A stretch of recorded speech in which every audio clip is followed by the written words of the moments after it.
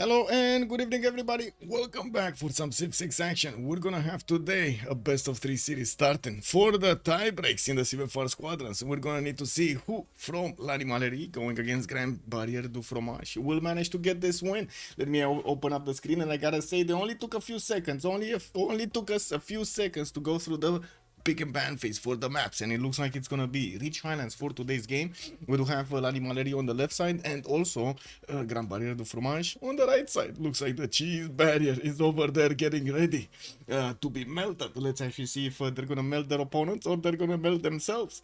Echo Supreme, good evening, sir, and welcome. I do see Fortuna Belly, good morning, sir, and welcome. Thank you so much for picking up that first promotion. Hello, sir, good evening, sir, and welcome. Moonstrath, good evening. We are indeed getting closer to the CWC next week. First game started off. We are getting the players right now with all of the tags, the information, and so on and so forth, getting ready for the back end to actually get to how to say display them properly. We're gonna need to see how the games are gonna go over there. I have seen quite a few discussions also about the format of the CWC. Might be some changes. We're gonna need to see what the players do choose, and of course in a week we're gonna know a lot more. I do also want to say Rafifi, bonsoir monsieur, bienvenue, and Daniel Dingo, couldn't open my hair, welcome. Also for Daniel, hello there, sir. Yes, we do have Rich Islands or Slowlands, as you like to call it. Let me actually put it up on the screen over here, and I do want to say they are going through the pick and ban phase for the civilizations right now. We do have Gran Colombia and also Kublai Khan, China, being taken out by Barriere. On the right side, Genghis Khan and Mapuche are being taken out. Is it just me, or it feels like they're taking out these damage dealers a bit too early, no? Let's actually see if they will manage to actually get some of those seeming civilizations on their side. I gotta say, these civilizations, if you do have them in, they are doing a lot of damage. They have so much potential to actually do so much damage. Let me click on this and click on this, and right over here, Rich Highlands. Of course, we do have quite a few more resources around the player spawns on the Rich Highlands versus the normal Highlands, and we definitely need to see how BBM actually changed the map over here, with the mountains not always being how to say so big, the mountain ranges not being so big next to your spawns. If I remember correctly, it should actually affect the algorithm of BBM, should actually affect all of the maps, but to be honest, I do want to see it in action over here for a few weeks to actually gather the information. Ethiopia gonna be also taken out by La Fromage, La Grande Barriere du Fromage, while we do have Barriere taking out Zulu as their third choice here. Yeah, okay. In the meantime, I can actually put up my chats properly in order on the left side of my screen, so I can actually, take a look over here who's writing what, because otherwise I might not see it. Let me actually take it up over here. One, and I do need to actually put up. Good evening, Christian Watch. Hello there, sir, and welcome on YouTube. Also, good evening, everybody on YouTube. Welcome, guys. Let me actually put it up. Okay, there we go. Finally, got to pop this out and put this up right here, and click, clack. Then we go. Should be fine in just a few seconds. There we go. So what do we have? Looks like Vizier is actually taking a ban over here after he did make its appearance felt, and we've seen the players actually did like how to say, did like it in. Couldn't withstand the damage though. It couldn't withstand the damage of his opponent the last time. The Byzantine nation was just way too powerful, especially with the Crusade ability. We do have Catherine de Medici being picked up by Barriere. One more ban to go, and it looks like they're actually not gonna take out Vizier. They're gonna take out Basil II in the fourth choice. Well, to be honest, it kind of feels like yeah, they might get the Vizier in instead of Theodora. We're going to need to see if the second Byzantine nation is going to be preferred here. There are definitely quite a few powerful simmers on the map and in the civilization drafts, and we're going to need to see which ones are going to be preferred. Do we have a chance for Frederick Barbarossa to actually get in? I would hope so. No, we gotta see those amazing how to say hunters getting powered up. One more choice on either side. Let's see. Montezuma gonna be taken out by Barriere on Fromage team. What's going on? What is going on? BlazeCat Games, good evening, sir, and welcome. Oh man, really need to get a haircut. Really need to get a haircut these days. Prince Cosmo, good evening, sir, and welcome. On this map, do you think we can expect a goal pick? Yes, yes, goal can definitely be picked up. It's one of the nations that does have a lot of production over there, and it is quite defensible, I should say. But it looks like it's gonna take a ban. It's gonna take a ban, Prince Cosmo. There was a chance. It went out the window. Looks like the players are considering goal a bit too powerful on this map. Of course, we still have Abraham Lincoln. We still have quite a few of them, quite a few of these production powerhouses that could pick up that slack over here. What I should say, not Ludwig, right? Not Lincoln, Ludwig. Now, of course, the Persians also have been quite a preferred nation to pick, either Cyrus or Nader. A bit more Nader actually than Cyrus. We do have him with quite a bit of tempo coming up in the games. Julius Caesar, Trajan are also normal picks most of the time. Philip II has been, I think, one of the most first pick civilizations in the last months, and we'll need to see if they're gonna keep that tradition. No, they're gonna take out Coupe. They're gonna take in Coupe. Well, Coupe first pick on the Rich Highlands map. This seems a bit awkward. The Coupe first pick. Interesting. Is it? Well, I mean, it's definitely a powerful nation. Is it worthy of the first pick? That's my question. We're gonna need to see in the game over here. Definitely Animality has had quite a few games which they were tilting, or I should say, yeah, tilted on the aggressive side, not only on the seeming side. So we definitely need to see if they're gonna keep that also in this game. With Rich Highlands, it's probably gonna be a bit hard to actually go for a lot of aggression, but during the mid game, especially at the beginning of the game, but during the mid game, you can definitely trade some punches, and might be one of the reasons they actually took out these Renaissance slash medieval timing civilizations, Lotaro, Genghis Khan, Kublai Khan, Mongolia, of course, both of them benefiting from those keychecks of the medieval timing on the stirrups, and also Gran Colombia over there with a little bit later timing with the Llaneros. Now we do have Spain being picked up, and also Varangian being picked up by the side of the Great Barrier, the Great Cheese Barrier. Definitely Varangian over there. We're gonna get the gold, and we do need to see how Spain is gonna manage to also get the gold for their team. We've seen it in quite a few games when the players are managing to actually thread the needle over there with how much funds they do need to upgrade their units, either boats or of course land units, and any kind of delay on the upgrades does actually limit their chances of going forward, and of course managing to punch through their opponent defenses significantly. And it looks like Lanimaleri is gonna take up Byzantium. Theodora is actually gonna walk in. Ooh, they did actually pick up the second Byzantine nation. Very nice. High move war Civs are banned because this map has rough terrain, so the high movement is a big advantage. I agree. Mongol, Mapu, Colombia, all banned. Called Spain and French and OP Civs on this map. Seems so. Surprised no Georgia, but Theo very powerful carry Civ. Well, to be honest, we haven't seen Georgia in this version, in this 6.3 version for quite some time now. Give me a second so I can actually take a peek over here. We do have, we are playing on the 6.3 how to say, the static version. They did actually, the CivFR committee wanted to have the same version being played out till the end of the tournament here, and let me actually take a look and see where they are. Where are they? There's so many of them. Look at that. Look how many games are being played right now. We have Le Quatre Poneys, Confiture d'Irel. This is not them. This is them. Okay. So give me a second so I can actually pull up their profile so I can get into the game over here. And there we go. Join game. Let me move this on my left screen so it's easier to actually access. There we go, and come back with the Discord so we can actually take a look at what's going on here. We do have La Grande Barriere de Fromage coming up today with Flak, Hush, Landel, and Nanoblaze on their side, while let me actually take a look over here. While on the Lanimaleri side, we do have Adridi, Juice for Art, Oransi, and Yogdrial showing up for the roster today. I do also notice they did go through the second ban phase. We do have Vizier finally actually taking a place over here in the bans with Age of Steam Victoria, and also Mali Mansa Musa is being taken out as the sixth ban over here by La Grande Barriere de Fromage. Okay, we did manage to actually get into the lobby, fixing the 0ms right now. I saw one, so you know, it is what it is. I'm gonna need to refresh the page and get back in. This is how it works, no? Okay, this, and then boom, this. Vicky, very good on this. Next best naval on this map after Spain or Varangian. Well, last time we did see actually Vicky managing to get like what 1600 points of production or something. It couldn't get the win though. It couldn't get the win. That was quite something.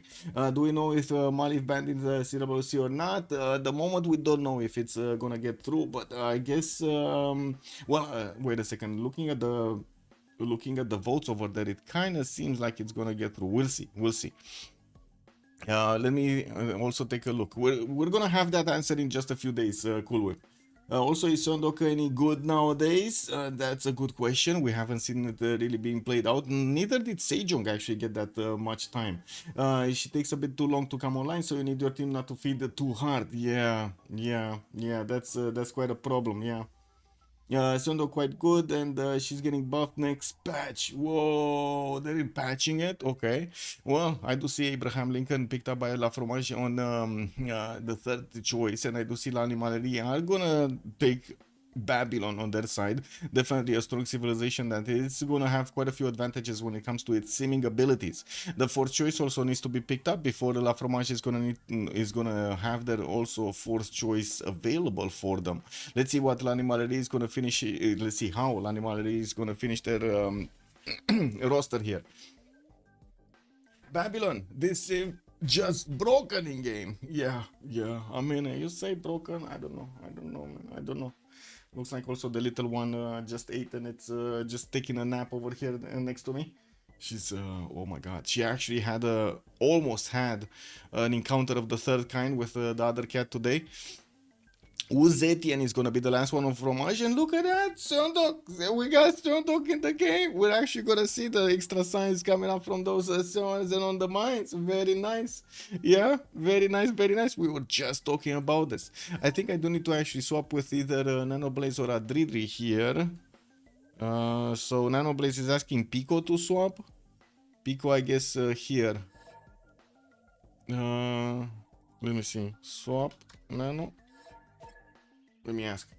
I think Blackman and Nu are kind of cool because you can harass everyone with spies. Yeah, that's probably one of the reasons they are actually picking it, not only for the extra intel, but also later on in the game, they will get all of those amazing missions going. That might be a big source of gold, actually, getting the gold from their opponents.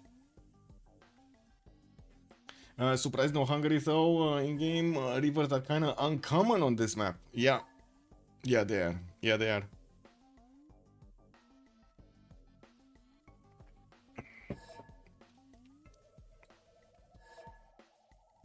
Okay, so just gonna need to give them a few seconds over here. So also, wait a second, Oransi I think needs to actually get to switch with Pico. I believe he is actually streaming for the French community, if I'm not mistaken. What is it, Pico? I think it's Pico. Actually, wait a second, I think it's Pico. Pico. I'm not sure how to pronounce it. Don't want to be disrespectful here. But let me see. Yeah, Pika is streaming. Okay, so he got there. Okay, very nice. He got onto one of the top slots. Personally, I prefer Sejong to Seondok, but I like playing cultural. Yeah. Spies are really good on this map. You don't find it directly as often, and it's hard to reach some simmers, so those spies can hurt the carry a lot. They can. Sejong kind of bad this patch. He will be strong next patch though. Ooh, well, let's see if they do manage to actually give just a little bit back to Korea and not give it too much, because we've seen in other versions Korea being way too strong. What did they change to Sejong? I want to know. Give me a second. I think I can actually take a look at the BBG. I was thinking if I should, keep on doing movies about this or not, but did not actually choose to do it. Give me a second. See if changes. The Korea. Son base adjacency is increased to 2. We're not playing on this version. We are not playing on this version. On the next version, we're gonna have the Seon base adjacency increased to +2 for both Koreas. Very nice. That's a lot more science. And actually, I think it might actually be exactly what it needs over there. Give me a second. We got this. Okay. We got this.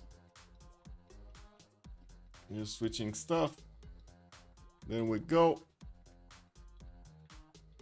Let me put it on the off topic. You know, it's always nice to actually have the update from off topic from CPL. Very nice, very nice. Okay, so what do we have as picks? Landel is going to go for Uzetian, Oransi is going to go for Theodora, Dridion, Sundok. By the way, Team 1 is L'Animalerie, Team 2 is going to be La Grande Barriere du Fromage. Flak is going to go for Hardrada Varangian, Yogdriel is going to go for Coupe, Hash is going to be the one with Philip II, Nanoblaze on Abraham Lincoln, and then we do have another one, Jules Forart, that needs to pick up the last civilization here. Not sure exactly which one it is, but I guess we're going to just see it in a few seconds. We can figure it out if we take a look over here. I'm pretty sure we can figure it out. All right, Theodora? No, Theodora already got picked up. Babylon? Babylon, I think, is missing. Yeah, there we go. Juice for Art is gonna go Babylon. Oh, we actually got it before he picked it. Very nice. Also, let me put up the remap votes. Startup prediction for how many remaps? 0, 1, 2. Submission period for 15 minutes. Got it good. Let's actually see if you guys do manage to actually get some points over there from correctly predicting. How is it gonna look like? How is it gonna be? Yeah, also, first one into theater, way too low scaling and only really good if you are trying to war early. Secondly, it's too greedy for war. Thirdly, too expensive for the team. Jules said the last time he played Uzetian, his spy died while he had 90% of success. Oof, that reminds me of some Jack the Ripper luck over there. So you still need to do the 7 into commercial hubs. Theater gonna be 3rd or 4th district. For access probability, nope. I mean, you know, 90% of getting something done is like 10% of not getting something done, no? Let's say it also means 10% of not getting something done. So what does chat say? We are seeing the first map. We got on the left side the Uzetian to take a look at, or also Babylon on the right side. Where are we going, chat? Where are we going? Left or right? Show chats, click on buttons, we're going right, okay. Fifi takes the wheel. Let's take a look at Jules for Art over here with Babylon. Should be around here somewhere. I do see a lot of open space for them. No, not around here. There we go. Ooh, spice settle. He actually has 3 spice tiles in the capital city, giving him that extra nice and juicy extra food, while we do have more spices in the northwest. Ooh, quite a few cocoa tiles are also going to be over there to give him the extra gold. We do have him also with a nice adjacency from rivers for that extra housing, and from what I do notice, he's also gonna have a wonder setter with Mount Kailash being into the south, giving him a bit of extra culture. Not too much, you know, not too much, not too little. 1 extra point on each of these tiles. Not to mention he does have some extra faith pattern there. We also have him to the west side with quite a few of these cocos and bananas available for those extra points of food. And from what I do see, he's gonna have Washington to the northwest. That's gonna be one of his opponents, and Korea to the west side. He could actually set up coastal trade routes with Korea. Drid is one of his buddies here, and I do also notice Spain is gonna be northeast, so he's between 2 opponents with 1 ally that he could actually trade with. Okay, not gonna be an easy spawn for Babylon. Might not see that much from Nanoblaze here to actually go on the offense, but I'm pretty sure we're gonna see some movement from Spain. Looking at Coupe, we do have him on the western side of the map. Tehonianga Coupe will benefit from some turtles in the water. He does have multiple 2-2s to work and 3 turns for a scout. From what I do notice, also he's gonna have these rivers northwest and east side to get his settles on with some fresh water, but he's gonna be very limited when it comes to the lakes to actually place down his harbors. Only that I can see 1, 2, 3, and of course his big lake over here from the capital city, which I'm pretty sure he's gonna get at least 2 cities on. Let's actually see what he's gonna choose. Can he actually fit a 3rd one? No, he cannot fit a 3rd one, right? If you put it on the maze, that's mean distance. You can put it on the niter, that means distance, and neither of them are actually, well, I open up this, right? They will be too close to this wheat tile. It's unfortunate. Maybe he goes non-fresh over there on the truffle tile to actually get it down. We'll see how Coupe actually goes for. We do have him also with Pamukkale in the southeast to get some extra fresh water from. No 1 tile lake to get the bonuses though. Also, the last time I played Sejong, I remained on 3 cities until turn 45. Time to put the 7 theater squares, and I agree it's expensive because behind you want to put the industrial zone, yes, and get as high pop as possible. Looking at Korea, we do have him over here to the western side of Babylon. That's going to be one of his allies. Adridi will have the spawn next to the rice tile, or I should say next to the cocoa, so he can get a 2-2 base and also be much closer to the other tiles that will give him the extra gold. And we do have him with some inland cities and quite a few hills for him to develop his seons. And pretty sure we're going to have a lot of science adjacency here. We also do see some geothermals, but yeah, that's not gonna work. That's just not gonna work. Uh, the seas are going to give him the access to the trade routes, to international trade routes towards Babylon, and I'm pretty sure they're going to get to connect with each other here, getting those extra gold points. In between him and the Nanoblaze towards the north, there's not much fresh water, so I would imagine he's going to go for this lake, and that's about it. Not going to get forward into too much American territory here. Looking towards the next one, let's actually see Byzantium, Theodora, and of course his neighborhood. He's going to be very close to Maori, which is going to mean, of course, they can actually set up their coastal trade routes here on this water body to the north of Bandar Brunei. We do have Constantinople benefiting from a coastal spawn. He does have some rivers, from what I do see in the south, to give him those extra points of adjacency for the housing, and of course to the west side, a few of these 1-tile lakes, 2-tile lakes to give him the extra fresh water. From what I do notice, he's gonna have a bit of a problem, not too much, a bit of a problem with the fresh water. Good thing he has some fertiles and of course the reef fish to give him the extra food. Possibility to also go Temple of Artemis if he wants to, and I gotta say he is kind of close to Spain. Now Spain does have a bonus, a direct bonus actually against any civilization that has another religion, and but I do have to also say it's not that likely that Spain is gonna get a religion early on. We're gonna need to see how Spain Hush is gonna try to get that religion for himself, and of course if Byzantium here is gonna get the religion of his allies to get to add that extra taxes straight on his side. Not to mention we kind of need to find out if this is gonna be the map that is gonna be played or not. Taking a look also on YouTube. Good evening, Sir Papas. Welcome. We do have Abraham Lincoln. Let me see here. Washington. Yeah, coming around with a 2-3 deer tile. He does have. Look at this lack of fresh water. This is massively. This is so bad. This is very bad for him. We do have him with some lakes in the north and on the west side that he can actually get the freshwater cities from.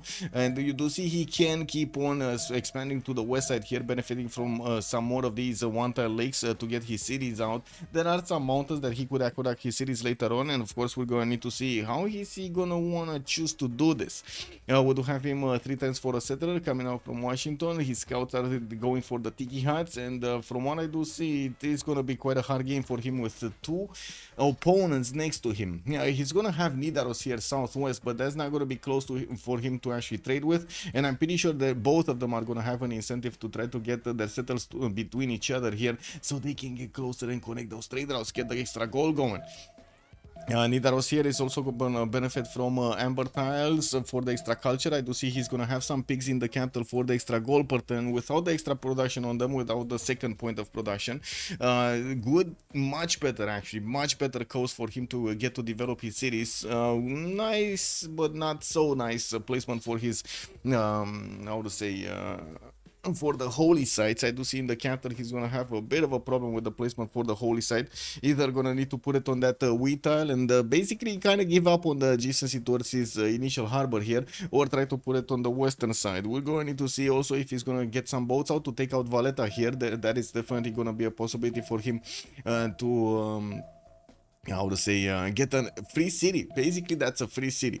We also have him with a possibility to go against Maori, and to be honest I really like that these nations, both of them have unique units that they could try to punch each other with. On the one side we do have Maori with the Toas, on the other side we do have Norway over here with the Berserkers, which are so strong when they are going against their opponent and keep on attacking. We might actually see quite a big conflict over here between these two nations, since both of those units can actually jump into the water and move very quickly from one side to the other. I do also want to take a look at Spain. We do have Spain here. Madrid does benefit from 3-2 bananas from the get-go, some diamond tiles over there, and of course I do see some extra culture from the coffee. Mount Vesuvius to the western side with a fresh water settle on the river. 3-3 banana in that city does look very good, very good. And I do see he's getting his settler out. I'm pretty sure he actually found Mount Vesuvius, but I do want to double check. Oh my god, he didn't see it. You didn't see Mount Vesuvius. What is going on? Incredible, right? Incredible. He didn't see it. It's mean distance from his capital. Never saw it.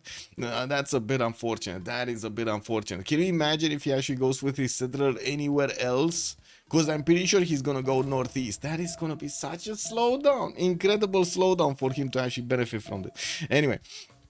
And we do have the remap vote being activated here, and I do want to quickly take a look at Uzetian spawn. Let me actually also finish up the prediction over here, because yeah, we're gonna need to end up the submissions a little bit earlier, because we don't know what they're gonna vote right now, and I don't want to give extra information, too much extra information to the viewers.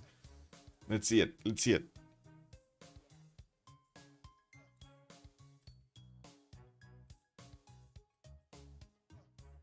And we got this.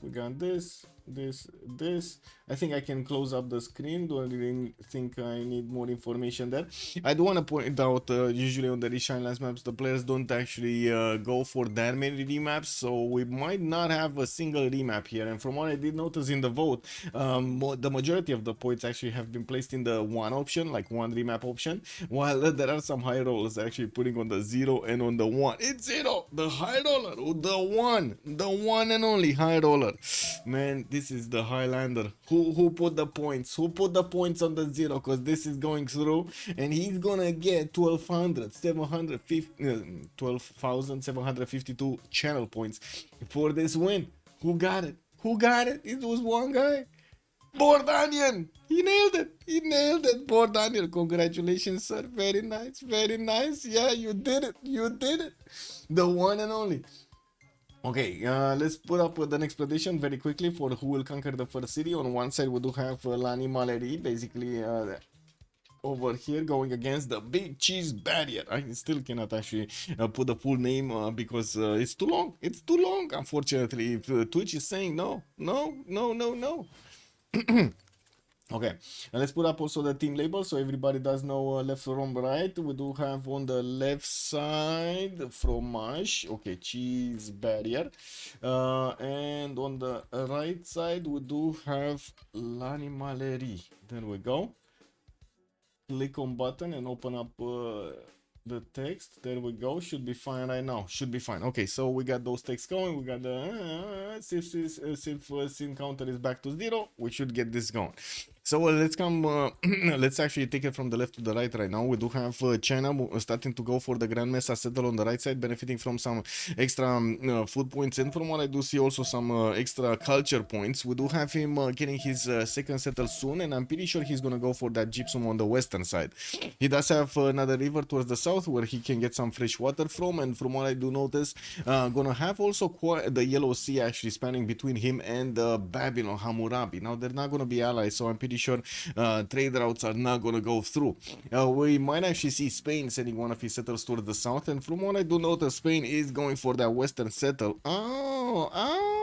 He might have saw Mount Vesuvius with the third visibility from the settler. Anyway.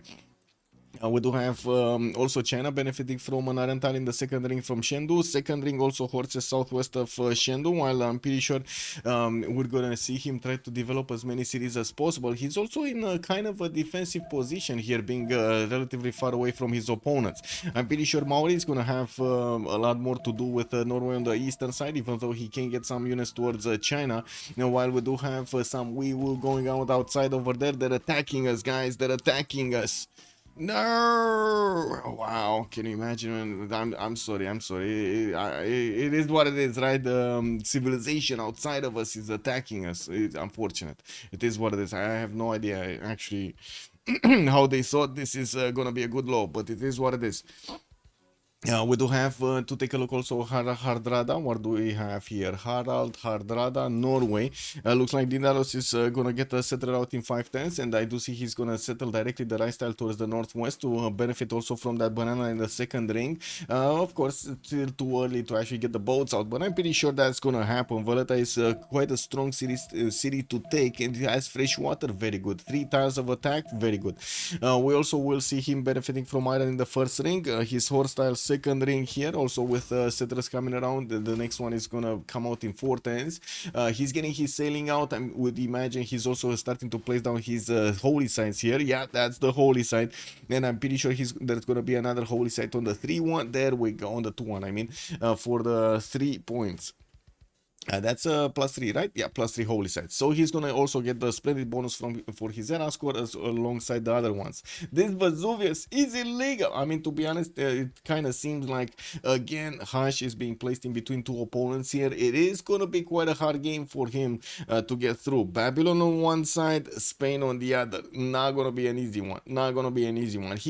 Even the last game, actually, when we saw him play, he was in the kind of a similar situation, fighting him against his opponent 1 versus 2, and did manage to actually withstand a lot of damage, not to mention deal his own. Looking back on Varangian here, I think we kind of went through most of the choices. There isn't that much fresh water. I do want to point out he does have some lakes towards the northeast, which I'm pretty sure he's going to get to settle. But also I do believe he's going to stay in the North Sea over here, and definitely will need some cities towards the western side. Doesn't know about Maori yet. We'll find out, and we're going to need to see how that actually changes his strategy around. Philip II, Hush, he's going to get that Seville city. Oh my god, look at this beauty. Look at this beauty. In the second pop, he's gonna get to work the extra food from bananas, and also the 1-4 tiles over there for the extra production. We do have some trade routes coming in, of course, to add the production necessary, not to mention the other yields. The food from the city of Madrid, trading with the city of Madrid. Third city coming around, could go northeast, could go southwest, even though I do believe he's actually gonna go north somewhere. Looks like at the moment he's not oh my god, he doesn't have an escort. He's trying to get the builder out, and there is a Byzantine warrior that could just sit behind the forest over there to try to get the settler. I do see Oransi is moving his warrior on the coast, on the T tile, and the question is, where is Spain gonna go? Northeast, gonna try to get the settle on the cattle, or northwest, is he gonna try to get the settle on the river over there in between the rice tiles? What do you think, guys? Northwest or northeast?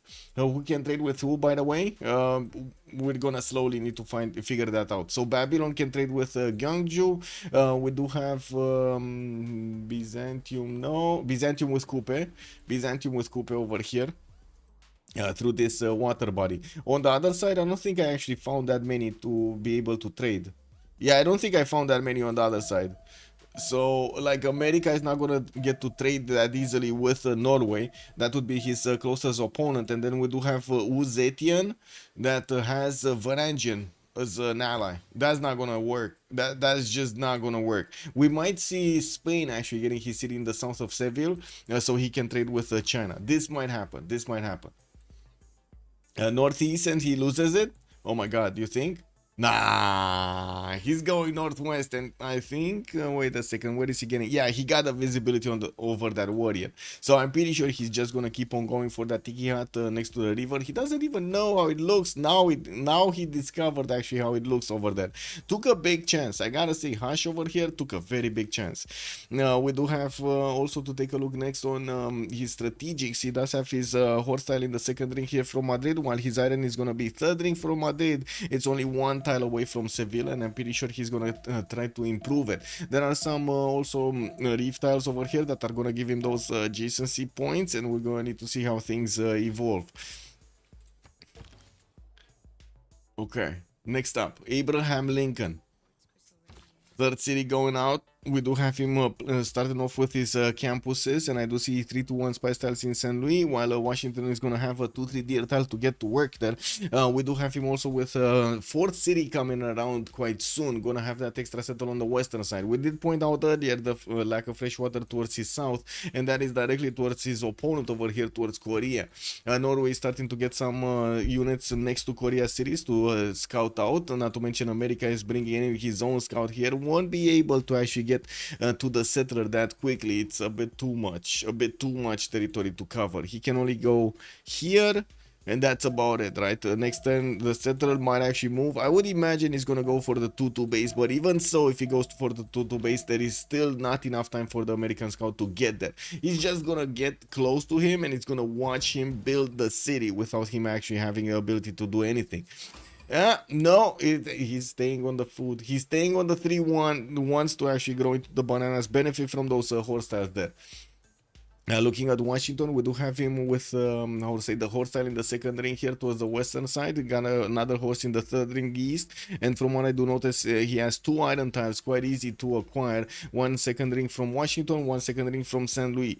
With St. Louis. So we do need to see, of course, how much he's going to benefit from these campuses. This is only 1 adjacency campus, 1 adjacency campus, and another 1 adjacency campus. Doesn't seem like he's going to have that much extra science, but he's going to start rolling through the scientist screen. And from what I do notice, Korea already placed down his own and finished it. So he's already starting to acquire these scientist points. There's no Hypatia yet, but I do see in the merchant screen, if I'm being one of the first to upgrade people, with the increased trade route capacity, definitely that's going to be one of the perks that the players will want to go for.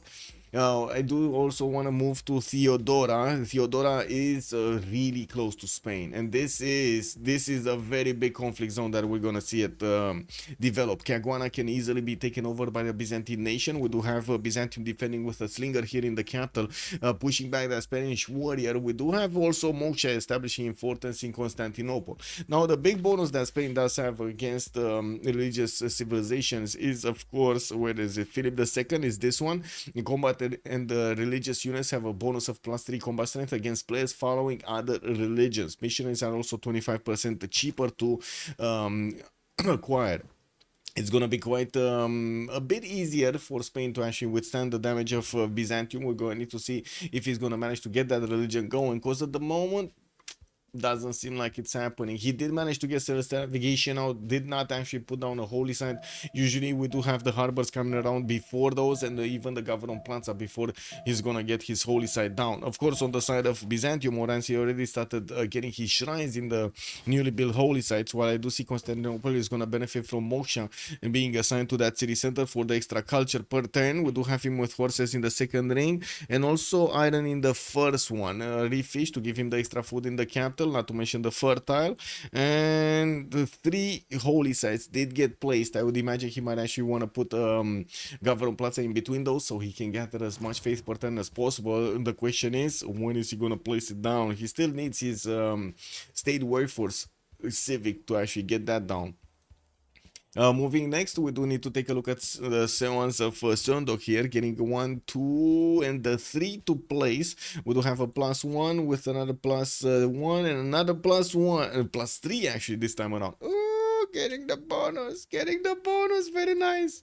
Now from the geothermals, wow, they added that back. Okay, monuments coming out from Gwangju, and I do see builders, of course, getting to 210 in Jeonju, while his seance are getting built. The science is gonna be acquired a lot easier here for Adridi. 9 science a turn with 3 culture, also 19 points of production at the moment. Not really on the others level. Like look at Philip II having the benefits of 32 production points. We also do see America did manage to arrive with a scout here, just as Norway next to the borders of Korea, to take a look at the territory. Maybe they do manage to get a few pillages going, even though I do see Adridi did manage to get to invest into a slinger, and he's gonna get to push that cat scout out of his territory here. And with access to iron in the second ring, 2 horse tiles in between Jeonju and Daegu here, 1 in the first ring of a city, the second ring also from both. It looks like he's gonna have good enough strategic resources for him to get whatever unit he wants. Next up, we do have Coupe, 3 cities strong. Oh my god, look at this Opango city. 3 amber tiles with a banana. All amber tiles are 1-for-1s. Did get the religious settlements. Gonna go for a 4th city. Looks like he wants to go north with it. Starting to place down his harbors and building them quite quickly, while he's also getting some monuments out. We do have him improving his coastal resources for those bonuses for celestial navigation. It just looks great. 31 points of production here for Yogdrial.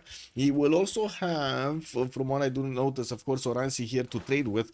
We do need to see when they're gonna try to get this going, but I'm pretty sure Oranzi is gonna get a city on the stone tile, and we should see a city here next to the bananas for Opango to actually get the trade routes going, and of course Reina getting to placed in. There is a possibility for him to go against his next door neighbor China to the southwest, and as you can see, China at the moment is not opening up with his encampments. He's going commercials, and he's gonna try to get the gold. China China does have a scout next to Maori, and Maori did not see where China is. He did not scout to the western side. What did happen is actually Hammurabi did manage to get closer to one of the Chinese settlers, and I do have to say that Chinese settler is going for the Torres del Paine, did not go for the gypsum. He's actually gonna block the gypsum settle. Well, a 2-4 base is a 2-4 base, so you know I cannot really say anything bad about this. We still have him with the possibility to actually settle on the deer tile, and there is a Babylonian scout that is starting to actually get to discover the lands of China here. A bit surprising, China is not pushing him, is not actually, you know, smacking him in the head over here with one of his warriors. We do have also Liang being plugged in Opango. That is going to be massive.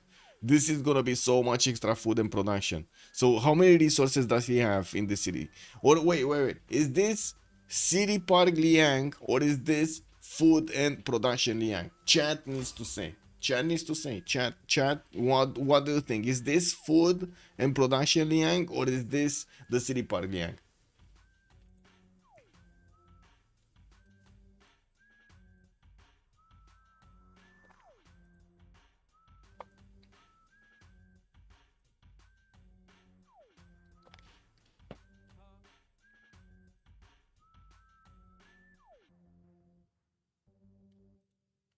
Food and production? Okay. Yeah, I think so. I think so too. This is gonna be a massive, massive city. 1, 2, 3, 4, 5, 6, 7, 8, 9, 10, 11, 12. 12 resources that he's gonna 13 actually with the wheat tile southwest. 13 resources that he's gonna get the extra bonus of food and production on, and a lot of them are gonna be amber tiles, 2, 5, 1 tiles, and this is, oh my god, before mines. Amazing, just amazing. We do have him also managing to get the religious settlements, extra production towards settlers, and of course acquiring more tiles. I'm pretty sure he's gonna want to get onto that lake so he can actually place down one of his harbors there, and of course we're going to need to come back a little bit later. We do have Hammurabi to also take a look at, which at the moment is getting his fourth city actually towards the south, towards Mount Kailash, starting to build up his Palgum count, and went for a pantheon, goddess of festivals here, getting himself some extra culture points from these improved plantations. Already started off on his spice tiles. That's also gonna get, with the Palgum, he's gonna also get some extra food on these improved tiles next to the freshwater cities. And from what I do see, Jules for Art is gonna have to the east side Spain. Of course, I don't think, wait a second, let me see. Animal husbandry coming up in 2 turns. I'm actually thinking, is he gonna want to go early on against Spain over here, trying to actually take him down with his opponent, with his ally over there, sorry, with Oransi at the same time, or is one of them actually gonna try to go for the simming and the other one for the warring? Because usually it is kind of Theodora going for the war maneuvers here. Definitely will have the possibility to recruit a great prophet soon, and we're going to need to see if he's going to pick up Crusade. It has the same ability just like Basil II to spread that religion every time he actually gets to take out a unit.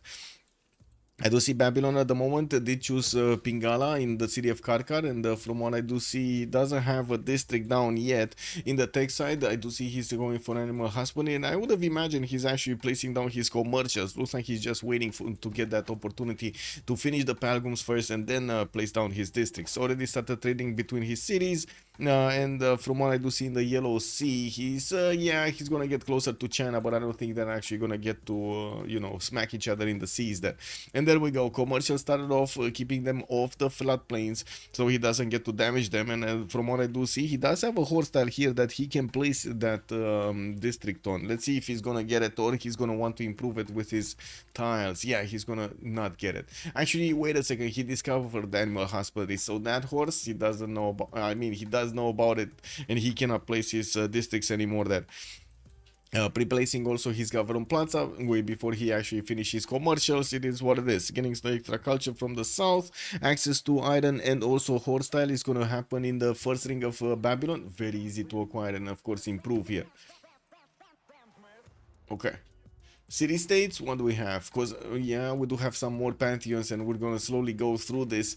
Let's see, Bandar, Brunei, Samarkand, and Mogadishu are gonna be the ones for the trade bonuses. I do see Chinguetti gonna provide some religious benefits, the extra faith per turn. Vilnius with Kagona for the culture, Valletta, Cad, Lahore, and Granada for four city states for the military. While I do see Nalanda with Bologna will be providing some science bonuses. Okay, well, I do also notice River Goddess is going to be the pantheon for Oransi to benefit from, and he's going to get his Governor Plaza in between the three of these holy sites. One of them is off the river, so he's not going to get the amenities or the extra adjacency on that. It is what it is, and from what I do see, the river already started flooding, so it damaged one of the holy sites. Cannot even activate his great prophet here, John the Baptist. I think two of them actually got picked up. Norway might actually get the first religion going, even though he would have needed to actually move quite a bit for it also. He did manage to get his Eastern Orthodoxy, and that's going to be choral music with pilgrimage for Norway to benefit from the extra culture from his shrines and temples, not to mention the extra faith from his converted cities.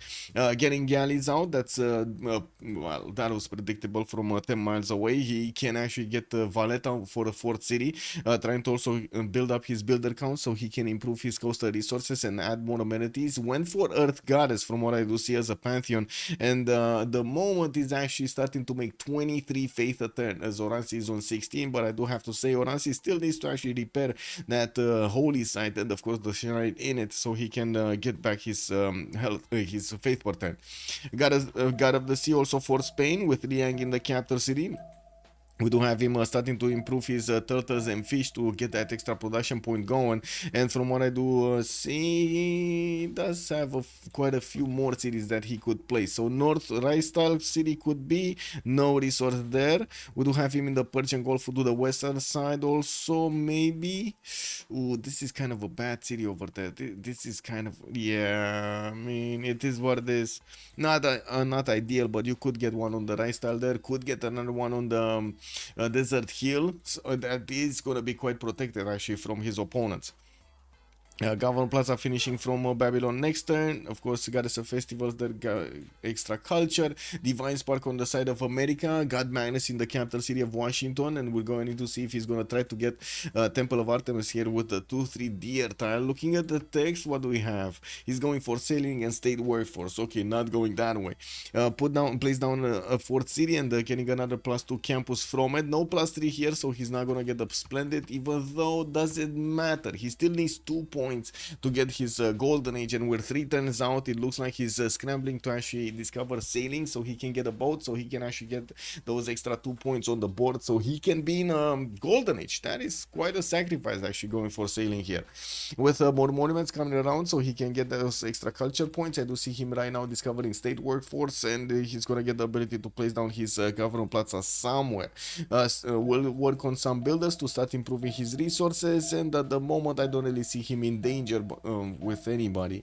With Zetian also started finishing his commercials, and that means he's gonna start adding more merchant points. He's the first one here, and he's 3 points a turn. Looks like in the next 3 turns we're also gonna see him having the ability to pick up Ipfadlan for an extra merchant, and of course, or I should say, yeah, the extra trade route capacity. Grand Mesa is also going to get the benefits of a few builder improvements here, and from what I do see, Torres del Paine City is going to be amazing. Already 10 points of production from just working the 2 population there. Shindu, for example, is like what, 15? It's 12. It's only 12. Oh my god. So Handan is just, oh my god. Okay, that's gonna be nice. That's gonna be very nice for the extra production here. Also, Circassian, good evening, sir. Did Norway choose a Peel Pantheon in Rainforest? Yes. He did. He actually did. Well, to be honest, to be fair to him, it's not amazing, but not that bad. But yeah, he did. No, there's no. He did. He did. He did. He's gonna need to chop all of this to actually make it work. And look at the floodplains. Look at the orange of the floodplains towards the south. That's just terrible, no? That is just terrible. At least the cities on the western side are gonna be a bit better. Valletta is also gonna be bad. Look at all of these orange tiles. These are not gonna give him a single point of appeal. Yeah. He might have, although Coupe already picked up religious settlements a long time ago, and he didn't know about it. Maybe he didn't know about it and he thought this, because I'm pretty sure Norway picked the Pantheon later than actually Coupe did. Wow, my browser encountered an error. Whoa, whoa, whoa, whoa. Yeah. Okay. Two boats coming out. The third one from Nidaros. We do have him starting off with his shrines, and he does have for population at least the city of Christensand. I would imagine he's actually gonna start putting down his harbor soon. And from what I do see, switching towards animal husbandry so he can get his swordbag riding going. We do need to see how the situation evolves here. It looks like Spain is indeed gonna go for his holy sites from the city of Seville, one at least, and he does manage to get at least a +2 there. Salamanca did get placed into the south of Seville. There still is another spot over there on the coast that he could get with fresh water from the same river from the city of Seville. He does have spice tiles and also some more cocoa tiles to benefit from. This city, Salamanca, is quite exposed to Babylon, and we're going to need to see if Babylon is going to do anything about it. Governor Liang in the capital city of Madrid, giving him the extra points of food, already 4-2 bananas available for Madrid to use, while he's gonna get his Government Plaza next turn. Another religion has been picked up. That's going to be Shinto, work ethic with lay ministry on the side of Byzantium. And we do need to see if he's going to start actually placing down his Stonehenge here. I would imagine he might actually want to get his third belief going right now, going for writing and drama and poetry. I'm actually quite curious if he did get masonry or not. We'll see. Getting a wave of builders. Fourth city also coming up from Nicaea and jumped up to 46 faith per turn. That's significantly more than Hardrada is benefiting from. And well, I do see the third shrine is coming out from Omasia. Started off on placing down his campuses, and I'm actually curious, where is he going? Stone tile? I guess it's stone tile, right? He needs to go stone tile southwest. Sestra Hall also in the Government Plaza, specializing building of choice, gonna give him the ability to get to add more production towards settlers and get benefits from a free builder whenever he places down a city. Oh, kick W. 1 sec. This, okay. Moksha in the capital. So Uzetian, let's see, still didn't pick up his golden age yet. I do see he did not lose his trade route though. There is a Babylonian scout that's just sniffing around here, and the trade route is going towards or coming from Xi'an. I don't know. It kind of looks like it's coming from Xi'an going towards Chengdu, which of course it's going to expose him to the deadly scout of Babylon here. Landel does have 9 science with 25 cultures, chose Penbash and Voice Golden Age for his first bonus in this era. And from what I see, the Government Plaza next to Chengdu, of course, the commercial over there are gonna give him those extra points of gold, and 19 points of gold at the moment with 38 points of production. Sorry, got distracted by thoughts. Hardrada also 9 science and 12 culture. Yeah, there we go. There we go. There we go. And the question is, can he stop it? No, he can shift enter his slinger on the cattle tile when the trader is gonna move forward. Come on, Jules. No, he didn't get the trader, he got the commercial. Okay, well, this trader is gonna be safe right now. This looks like it's gonna be safe. Anyway, Hardrada 9 science 17 culture. We do have him with 3 cities strong. Gonna get pillaged by Maori on one of his holy sites, and his boats are already starting to do the damage against Valletta, taking that city down very quickly there. It's already down to 32 out of 200 points. Getting also his Government Plaza from Nidaros. Not gonna get any more points from that adjacency at the moment, while we're gonna need to see how he's gonna place down his next districts. And we do have him going to improve his horses, and I don't see new settlers yet. Of course, he did get his monumentality golden age with only 24 faith a turn. He does have still 225 faith in the bank, and I'm pretty sure we're gonna see builders pop out of his cities here, or maybe he's thinking of getting a settler with that faith per turn. We do have him, of course, still adding more shrines, and since he did manage to get his choral music, he's gonna add more points of culture to his empire here. And yeah, there we go, the builder buy is coming out. And went for Earth Goddess without that much appeal. This is kind of, yeah, there we go. So a settler and a builder got bought here. We do have him Hush also, 11 science, 19 culture, 4 city strong, getting his whole separate project so he can actually get a religion, so he can get that extra damage against his next door neighbor Byzantium. We do have him with also 1 archer and 1 slinger defending his borders, while he's gonna go for his 5th settler coming out from Madrid. We do have some campuses also from Barcelona. Place down his government plaza, so he adds a lot of adjacency to that +4 campus towards Barcelona, while he does have very good tiles in the capital with a lot of bananas, and of course Liang giving him the extra production and the extra food bonus on all of these. It looks like that city is gonna grow very quickly. Valletta already has been taken down. Norway did manage to take down that city center, and from what I do see, Spain might get the ability to actually take a cat down. I don't think that's gonna happen.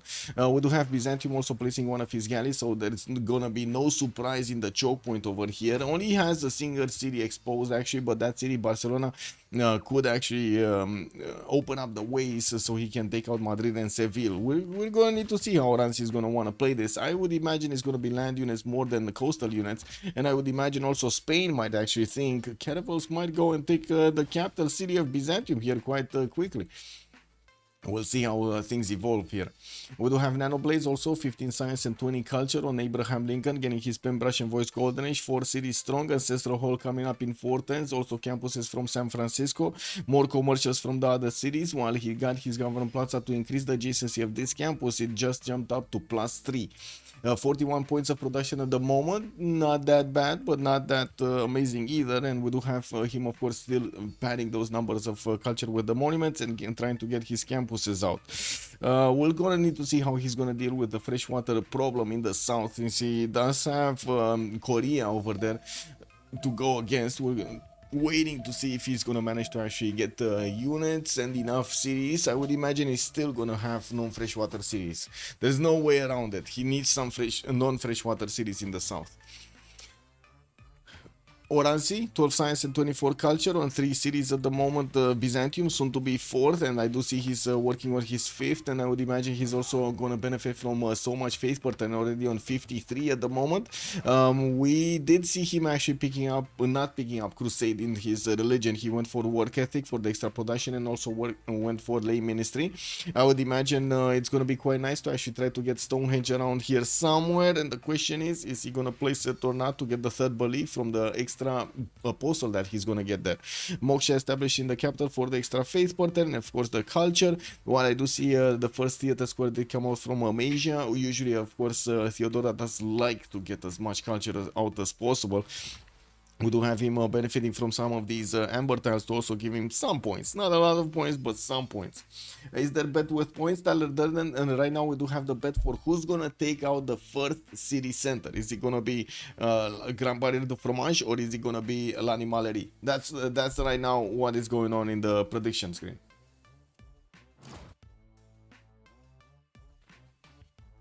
And that's another good question, Cool Whip. Will he get his crusade denied?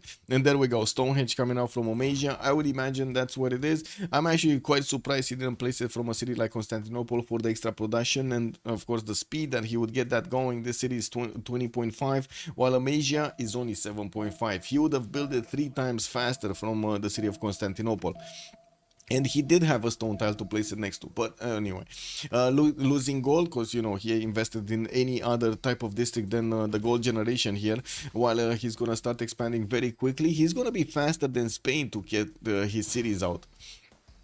Adridri, 23 science and 26 culture on Seondok. We do have Adridri starting to actually get another city towards the exploding volcano towards the northwest. Gyeongju did get Moksha in. His Seons are getting the benefits of a government plaza adjacency, and of course the geothermal starting to give him some adjacency there.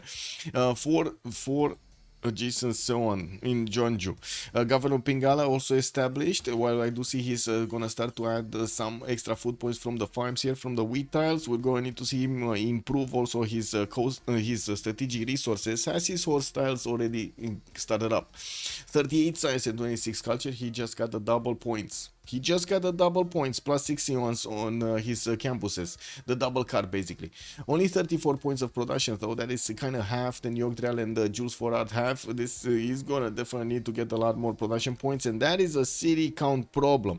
Getting the 4th city from Daegu, getting also the 5th city from Jeonju, went for fertility rights as a pantheon to get the extra food points from the wheat tiles, rice tiles, and other tiles that he has with food here. Cattle tiles, I believe, also have them, and maize tiles.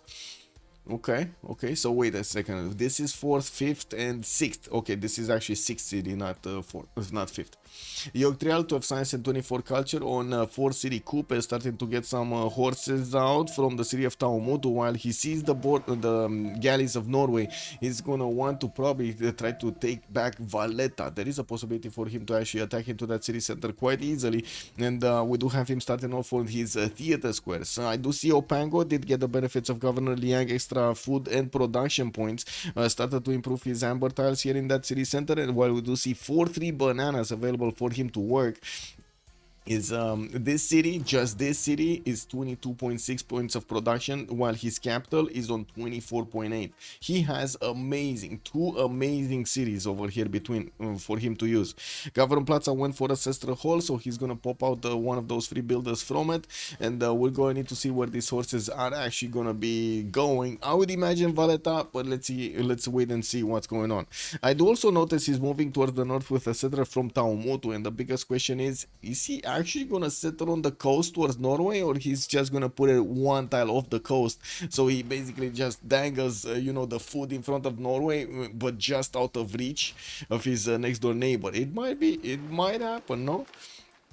Already started to get some admirals. Of course, Spain is also making some points from his harbors. They won't really matter that much, but we might see some, of course, extra trade routes from Zenki. We might see them benefiting from basically a free fleet or a free armada earlier than usual, and getting that extra strength on one of their city centers to defend themselves against their opponents. Jules Forard, 30 science with 31 culture on Babylon, right next to Spain. We do have him getting Walos throne. Okay, this is war. Getting also Hanging Gardens from Durkul Galzu. At the moment did not start off on getting his units out. He's 5 turns away from apprenticeship and 6 turns feudalism, while he did finish all of his Palgums in his cities for the extra food on these improved tiles next to the fresh water settles. He's pushing back one of these Chinese scouts from his lands. Magnus in the city of Durkul Galzu is gonna give him a lot of possible chops here. Yeah, some of them rainforest for the half production, but a lot of forest also coupled with that. He can definitely try to go for his bronze working, and we're going to need to see if he's gonna get that fast, because right now I do see only Yogdrail is going for bronze working, and from what I do see, of course, Babylon doesn't have an encampment down. Oh, never mind, excuse me, he has an encampment down in Durmuti. We will see him starting on getting these great general points. He's on 4.6. He's on 4.6 already. Where is he using the what? He's even using the card Strategos to actually add more points over there. That's massive. Did he get a barracks? He even, well, of course, it's Babylon, right? So he got the barracks for free, basically. Very nice. So right now, I'm feeling scared for Spain. Is it just me that I'm feeling that Hush is in a bit of trouble over here? We should take a look at Hush stream. Let me actually put up on the screen over here. Hush the carry stream. Let me see. Hush the carry. What is he doing? Oh, no. Oh, no, he does have a camera. He does have a camera. Look at him. Okay. He's very concentrated right now. Look at this. He's very concentrated. Very, very, very concentrated. Look at this. You see him? Full attention to the game over here, trying to figure out how he's gonna actually try to bonk both of his opponents. Very nice. Do I have? Yeah, I do have. Okay. There we go. I'm gonna let him here. Let him be here. We're gonna take a look later on on his reactions to everything that's happening. He does need the encampment of his own, going for his fifth settle towards the northeast, and from what I do notice, finished up with quite a few campuses. Got his Zoroaster Great Prophet for a possible religion, and we're probably going to be talking defender. Byzantium also did finish Stonehenge and got his crusade for the extra +5 against his opponents when he's going to convert those cities. And Oranzi has a choice. Is he going to go forward towards Spain to get closer to him or not? Has also some horses coming around. I do see Oranzi is gonna send them towards the eastern side. Cinguetti next to him. Cinguetti! Oranzi already has Cinguetti with 5 of these envoys to give him those extra points of faith. Not bad, not bad. Not surprised that he's already on 72 points a turn here. Only 31 points of culture though and 15 science, but I'm pretty sure that's gonna get bigger. The temples are gonna give him the production, Pingala, the extra science from the population. While I'm getting, give me a second, give me.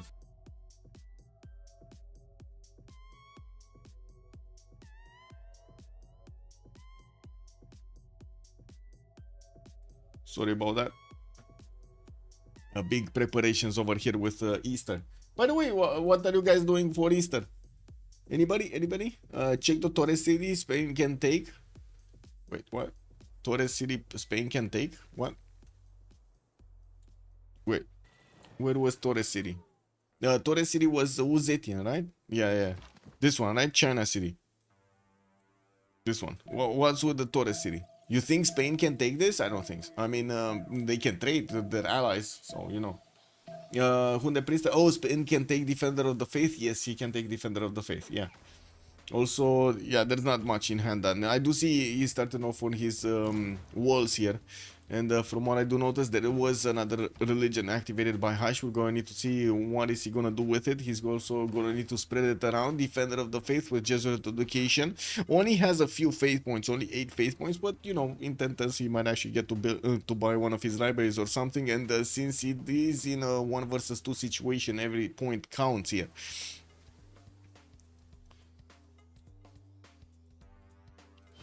Wait, this settler didn't move?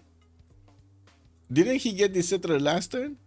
Or didn't he, maybe he didn't have movement. Maybe he just bought it last turn and didn't have movement. I do see Great Bath also coming from Constantinople to add protection for Frad in his initial river. While Oranzi is gonna go east side here for another settler. We do have Maori coming up on this coast so they can connect their economies together. This is gonna give him a lot of points. I do also see Maori is about to settle his city towards Valletta here, but off the coast, so he doesn't give Norway the ability to get to attack that city center with just his boats. While I do see Maori is also gonna send 4 horses towards the city of Valletta. That city does have a defensive galley, and he started working on a holy side there. We also have the state churches coming around from Norway to add the production points on his coastal resources, not to mention a bit more faith, with settlers coming out from Skedsmo, and of course Magnus in the second city with Moksha in the first one. While we do have Magnus establishing in Tehonianga Nuya Kupe, I'm pretty sure he's not going to want to chop these, right? It's Kupe. He's not chopping. He's just not chopping. The Mares are going to add the extra faith and culture points on his tiles here, especially on the forest and the rainforest, which is going to be nice. And we do have him with that 4th city settled north and 5th city coming around, and another horse coming out from Engaroa here. 6th horse or 5th? Yeah, 5th horse. He said he getting, so Fluck is going horseback riding, feudalism coming out soon. He's gonna get the, oh my god, come on. He's gonna need to get the berserkers. Does he have enough faith to buy them? Only 65 faith a turn, so I wouldn't imagine that he's gonna buy that many of them. And I do see Maori is getting some warriors. He definitely wants his Toas out. He just needs construction and he's gonna get them quite quickly. Construction coming out in 6 turns here from Yogtrial, with feudalism finishing in 3. In America's territory, more settlers are coming out. He's sending some horses to actually escort the settlers moving towards the south. No freshwater position is gonna be, while he keeps on actually adding his campuses. You do see Charleston, no food, no housing. He did choose to actually chop most of the tiles in Washington, and he's going to need to start improving them. The deer tiles, of course, giving him those extra 2 chops, and we do have him choosing to actually chop his settlers with Ancestral Hall to add as many cities as possible. We do have Babylon managing to get one of his first generals, Shunzu, in the city of Durmuti, while at the moment we still don't have Spain actually getting a general. He did manage to get a Defender of the Faith, so at least he does have a +3 in the cities he converted, not all cities, in just the cities he converted. With Spain also getting only worked 2 turns his card, he got 4 out of 30 points, and it doesn't seem like he's moving that quickly. I do also want to point out Byzantium here doesn't seem like he's placing down an encampment yet. We do need to see him getting it soon, so he can get one of those generals, of course, if he wants his stirrups timing. Doesn't seem like Oranzi is that interested in going against Spain that quickly, and we do have the first encampment coming out from the city of Madrid in 2 turns from that city center. Okay, so let's see, do we have this? So Spain did not actually place, he didn't convert enough cities here. Give me a second. Yeah, oh no, he did. Okay, it's fine. +3 combat strength appearing on the scout. It's fine. Never mind, never mind. Valletta is in danger, yes, but it takes a few more turns. That's why I wasn't getting there quickly. It will take at least like 1 more turn to get the first horses there, 2 more turns to actually be able to hit it with multiple horses. Slowly getting there.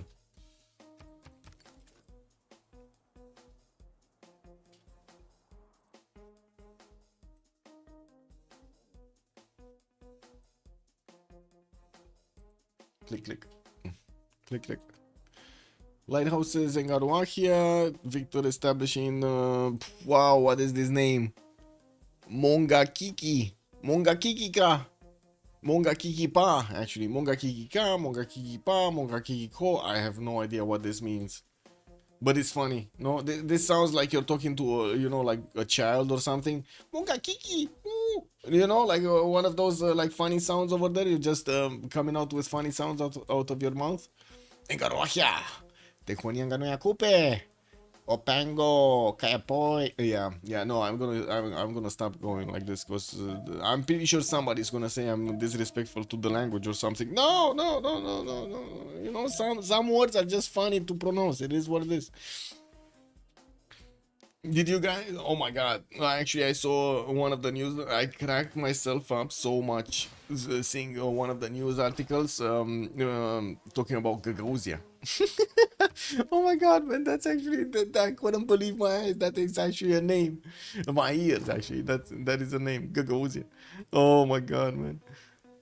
Oh, yeah. Anyway, now we do have some horses coming out from Madrid, and we're going to see what is he going to use them. He does have Norway to the western side, that of course is going to be one of his opponents, and he might actually try one of those courser timings against him.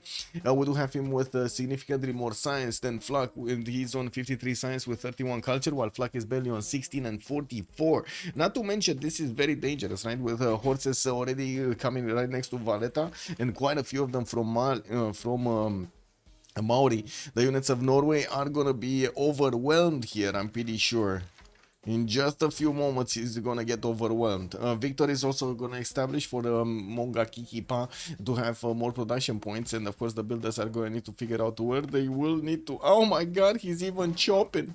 Yogtrial is even chopping more horses. He's giving up on those extra production points on the biggest turns he has to add more production towards his horses. While I do see also Oranzi did jump up to 93 faith a turn. He's still on 4th city, starting to get a few more horses out, working on more granaries, and of course padding the points of faith with more holy sites here. Still has a tiki hat to place. While he did manage to get to connect his economy with Maori, he didn't send trade routes. Maori did, and I do see Maori is slowly getting his gold per turn up. He's on 37 points right now, with Oranzi losing 14. He definitely needs one of those trade routes to go towards his ally here. 5th city also gonna settle next turn. We do have him with a 4th city going towards Spain here. The question is he's probably gonna settle the river, the 2-tile lake, right? 2-tile lake is gonna be the way. Yeah, no, he's gonna block the choke. That's what he's gonna do. He's gonna block the choke by the looks of it. Okay, not bad. you know, no comment, no comment. But to be honest, he's not blocking the choke altogether. He actually needs to get both the wheat tiles over there, so he doesn't allow his opponent to just place a canal, buy that tile and place a canal. But anyway, I'm pretty sure that's not gonna happen. Theater squares from Constantinople, more libraries for the extra science, Oransi 20 science and 36 culture per 10, while Hash is 37 and 40. Does seem like he has the bigger stick. We do have Babylon also with his Shunsu general managing to get onto the front line, while at the moment Spain did manage to get his encampment down. He's slowly getting through the points. China also did get an encampment down. I do see him on 1.1 point, got it from the city of Handan, and he is on 245, soon to be 6 cities. When he's gonna get to this settler on with movement, I guess he's gonna just settle it in place, right? He's not gonna go for the river. And we do have him also getting a few settlers, a few of these horses to go against the city of Opango. While at the moment there's no unit to defend it, there is a settler coming out also in 2 turns from that city center. We're going to need to see if China is going to manage to get any pillages. He might get into the amber tiles and benefit from so much gold gold from that. Okay, Valletta, yeah, Valletta. Oh, Berserker got out, got the technology for the Berserkers, and now these horses are going to be, how to say, are going to be in pain actually attacking to the city center. The city center can actually heal, and there is a horse also in the water that can disembark quite easily. Norway is bringing some archers to the fight, and also trying to add as much support bonus to those units as possible with everything he has. Another settler moving south here, but I don't think Valletta is gonna go down. Is it just me, or the city is not gonna go down? It's a bit too strong with the Berserker inside of it. Well, that's a one horse that just bought the dust. Yeah, I think he's gonna defend Valletta. 3 turns for ancient walls. These units will take significant damage actually attacking into the city center. Okay, one horse dead, but to be honest, he's gonna need to spend another 10 to get these food points going from the med tanks, from the farms over here to actually start adding more damage to Valletta. Anyway, Eastern Orthodoxy, also Maori did get converted to the religion of his opponent here, to Norway, not that it matters that much, while Buddhism and Shinto are starting to be in a big religious war here in between each other. Okay, more of these horses moving west. Theater squares, great writers for the extra culture points, still minus 17 gold at 10 here, but Oransi did jump up to 77 points of production and 99 faith, while Hash is on 99 production of his own. He's also sending one of his settlers toward the south. Oh, never mind, that's one of his allies here. China is actually one of his allies, it's fine. Babylon starting to get a heavy chariot pre-builds, of course, for those ooh, and got Hannibal Barca. Is he's gonna deny Spain? No, I think he's gonna deny Spain. Of course, Spain still benefits from the +3 from a defender, but I think he's gonna deny Spain a general here. Spain really needs a project. Is he getting one? Yes, Madrid coming out next turn with a project, and he does have a builder, of course, available to actually chop also another one next turn. I don't think it's gonna be enough production for a full encampment training project though. And let's see, is he gonna get enough points? Because he needs quite a few of them, right? He needs like 24 point something, 24.8 points.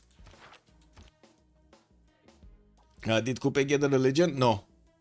No, he didn't. He actually got converted by his opponent there. Okay, let's see it. He got it. He got it. Okay, so no deny over here. No deny. Spain, well, I guess it kind of depends, right? He's only going to have one general, and there are 2 opponents coming against him. And they're not going to come from the same side. He's actually going to need to put up a defense on the west as well as a defense on the eastern side against his opponent. It's going to be quite actually easy to take Valladolid and also attack into Madrid territory. I don't see that much of a problem also attacking into Salamanca. Yeah, there are a few hills here that he's going to need to get through, and a few mountains creating chokes, but it's a lot of flat tiles also in between. Not going to be easy for Spain to defend this.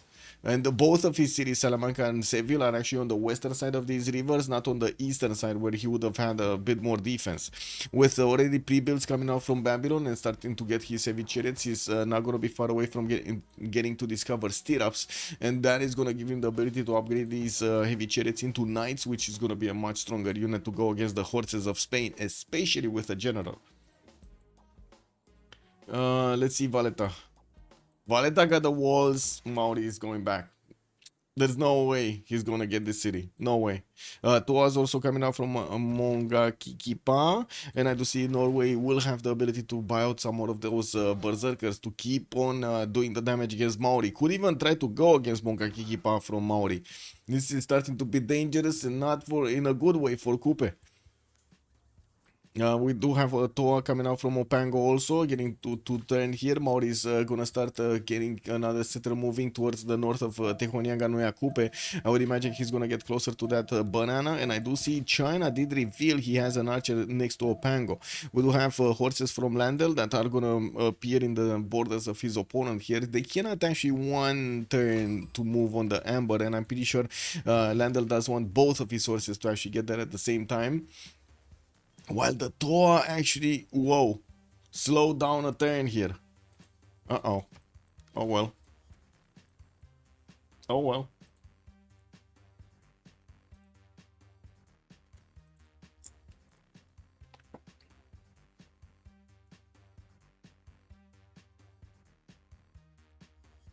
Oh.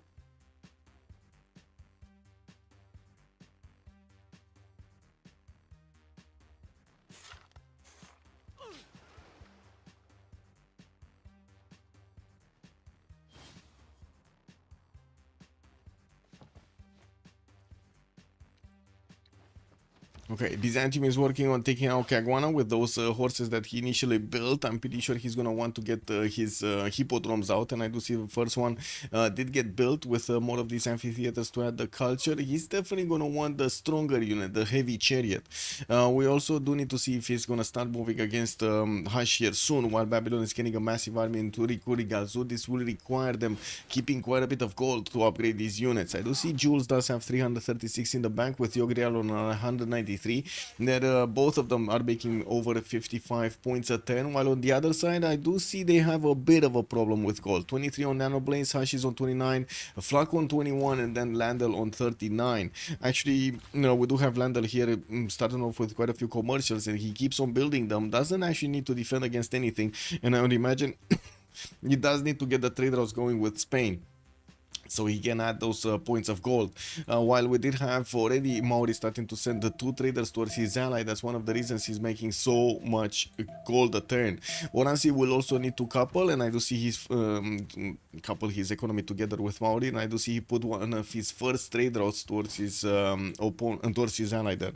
Caguana gonna be easily be taken over. Looks like Byzantium is gonna get a few pillages here, and of course benefit from the med packs. No, he's just choosing to take that city down, and of course improve the tiles with his builder, placing down an encampment for some defensive capabilities. While I do see Spain is going to work on taking down the city of Akkad. Here he does have 2 of these horses and one of the galleys. That city is trying to get a heavy chariot out, and he does have quite a few archers that will get to counter attack, while he also has a galley inside of the city to help defend this.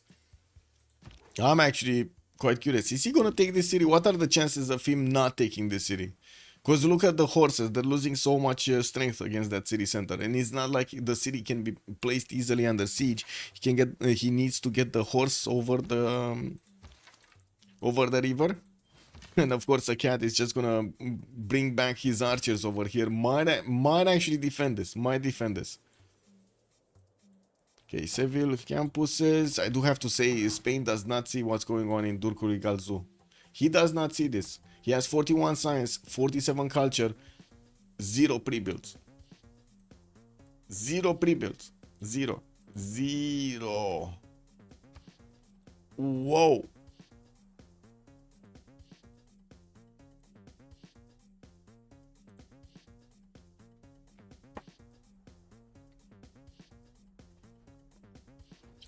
First knight coming out from Babylon. Is he gonna upgrade all of them right now? I think so.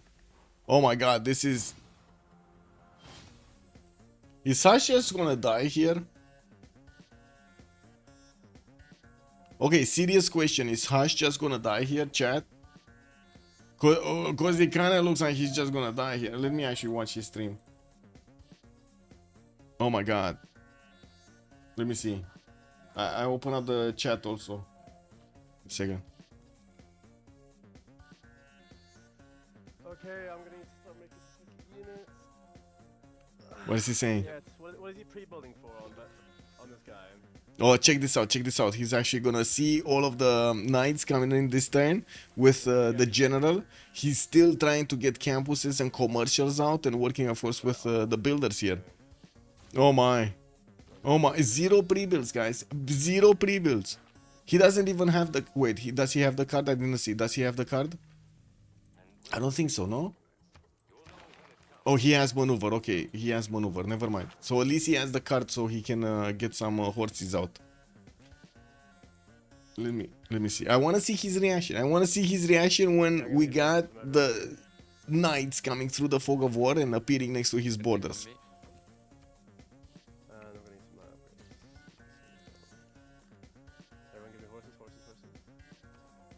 We gotta see Hush. This is gold. He also has Victor and Defender of us. It is hard to push him. Well, I mean, yeah, it's not easy. Definitely not easy. Okay, he's finally starting to get some horses out. I do see Will is also being discovered, but that means horses are gonna take a while to get to. Plugging in limes for the extra walls and of course getting the double on the campuses. While I do see he's getting the walls up in Salamanca, that is gonna be chopped over. Those are gonna be chopped over here, getting to wanted horses from both Seville and Madrid. And let's see it. Let's see it. Let's see the reaction.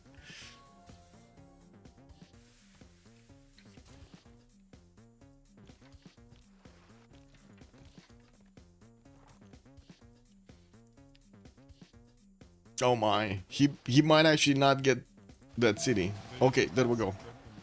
There we go. Let's see it. Let's see. Come on, Hush. Look at it. Look at it southwest. Oh my god, he's not even looking. Check this out. He's not looking. Yeah, there we go. There we go. We got the units moving. He definitely doesn't like this. He definitely doesn't like this. He's so, look at the concentration over there. Yeah, he knows. You know, some boats are going down in the water, getting his units as quickly as possible to Salamanca to defend that city center, starting to also pre-build his cevicheres for his own knights. And we do have the general appearing through the fog of war. Oh my, you say it's hard, but look at this. With Defender of the Faith, even with Defender of the Faith, the Spanish units are getting two-shot. The horses are getting two-shot. That's a problem. Let me actually turn off his sound over here, and we're gonna get back to our own eggs. We do have also the next turn I started off in 4 turns, and from what I do see, Lander is going well. He doesn't have points for a normal age or a golden age. Flak is gonna manage to get it, 59 out of 58. He did also successfully defend the city of Valletta, and from what I do see, push Boundary Mac. I do see Philip II, 53 out of 59 points for himself, and we're gonna need to see the next 6 being discovered over there if he's gonna manage to get it. The moment he's kinda getting attacked from multiple sides, he's at least gonna get the walls in Salamanca, and I'm pretty sure we're gonna need to see Babylon starting to get trebuchets out or some catapults over here to smash through the wall defenses. First of all, he does want to break his opponent defense in units, and then he's gonna keep on moving forward.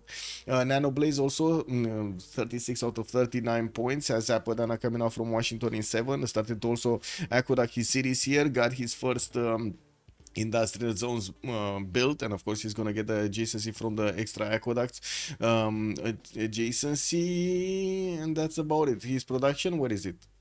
111. Not bad, not bad, but still Hush has 138. That's the most production in the game.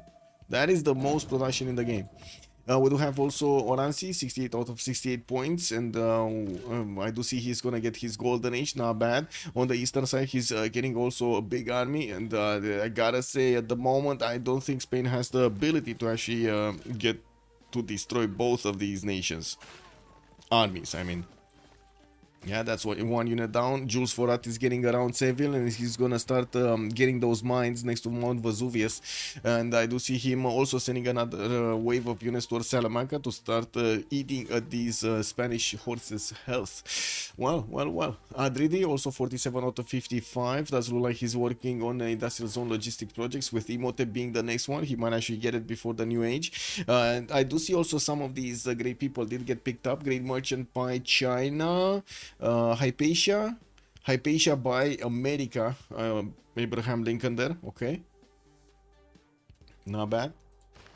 Okay, and I do see Yogdriel, 61 of the 61. He's gonna manage to get 2, 4, 6, 8 cities with his holy set also coming out from Ruatoria. That's gonna add another taxi straight to Oransi if he's gonna manage to get it. I do see Oransi is also making a big sacrifice here, getting Colosseum in the city of Nicaea. Might even get to chop it with the next 2 tiles that he has. He has 2 more forest chops that he can add the production, getting GMC out from Constantinople, and I do at the moment not see actually his general. He doesn't have a general. He does have any camo down, he doesn't have a general.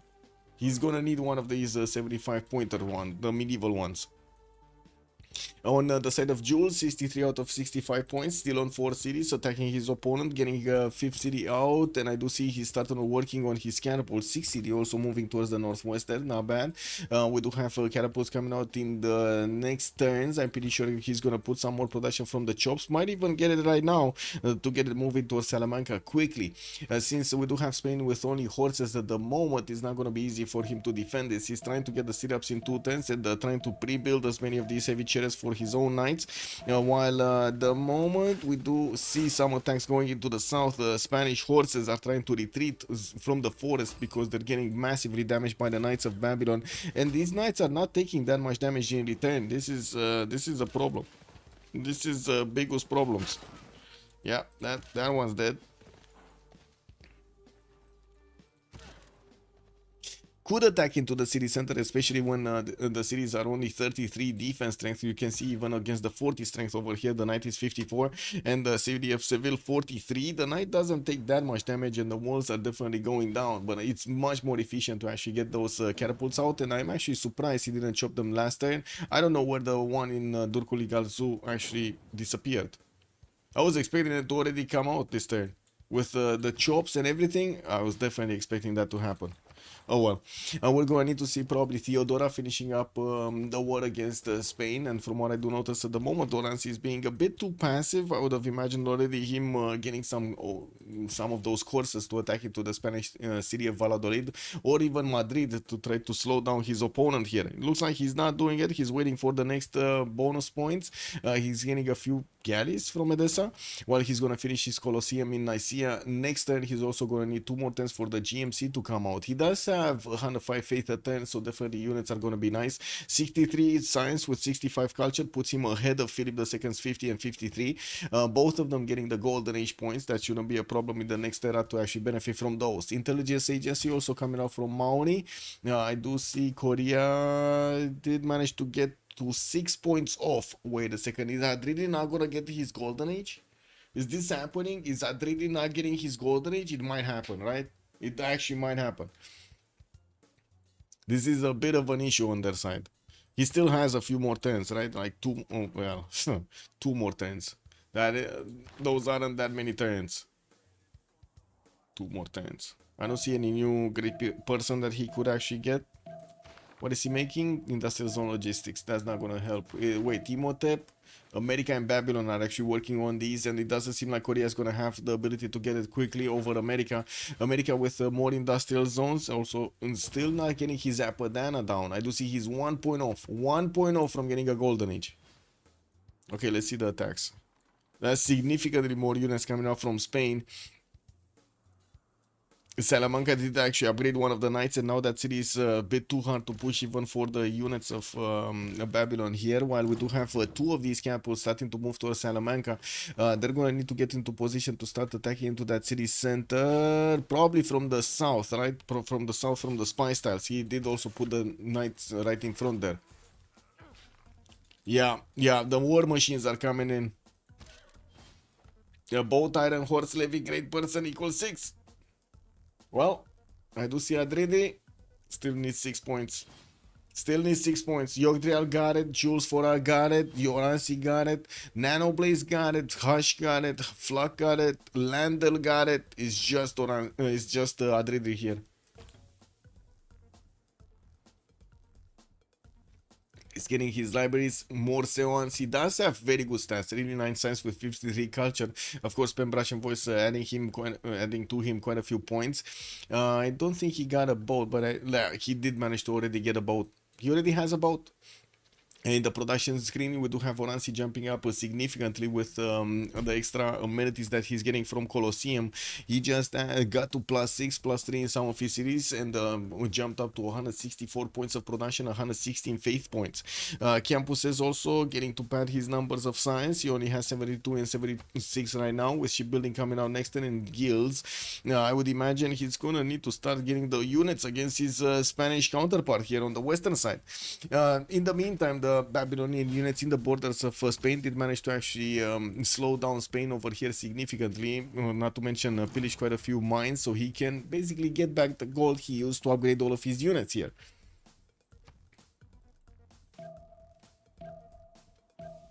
It's gonna take at least another 3 turns to actually get the Babylonian catapults to attack. Wait a second, did he get it? Did he get it? Did he get it? No, Adrede didn't get it. And I'm actually a bit surprised that Jules Forat is sacrificing these knights' health against the city defenses of Salamanca. These don't have promotions on them, and it is quite dangerous to actually lose so much health. Yeah, this is why it's dangerous. And it's not like he actually has more units. That was a massive mistake. Massive strategic mistake against Salamanca. Massive. Massive. He shouldn't have attacked with the knights against the city center. He should have just waited for the catapults to come in. Oh well. That means Salamanca is not going to be easy to attack. 3 turns for intelligence to come out from Babylon. Also 3 turns from Madrid to get it. Might actually get to put some chops into this. We jumped into the new era, and we do have one normal ager. That's going to be Adriri on Korea. While we do have him on 99 science, he does need a bit more culture, and I'm pretty sure theater squares are going to need to be placed here from his series. He's on 246 right now with 99 science and 21 points of culture. That is, yeah. Well, I guess that is the most science in the game, but look at Oransi. Look at Oransi. Pen, brush, and voice, 86 science, 130 culture. He's basically like, what is it? Double the amount of culture of every one of his opponents, and at least 25% more science than his opponents. That is super, super good right now on Theodora. So the more actually, the more Babylon is keeping Spain in check over here, the stronger Oransi will be. We do have also Philip II choosing Pembrush and Voice this time around to get that culture going, and I guess get closer to nationalism, even though I don't think that's gonna help actually. Theodora is just gonna be massive.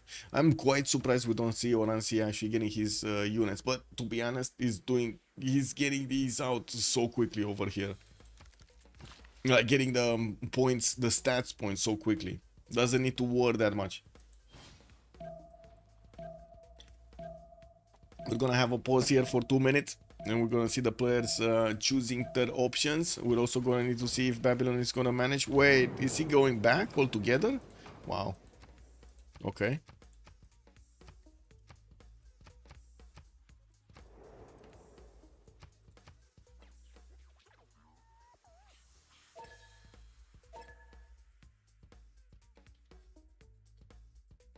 Okay. And be right back. 2 minutes and we're coming back.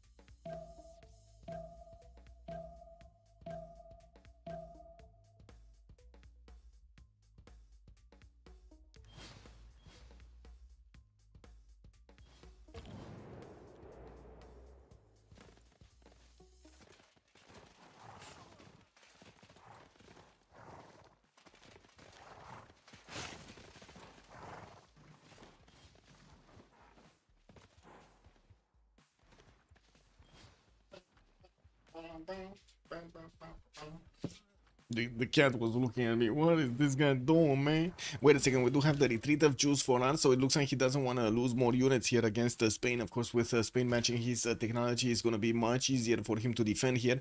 While we're going to need to see if Byzantium or Oranzi is going to pick up this flag of going against his opponent. I'm pretty sure later on in the game, Oranzi is going to need to take out Hush. We do have Landel to take a look at. Let's see. Pen-Russian Voice Golden Age with Monarchy already coming out as a government for him, getting his Holy Side projects to add another one of those religions and denied from his opponents. That's the big thing here. They do need to deny Byzantium as much as possible. While we do have Maori just getting his Holy Side down in Roatori, I do see Ngaruahi he is actually working on encampment training projects. Okay. He's gonna try to get one of those units down, sending a few to us to the western side also. Towards Landel, 39 science and 56 culture. Does seem like Uzetian is in big trouble over here, not actually managing to get that many stats points out. Getting his next spy from Shendu and also placing down another encampment. Did manage to get 6 cities from what I do see, and also is on 112 points of production. Okay, Flak, 62 science, 65 culture on Norway, 2, 4, 6, 7 cities, working on his foreign ministry from Nidaros next turn. While he does have still quite a few builders to use, he chose to go for a free inquiry age this time, benefiting from his harbor adjacency, but couldn't manage to get that many harbors. Actually, in the capital city, he didn't build it. We will have a few more harbors coming around, and of course, he's going to need to get the adjacency from his holy sites in them. While I do see Bjarkoi is not growing, that is very weird. Oh, working 1-4 and 3-2-2. It is what actually 2 1-4s and a 3-2-2. That's not going to give him enough food to grow. 121 faith, 129 points of production. Does look nice, but the stats don't look that nice. Hush, 65 science and 55 culture, getting pushed by his opponent here on the western side. Is about to get pushed also from the east. Looks like Spain is sending some of his knights on the eastern side to meet up with the horses of Byzantium, stop them from getting too close to his borders. Did manage to get to 2, 4, 6, 8 cities, which is very good. Bilbao is on the southern coast, so he can connect his economy together with China, getting more gold, 54 gold a turn right now with that Pembrasian voice on 70 science and 134 points of production. Still working on getting a better military. Nanoblaze, also 62 science and 60 culture, 170 points of production on 2, 4, 6, 8 cities with Temple of Artemis finished in San Francisco. Managed to recruit Isodor of Miletus, and I don't want to see who got Imhotep, because I think he got Imhotep also. No, it was Babylon who did manage to get Imhotep, while I do see America did get the benefits of Isodor of Miletus for 2 charges. Not bad. And of course the production does look good right now. We're going to see how he's going to get to use it. There is a Babylonian horse with a general that did manage to get into the borders of San Luis and pillage one of the commercials here, including the market, slowing him down a bit. But I do see there are horses, defensive horses from America, that are going to get to push that back. Oranzi with the biggest science in the game. Oh no, he's actually second runner-up, 93 science with also 139 points of 140 points of culture, getting his next wave of universities, and started off on the Watts. He finished his religion here with Crusade. After he did get Crusade with Stonehenge, he did manage to get another Apostle and went for Watts for the extra faith and extra science. Not bad. Also upgraded his corsairs, not doing that much damage against the Knights of Spain, and especially since Spain does benefit not only from the +3 against the civilizations following another religion, but also the defender of the faith in these cities. That's going to be an extra +6 that Byzantium is going to need to go through. Yeah, also 156 faith per turn with 191 production. I'm pretty sure that this actually makes Oranzi the most productive nation in the game right now. Adridri, 109 science, 22 culture, unfortunately did not manage to get his golden age, so no more Pembrasian voice this time around. Also, he will have 120 points of production to use, getting his encampment training projects out, and I do see some crossbows also from the city of Daegu. Does have to the north over here, America starting to get a few swordsmen, but to be honest, it's not that close, not that far away. Let's actually see if America Nanoblaze here is going to manage to use these units against his opponent successfully. While Adrede is gonna soon also gonna have his ability to get the Hawacha. That is gonna be a strong unit, a very strong ranged unit, basically a faster field cannon, York Trial, 57 science, 56 culture on Coupe, Pembrose and Voice Golden Age, 132 points of production. Still needs to get his campuses out. Got attacked by Norway by the looks of it with some Levy units from Bologna. While I do see China, just got a few units on the western side. There are TOAs that are gonna get to defend this quite easily. The city of Opango quite easily. We were thinking he might actually get pillaged. He didn't actually get pillaged. The TOAs were on time over here to stop that from happening. Getting a spy from Tehoniaga and Coupe, tried to go against Valletta, could not manage to get there, got a few defensive units in Moga Kihipa, so he keeps away these pesky Norwegian berserkers from actually getting too close up and personal with that city center. We're going to need to see if Norway here with the berserkers is going to manage to find a way to get some pillages of Maori here. Jules for Art, 71 science, 78 culture, about the same as Philip II. We do have him on 6 cities. And getting more science from his libraries, plugging in Borsipa Magnus over there in 210s to actually get those extra points of production from the chops going. Finished Oracle, finished Hanging Gardens, and of course got quite a bit of science from his campuses here with the Gavron Plaza placement. Wanted to attack into Spain, could not manage to get through, and of course retreated his units back to his lands here. And while we do have him getting his printing in 210s, we're going to need to see him probably go to Escuraciers and try to outrun over here Spain for that extra technology. We do have another encampment training project coming up from Spain. Looks like he's going to want to get another one of these. He's kind of far away. He's going to need at least 2 projects. While Maori is also getting projects. Babylon and Korea are also getting a lot of points. We still didn't see Byzantium managing to get one of these. Right? Yeah, we didn't see Byzantium. He's still on 7 points out of 75. He didn't get the projects out. That is a bit unfortunate. He needs a project. Or I should say he needs a general. We're going to need to see when he's actually securing that. We did have Byzantium managing to buy a few missionaries to go and convert the religion of Maori. He's going to need to move towards Uratoria, where there is a 6 turns for a holy site project to come out from that city center. I would imagine there's only one single prophet left, because already China did manage to recruit this one. That would be the 4th one. And you do see he did establish a religion here with Zen meditation and stewardship for his cities to benefit from. While there is only a single religion available in the game, it needs to be Maori's religion that actually gets out. It needs to be, like, he needs it for his ally over here, Byzantium, to benefit from the extra +2 that will equal out, tie out basically the extra Spanish bonus.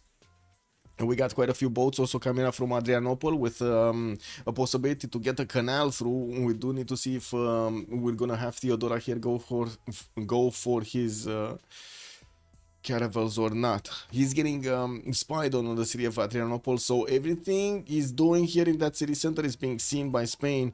We will need to see the reaction of Spain.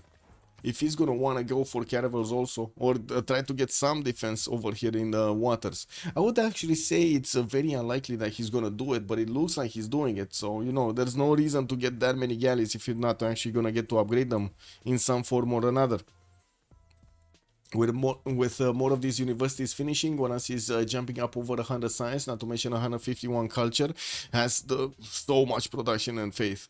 So much production faith. This is a very good opening for him.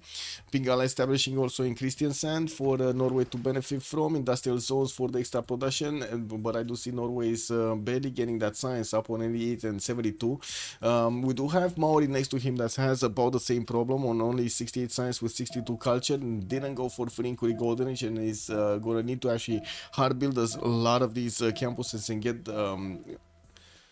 get the libraries and the universities in them quickly while he's fighting off these Norwegian warriors that are trying to pillage his territory. Good thing is, he's Maori, he's not upgrading that many tiles with improvements. 6 turns for also Chicanitsa to finish in Opango. That's going to give him a lot of production from these rainforest tiles, not to mention add more culture from each of these. This is going to be massive boost for Coupe. Okay, we got some nice from Byzantium.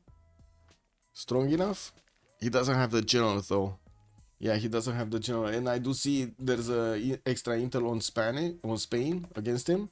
I don't see a spy coming into the cities of Spain anytime soon. Okay, Nicaea gonna get the first spy coming up in 2 turns, with also Reina establishing in Odessa for more goal per turn. Finally, Oranzi and Adridi are actually positive in the goal per turn, while on the other side we do definitely see Uzetian jumped up to 100 gold per turn here. And Muzdras, thank you so much for throwing the attack. Much appreciated for the 100 bidits.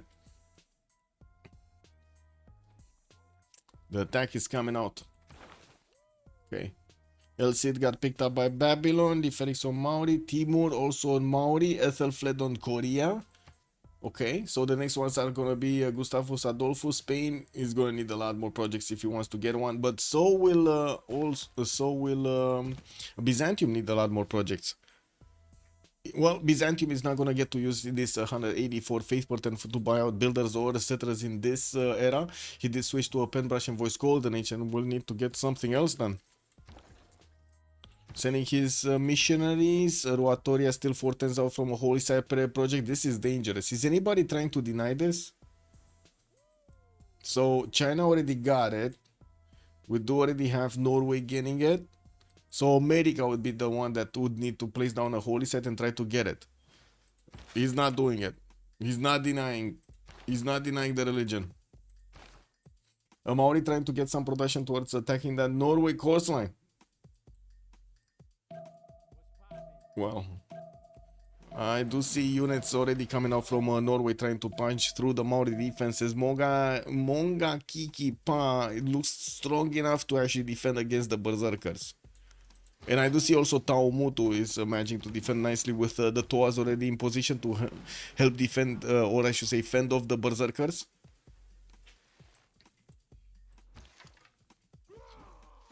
Yeah, there we go. One of them died. Well, they're trying to actually fend off the attacks here. It looks like it's happening.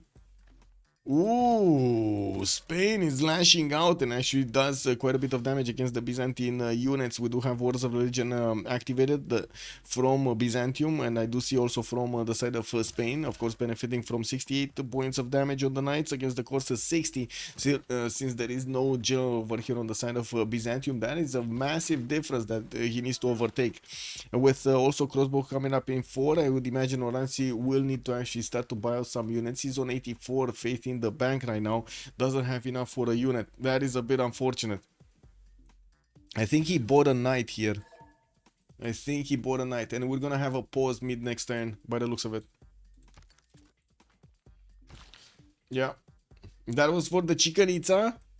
Wait, you're throwing stuff at the Chichen Itza, Muzrath?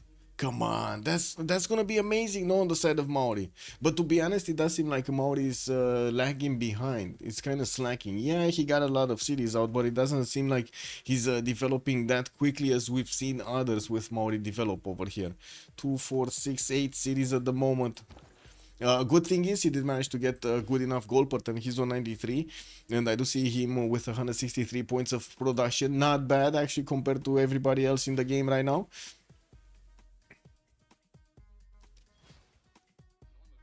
Dridri getting knights, quite a few crossbows on the western side. He's more worried about Norway actually pushing into him than he's worried about America in the north. Sent to some of his sources there to see if America is moving his maritimes towards him. Looks like at the moment no. We might actually see line infantries from Abraham Lincoln soon. We do have him printing in 4 turns. And getting his intelligence agency out in 2, adding a lot more of these industrial zones, and did manage to get to 217 points of production, while Idrid is only on 141. Yeah, a lot less science, on only 92 versus Adris 127. And of course, Korea right now is gonna need to scramble to get some more culture on the board here. No movement between Babylon and Spain at the moment. We do have Jules for Arts starting to get a few more crossbows alongside those knights that he attacked his opponent with, while I do see him placing some of his units towards the south here. We do have him needing to defend against China, a possible attack from China, especially since China got a general. He definitely got the message that his opponent might be coming against him. I do see Byzantium was forced to actually retreat back to the borders of Caguana, behind the river, so he gets that river defense on his units. An extra +5 is definitely gonna be helpful here to keep his courses alive. I mean, while Byzantium did get a crossbow, he still has a few jobs that he could use with his builders, but no monumentality to give the extra movement to the builders so they can move and chop at the same time. It's gonna take a while for him to actually get his army out, especially since, yeah, he does have 192 faith points a turn. That's only gonna mean 1 unit per turn. More galleys from Adrianople, tech side, military engineering, also the enlightenment coming out next turn. While I do see Hush is also going for his military engineering in 2. I do see him starting off on a few more settlers here from Madrid, while he's getting his universities up and of course putting down more campuses for the extra adjacent, for the extra science.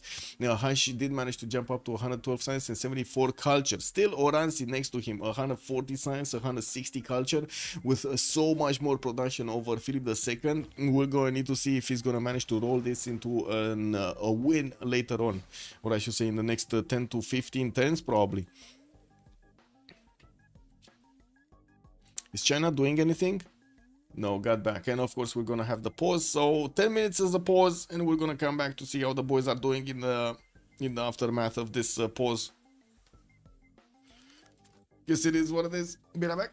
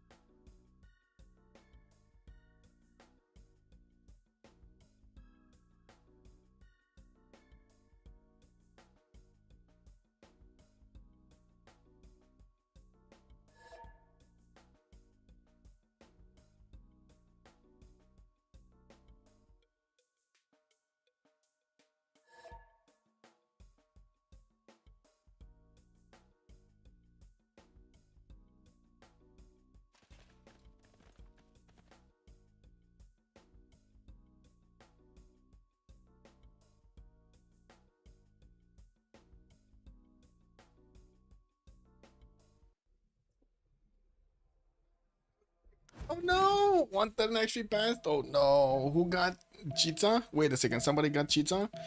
It was getting built over here. Chicanitza, equal. Yeah. To acknowledge the Chicanitza being a good production. Oh, I see, I see. Yeah, 4 turns out for gonna get in Opango. Okay, let's see.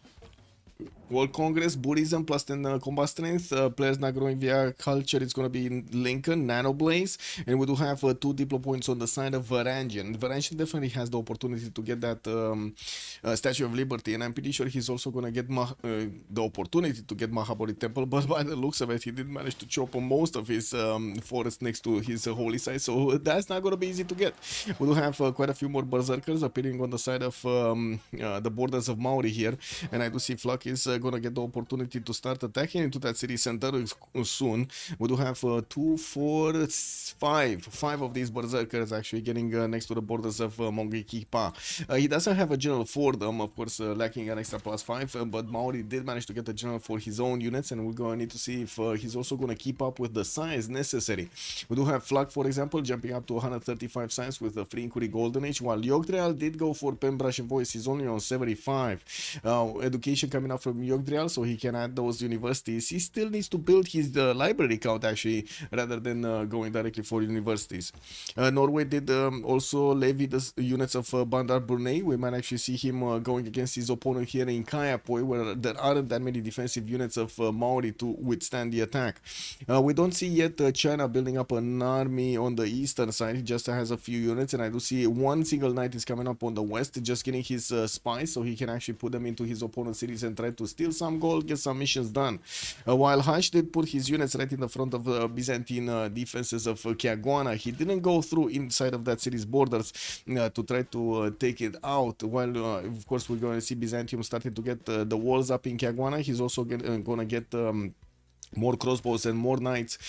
Did keep on building up the boat count in Adrianople, which might actually turn very deadly here soon.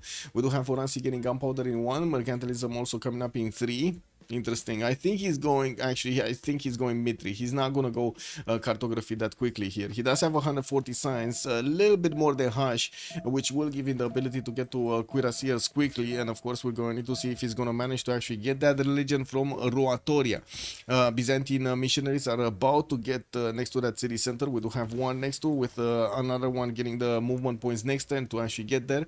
We're going to need to see what kind of religion is gonna be taken out there. Okay, looks like Spain is actually going for the Adrianople attack here. Okay. Korea still getting universities. Gada Hawach. Uh-oh. 2, 4, 6, 7 Hawachas. We got knights coming out from Madridri. Metal casting next turn. He's gonna get Cuirassiers to go against Norway. And Norway has a total of 1 unit in the city of Salzburg to defend. That's 1 archer. That's it. He was putting a lot of these berserkers against Mongakikipa, trying to use the Faith Portent to actually get these units out and not actually using his production capabilities. He will do more damage to Yogdrail, and it seems like Yogdrail is going to need to get stronger units to fend this off. He does have some knights that are definitely going to go and attack those berserkers with significantly more strength. Archaeological museums also coming out from Byzantium, getting campus research projects. We're coming up to that time where Newton and Ibn Khaldun are going to come out from on the scientist screen. I do also see Leonardo da Vinci is going to be the next engineer for the extra +3 on the workshops. I didn't see anybody actually managing to get the mausoleum at Halicarnassus to double the yields from one of these, or I should say double the charges of one of these industrial engineers. Yeah, it doesn't have them yet. And I do also notice Ice Order of Miletus is still available for Washington, while he's gonna get a few more theater squares. It looks like Lahore is a pretty good city to actually get in the levy here. Nano Blaze does have it, so it is soused by America here. Doesn't need to worry about it. Abu on the front line next to Norway. Norway trying to get an encampment. These Korean Hawachas are going to need to get are going to need a bit of time to get to Salzburg. They do have a general, so they do have the ability to move and shoot, which is one of the abilities that the Hawachas don't actually have from the beginning. They have to movement from the beginning and of course to attack range, but they do not have the ability to spend one movement point and also attack at the same time. They need a general for this. Is this new BBG? No, no, this is not new BBG. This is not new BBG.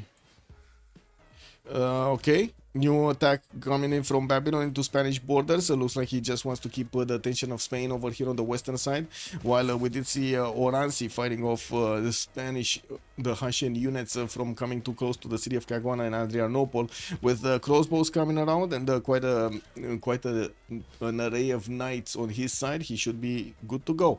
Adridi finished metal casting, while we do have Oransi getting his military tactics going. Nationalism coming up in 3 turns, and of course more culture is going to be acquired while he's going to acquire these greater points with the theater squares. He does have, so Babylon is on 8 great writer points at there. Byzantium is on 7. We don't have America Belli on 1. Of course, Babylon here did manage to get Oracle in the city of Karkar, and does have Governor Pingala over there giving him the double points. Very nice to benefit from it. And I do see Jules Forat is going against the city of New York with a few units to try to take it out. He does have 2 courses with a knight and a general that are being deployed towards that city center to just, you know, keep America on his toes, basically. Okay, knights coming in. Yeah, there we go. The berserkers are getting massively damaged by the knights if they get through. And I'm pretty sure the major danger is this. This is the major danger. I do see Norway sending one of his horses to see if there's something coming for him. And of course, he's gonna try to get Abu back into his opponent's cities here. While I really will get the shots on from the Hawachas. You do see he's one-shotting the horse. One-shotting the horse with the Hawacha. 73 attack strength, plus 3 intel on opponents, military alliance, combat from general, the plus 5 combat from general. The Hawacha is big, very big to attack into the Norwegian units. I don't see Spain actually managing to win this war against Byzantium at the moment. We do have a few more swordsmen coming around, and I would imagine he might actually try to get to his conquistadors. He's on siege tactics in 3 turns, humanism coming up in 1. While Orans is getting cartography next turn. Whoa, whoa, whoa, whoa, whoa, whoa, whoa, whoa, whoa, whoa, whoa. Whoa, whoa, whoa. Does he have a builder in Adrianople? No. He does have 2 chops that he might actually use to get a canal going. And there are, I gotta say, there are a total of 1 single boat in the side of Spain. 1 single galley. That's it. He has 1 galley. And these are like 1, 2, 3 of these galleys. So 3 caravels with 3 possible frigates on the side of Oransi. That extra science is helping him out so much. We do have Norway getting pushed back by the Knights of Maori, and he's gonna have major problems actually attacking with the berserkers against them. Didn't have that many problems attacking into Toas and horses, but definitely the Knights are here to stay. Wow. Uh-oh. Flux saw the first Hawacha and he was like, nope, I'm not doing this, and he went back. This Hawacha could actually get into the borders of, or next to the borders of Salzburg to take out that archer over there. He can actually spend his 2 movement and attack.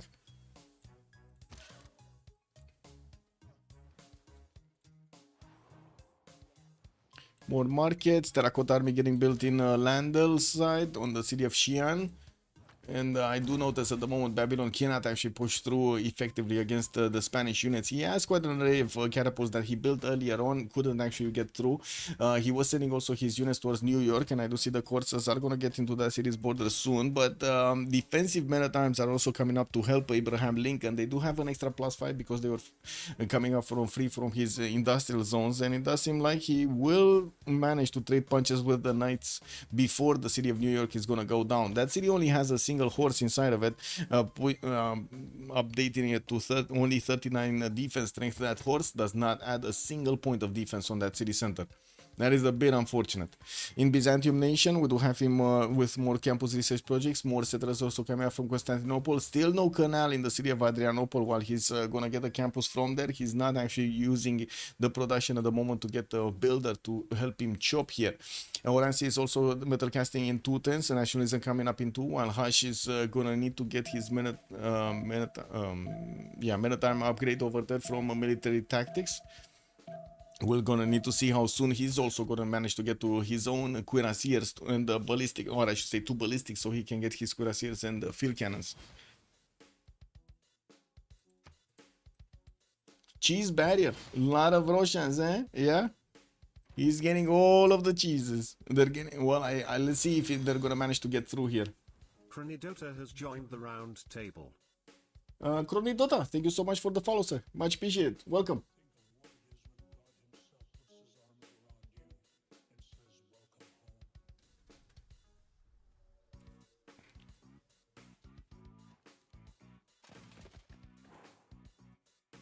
Okay, so the units of Korea did manage to get into the borders of Sark. The ancient walls are not going to help. The Hawachas are definitely stronger.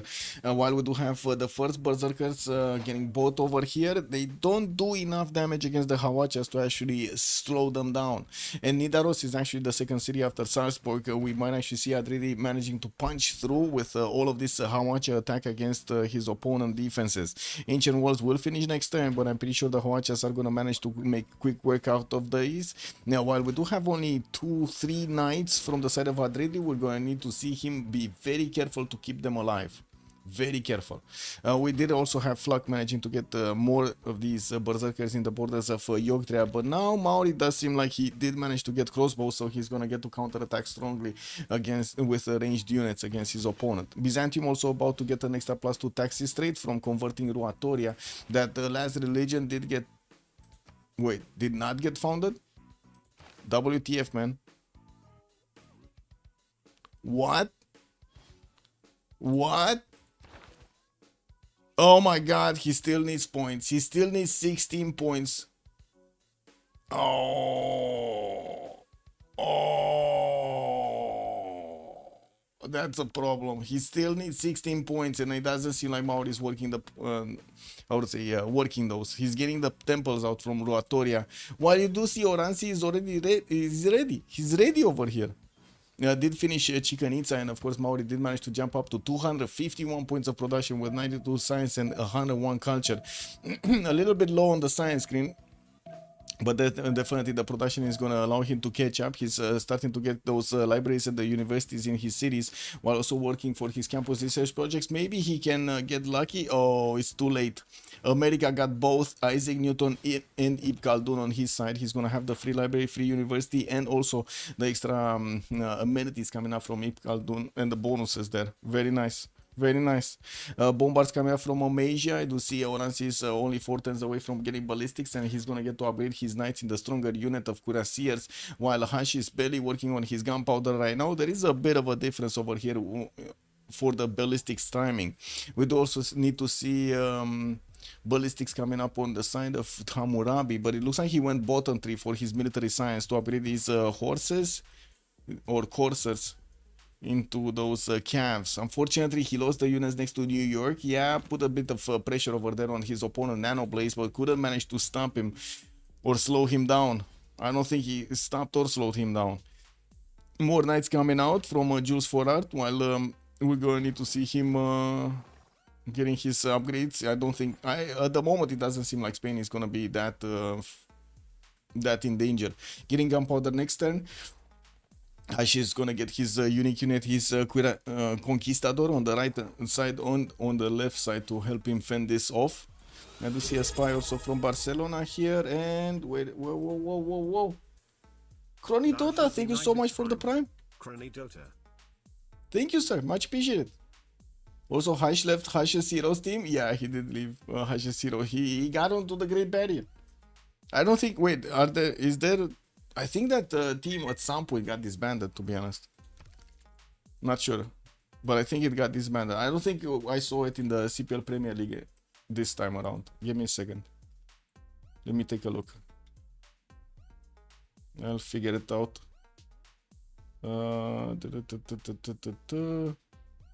Teams.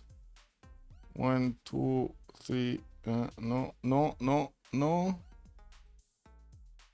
Yeah, we don't have Hash's Heroes anymore. Nope. No more Hash's Heroes. 2 turns for another spy to come out from Maori, and I do see he did manage to fend off the attack from Norway while the city of Sarburg is already getting taken down. I gotta say, these units are gonna melt so quickly. We do have the Hawachas not taking that much damage. Korea's knight did get over that river and he's gonna get to directly attack into the city center while it's gonna be very low. Let's actually see the first moves from Madrid needing to actually get into those borders with more of these Hawachas. They only have 2 ranged strength, 2 range to attack. And look at that. The knight actually stood alive there. He's gonna get the promotion. These coursers are not. Oh my god! Look at the damage. He's just taking out all of these units. Got the city. Got the encampment. Yeah, we do have Norway upgrading one of his muskets, but then boom, his units are getting deleted everywhere. Korea's bringing in another knight, and I gotta say he kind of got lucky over there. Also, I just watched your commentary of the World Finals with Potato. Your inputs were extremely insightful and entertaining. Thank you so much, sir, and glad you liked it. We do have the CWC actually starting off next week, so you're just on time, sir. Just in time. We're gonna have 3 months of amazing, top of the top Civ6 strategy gaming. Let's actually see what the players are gonna do with the teams right now getting to register all of their rosters over there and also getting the details. Stay tuned. You're gonna see on the Civ6worldcup.com website all of the details over there, and also get to follow the tournament with all of the casters getting in.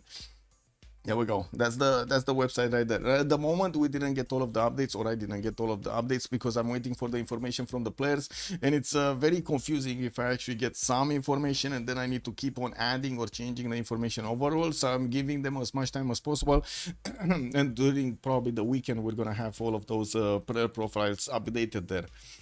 So first city went down. I think we can finish the prediction right here, guys. We can finish the prediction. Choose an outcome. It looks like Lani Mariri did manage to get the first city. There we go. He got the first city. Yeah, glad to help, Chronic Dota, and of course, welcome to the community. Yep, CWC gonna be big this year. Conquistadors coming around from Hansh will need to spend some gold to get his upgrades going. Gold doesn't look to be a problem. Landel does have 207 and we do have Hansh on 133. They did couple their bonus. I didn't see this attack coming. Jules 4 Art is gonna go towards Handan. There is a settler there which might actually be sent towards the western side here. Yeah, there we go. First coursers getting in to get the gold points. China. We got also, Babylonian generals getting into the water here. They cannot pillage the traders though, so they're just gonna need to get in. What happened here? Was this a hurricane or something that destroyed everything in Jiaodong? Probably it was. And let's see what's going on here. We do have Korea starting to attack those musketmen with his Hawachas. Look how much damage he's doing. This is amazing. The Hawachas, man. The Hawachas. We haven't seen them in a long time, but look how much damage they can actually do. And they're also gonna get the promotions, which are gonna make them even stronger. 78 on the attack strength. Oransia 166 science with the ballistics coming up in 2 turns. He's managing to get more of these campuses and of course hard building bombards, while he's also trying to get more spies out, working on crossbows and of course getting the granaries in Kagwana for those extra housing points. Okay, another wave from Babylon moving east. No defenses towards the northwest. He did manage to put the spy in St. Louis and doesn't have vision over New York, but he does have at least a scout here to see if America is going to send any units. No units from America being sent to Korea. This is, I believe, a major mistake actually from America. He could have sent those free units a long time ago, and that would have meant his ally would have not been attacked. I'm pretty sure his ally wouldn't have been attacked. Idoki, good evening, sir, and welcome. Also, can you show scientist situation? Those 2 scientists, Steve Khaldun and Newton, already got picked up, and it was America that got both of them. With Babylon actually managing to get Galileo Galilei, America did also recruit Leonardo da Vinci for the extra +3 culture on the workshops. I believe actually America did get also Hypatia, so he's benefiting from all 3 of the important scientists from the beginning of the game. 196 science with 121 culture, 342 points of production on Abraham Lincoln. That's significantly more than anybody. But his allies are dying, and this is a problem. Like we might not see Hush make it through the next era, and of course with Theodora needing to actually get his religion here from Rulatoria Dexta plus 2 taxi straight. He's still waiting. Oransi is still waiting to do this. Did manage to get the General Gustavus Adolphus. Actually interesting that he placed. Oh, that's where the encampment was. That's why. He's going to need to move it on the western side, and as you can see, he does have the core ability on his knights, which are going to turn into Cuirassier soon. I do see Adrede is going to boost that next turn for him, and I think this is going to be where the action is. Let's see the action unfolding over here. The Hawachas, man. Look how little damage these coursers are doing to the Hawachas. Look, it's 51 against the Hawachas on the defense, 55. It's even stronger than a courser on the defense. And it can two-shot coursers quite easily. Look at this. Look at this. There is a general on the side of Korea, where we don't have a general on the side of Norway. I did hear some upgrades, and I would imagine we're going to also see Handan being torn apart here. Babylon does have quite a few of those coursers starting to pillage that city center's tiles, not to mention the Great Wall of China here. And I do see immediately China is sending some of his units to try to fend this off. There is a possibility, and there is a a reality where he actually takes down Handan altogether. His finally LC general did manage to disembark on this side of the territory here on the oil tile, and will need to actually get a little bit southward so he can give the bonuses to more of these Babylonian coursers. While Babylon is also getting ready as military in the city of Durkurigal Zoo, I would imagine this is where the problem is. Spain conquistadors are significantly stronger than the Byzantine defenses in Caguana, and we will need to see Byzantium here getting his stronger units out, with Byzantium also jumping up to 200 science and 186 culture. Remember, he's not in free inquiry, he's getting this without free inquiry. This is a very strong bonus that he's going to have in the next era. 250 points of production, 210 points of faith, very strong indeed. Is America gonna manage to catch up? That's the question. And also get the win, because that's another problem, right? With maybe 2 of his allies dying, that is a problem. That is a big problem. Yogdrial here is still having trouble getting over 100 science with only 94 and 108 culture. We do have him getting a few more spies out and plugging his points with commercials for the extra gold, finally putting the production into his universities. And I think the biggest question is, will we actually have this here? What is going on?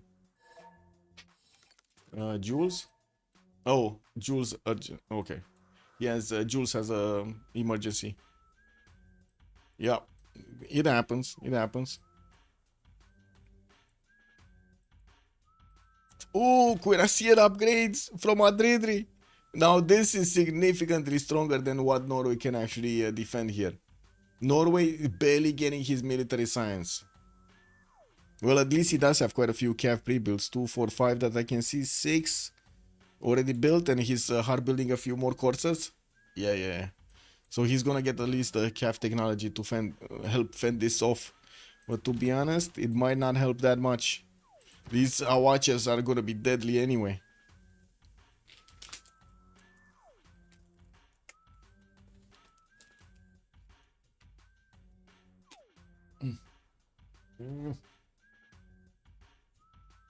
What's going on, little one? Just chilling. Cat life over here. Just chilling next to me on the stool.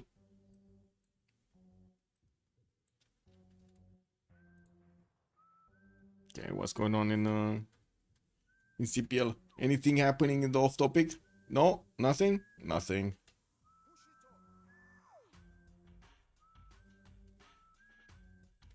Let's see some satisfactory action here. I did start off a save, by the way, on Satisfactory. Didn't get to show you, but I guess we can play a little bit. Look what the people are building. Highways everywhere.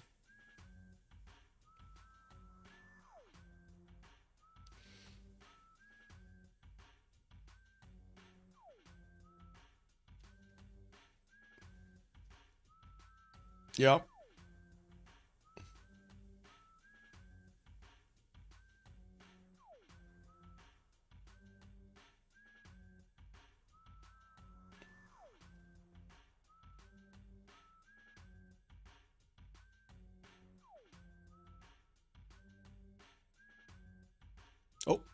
Okay, I'm paused.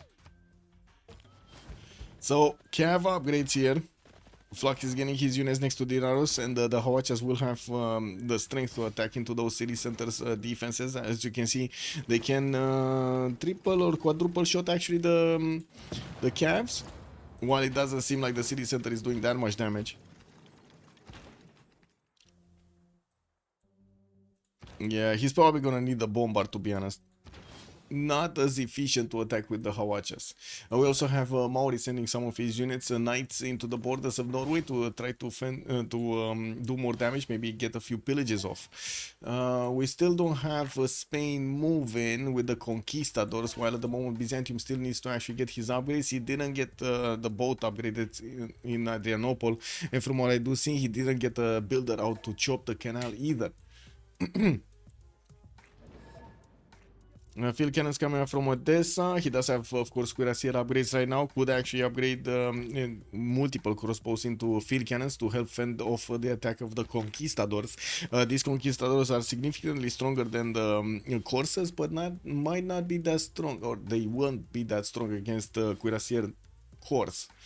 Babylon, what is he doing here? He did manage to get that city away from China, but the settler did get safety. So that's the Torres del Paine city of China that got taken out. Of course, the landed here dropped quite a bit, 92 in the production queues, on back to 106, while he did manage to get that extra gold part. And this is big. If he does manage to take out Jiao Dong, but I don't think he has enough units to do it, this would have been so damaging to his opponents here.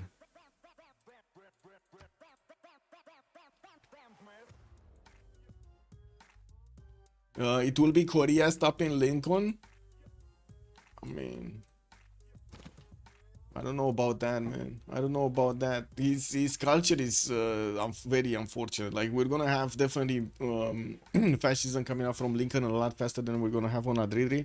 Not to mention nationalism, mobilization, and so on are gonna come out faster. And it does seem like Nanoblaze it's in a very good defensive position right now. Also, that city was like 50 production. Yeah. Yeah, this one, Sarpsborg. Yeah.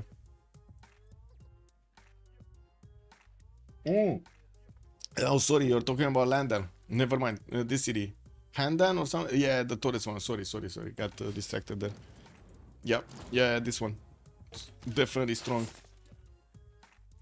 And let's see what's going on here. More of these cuirassiers getting to the front line. The Cavs are getting attacked here. Norway is slowly taking damage, and as you can see, these cuirassiers are strong enough to punch through without taking that much strength on return. We do have quite a few more Cavs being hard built here from the city of Flak, and I do see he does have 136 faith a turn. In his Gavron Plaza, he went for foreign ministry, so he only has the ability to buy out the berserkers, not his other units. He's going to need to use his production for that. Valletta also got damaged by a flood here, and there is a possibility for Yogdrail to upgrade a few units and try to take that city down with him, getting catapults for the wall damage. And I do see he's bringing in for a few more knights to get to upgrade here. And we do have Yogdrail barely on 92 science, and he's getting astronomy, so talking about cuirassiers might be a bit far-fetched. Yeah, we do have also Conquistador cores appearing. Now that is gonna be a major issue with Byzantium also having his field cannon cores here on the front line. He still needs to convert that city of Maori to his own religion. Ruatoria still didn't get the religion. He still didn't get the religion. Oh my god, man. Okay, he's 60 out of 60. He needs to pick it right now. Come on, Yogdrail, pick it right now.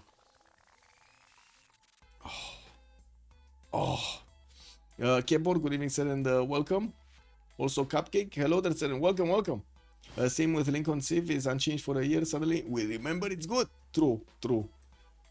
So many Civs, man, so many Civs. I would say, wait, did he just... Okay, he got the religion. Finally, he got the religion in Ruatoria. So now we just need Oranzi to take this city, convert it back.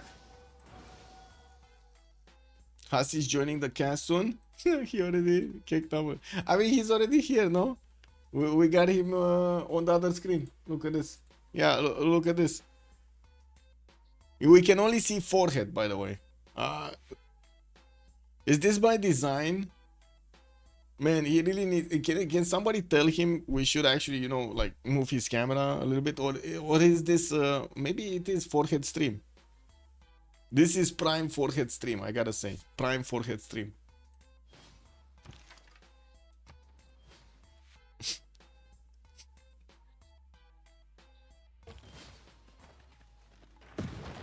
Game.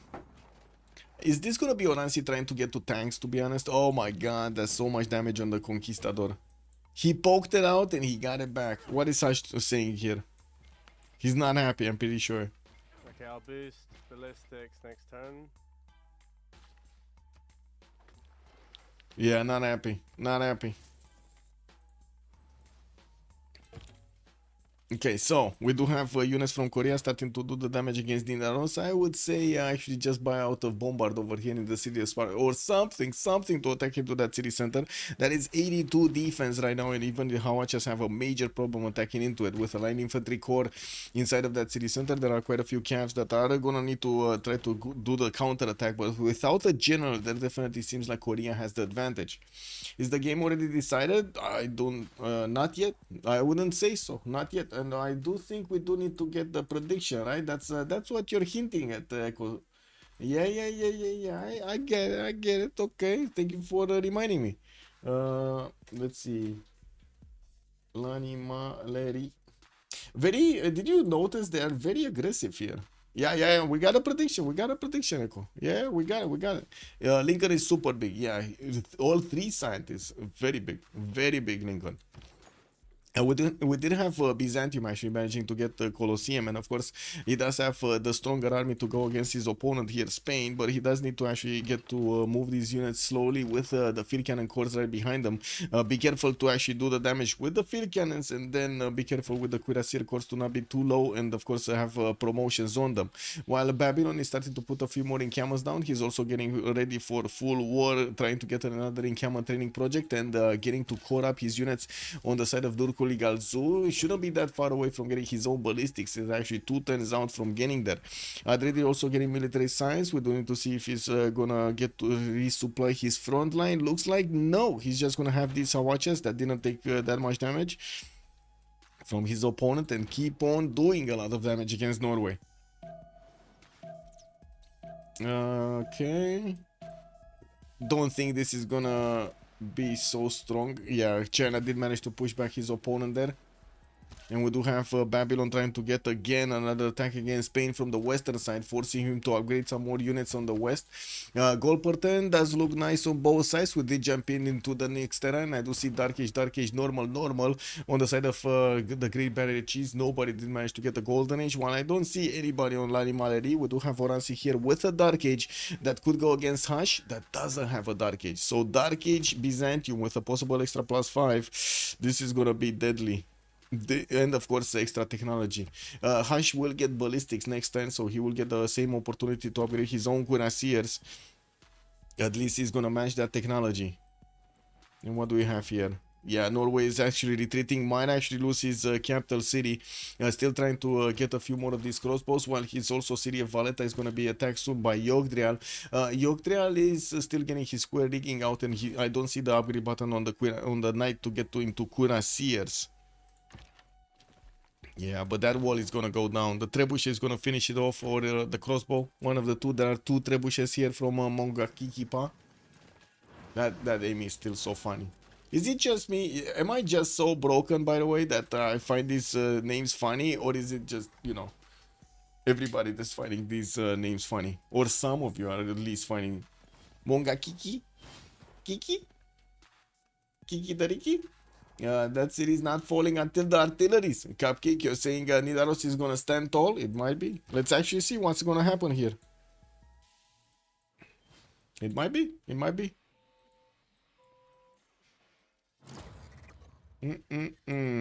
Let's see. Okay, so field cannons are moving across the river. I gotta say, this is a bit dangerous. The field cannons are taking a lot of damage from the night corps. Yeah, tanks are coming out soon. So yeah, sure. So Adrid is rifling in 3 turns. We do have also Rancy going for his squaring in the top 3. He still didn't place a canal here from Adrianople, and yeah, he does have the 2 chops that could help him get that out, but it doesn't seem like he's actually doing it. Not right now, though. Not right now. This would be massive if he does manage to actually get this attack going at the same time as he's getting the land attack going. This is gonna be massive. We do have Landel discovering military science, and we're also gonna have a pause of 2 minutes to get through the Congress, the next one. Let's see. Overall tab, Diplo was on Varangian in the first, so he does have 3 out of 20. Not that many points.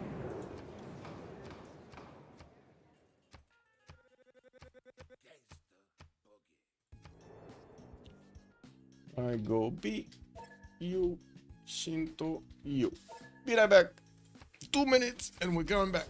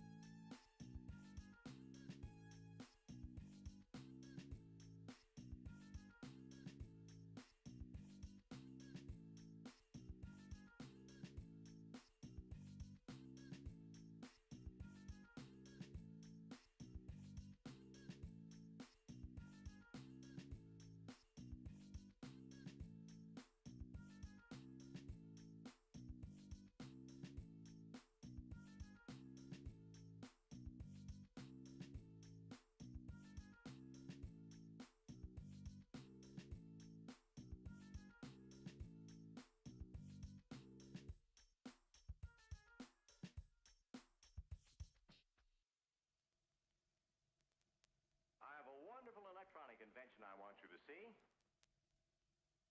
Show you.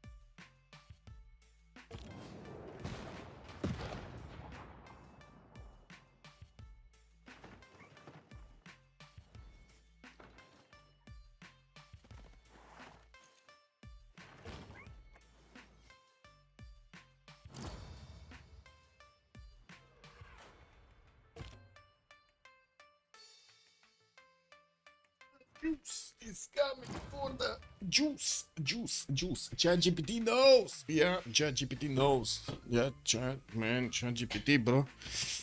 Let's see. Okay, so we do have Spain putting his mid shield in front of the Conquistadors. While he did manage to actually get into his upgrade, the Cuirassiers, he's gonna need to spend some gold here, and that's okay. That's okay, actually. They do have a decent amount of gold on their side. Not that much in the bank, but they do have a decent amount per turn. We do have also Nidaros still getting damaged. I do see one of the Cuirassiers did get taken out here. By the looks of it, Norway did manage to do enough damage against those. And while the Hawachas are still trying to actually get through the Nidaros defenses, just like chat is saying, doesn't seem like this city is going to go down anytime soon. We might see Valletta being taken over, but that's still 74 defense strength with line infantry inside upgraded over there. Even these trebuchets are going to find it hard to go through. Let's see. Landel is 116 science, 56 culture, with Chena here getting a lot of spies and also getting his soon-to-be calves on the western side. Got a lot of Cuirassier pre-builds, and in the tech side he's going for metal casting. I don't see the upgrade button at the moment for the Corsairs, but I'm pretty sure it's going to be a strong attack against Babylon. Babylon does have one of these Sabon Kipituns on the front line, so he's going to know that he's going to get attacked. Don't think it's going to be enough time to actually reposition his army towards the south. Flug going for 100 science, 75 culture, getting massively attacked here. Lost one of his city centers. Might lose Valletta next, but to be honest, that seems like it's gonna go. It's gonna be fine. And we do have Korea trying to get to his how to say tanks soon. Rifling coming up in 2 turns. He needs steel. He needs refining. He needs also combustion. It's not gonna happen that fast. Now on the Hash's side, rifling coming up in 2 turns. He's also gonna try to get to tanks as quickly as possible to fend off the soon-to-be attack from Byzantium. While it does seem like his conquistadors are getting massively damaged by these field cannons, he's not upgrading his cuirassier corps from the night corps. Not yet. Not yet. We do have him on 210 science and 56 culture, 203 points of production on the side of Hush, while definitely his neighbor is going to have a lot more production. He's also going to have a lot more culture. That's going to be fascism, a lot faster on Oransi, and I'm pretty sure he's also going to try to get to those tanks there. Nano Blaze, also 260 science, the most science in the game with all of the 3 scientists being picked up by him. He's losing gold right now at -26 and I don't see him actually getting an army against his opponent. He did get an army for free from his industrial zones. He's not moving it anywhere, even though it would have been relatively easy to go against Korea like 10 turns ago. He did not move. Now we do have him all for 150 points of production, getting industrialization and getting all of the factories inside of his cities to add more production points. Taj Mahal coming up from Boston for Morera score. While oh my god, so many of these industrial zones are getting the factories. Markets also from some of his commercials. He wants to get positive in the gold per 10. Definitely they do need a lot more gold per 10, but I do see they're faring a lot better than their opponents here, Larimaleri. We got Oransi, 230 science, 160 culture, 223 faith points, and also 273 points of production. Going against his opponent, and we'll start shooting at these conquistadors with his field cannon soon. We're going to need to see if Spain is going to manage to actually stop this attack from happening.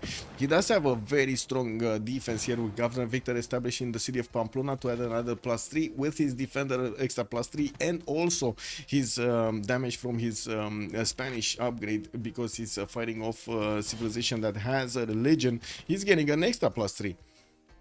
Only 15 gold a turn here for Oransi. That doesn't really give him a lot of leeway to get his tanks, though. That is a bit of an issue here. A bit of an issue. Anyway, Adridi, 150 science with 24 culture, was attacking into Nidaros. He did manage to keep his army alive in Sarpsborg, and I do see at the moment he's not actually getting that many resupplies here. Way too late to actually get a cuirassier in 17 turns from the city of Sarpsborg, but he is getting from his main cities one of the military engineers to try to build the roads, and of course he really needs to get the bridge over this river. This is slowing him down massively. While we do have new cuirassiers and new encampments coming around, it does seem like he's just gonna keep on getting units to try to keep up the pressure against his opponent, Norway. Yogdreal, 130 science, 95 culture, starting to actually get the units right next to the borders of Valletta, and I do see him grabbing a few more courses, still adding a lot more of these industrial zones to his empire. 276 points of production, while he definitely needs to get more of that science going. Well, we're going to need to see if he's going to get to his own tanks and cuirassiers to actually do something again, something meaningful against Hardrada. Jules, 180 science, 90 culture, in between two opponents here. Looks like he kept on putting damage on his opponent's cities, and also did manage to get into the trader line between Salamanca and Bilbao. Got a lot of these traders to pillage here. This is gonna be nice. That's a lot of economy that he's gonna shave off from Uzetian and Philip II if he does manage to pillage those traders. Of course, we do see defensive cuirassiers and also line infantries that are gonna get to counterattack here. The line infantries are super strong on the side of Spain, especially against the knights. Something more happening here. No, more of these encampments. Armories did manage to recruit Amina. Okay, and the next ones are already gonna be the industrial modern ones. We do have China with 3 points, Maori on 4, Korea on 6, Babylon 14 points a turn. Byzantium is gonna be on 6 also, while Spain is on 7. Quite a few of those general points. Byzantium also starting to get his bombards out, and I do see him placing down a few more hippodromes from his cities. Still working on his industrial zones for those extra production points to come out, and getting Colossus in the city of Edessa. This will give him a free trader basically, which is gonna be super good for him at the moment. And this is very surprising. They did manage to get the coastal trade routes going, but for some reason they're not managing to get that much gold. This is unfortunate. Only like what 1, 2, 3, 4. Oh, I really hope these are externals. Yeah, these are externals. Okay, so they're all going towards Edessa here. Also, Mahabali Temple coming out from Roatoria. We did have Byzantium managing to get the +4 combat strength from the Taxi Strait with another 2 points gathered, while he did kill off the religion of Yogdrial here. That was all in the plan, but I'm pretty sure he cannot pass through the Spanish defenses. This is not happening on the eastern side. Really not happening.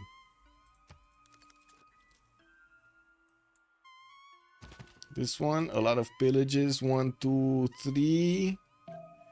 While the Hawachas still are chipping away at the city of Nidaros. I cannot say it otherwise. It seems like already one of the cuirassiers get taken out for the price of one of those calves from Norway. Norway is getting his heavy chariots out, and I do see him managing to, of course, get the upgrades for the cuirassiers. It's just a matter of placing the gold onto those units to get those upgrades up. Rifling coming up in 2 turns. He's gonna get to steal way before these Korean Hawachas are gonna manage to take down the walls in Nidaros. Very strong city.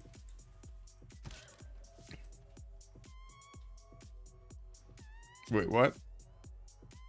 So Maori got a city right next to China? Wow. Look at this. Maori got a city right in the face of China, in between Byzantium and China. Did he manage to steal this? Wow. How did he get that there? Interesting. That is so surprising that China allowed him to get a city there. Of course, that city is actually losing, it's rebelling in 4 turns because the loyalty pressure coming up from China is a bit too big, a bit too much.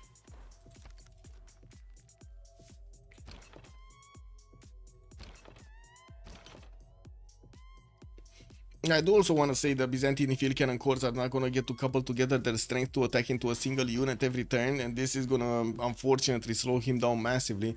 Chat was saying artists are going to need to come out. I kind of agree with chat.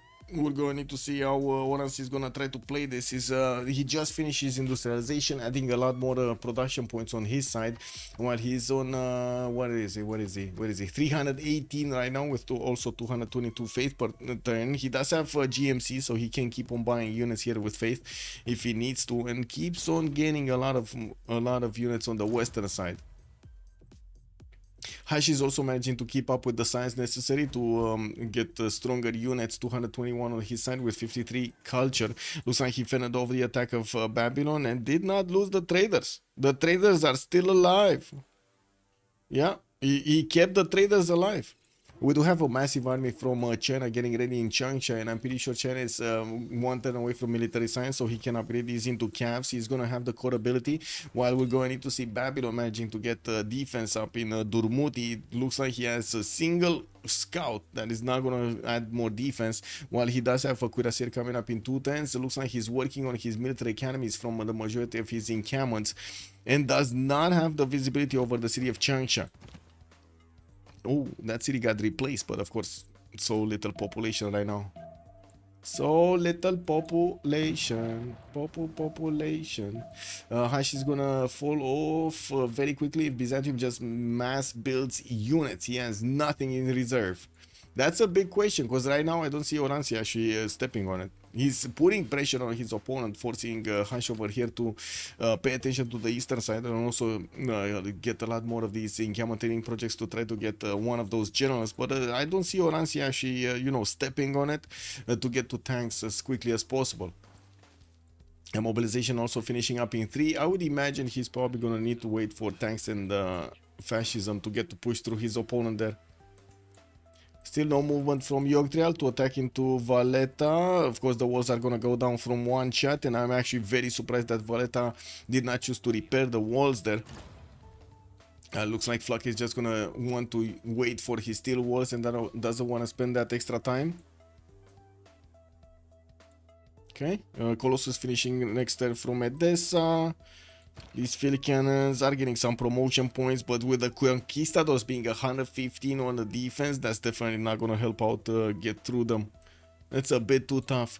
We did have this possible attack from Oransi, and yes, he does have the ability to upgrade these boats. Never actually got the upgrades, never got a canal from Adrianople, so it doesn't seem like his plan is actually going to work flawlessly as he was, or as we were imagining he's actually going to get to do it. More cuirassiers coming up from Madrid. Finally, the military engineer is gonna get the bridge over the river here, and we're gonna need to see if Korea is gonna get 2 tanks faster than his opponent. I do see Madrid is getting oh my god, he's not clicking. He's not clicking.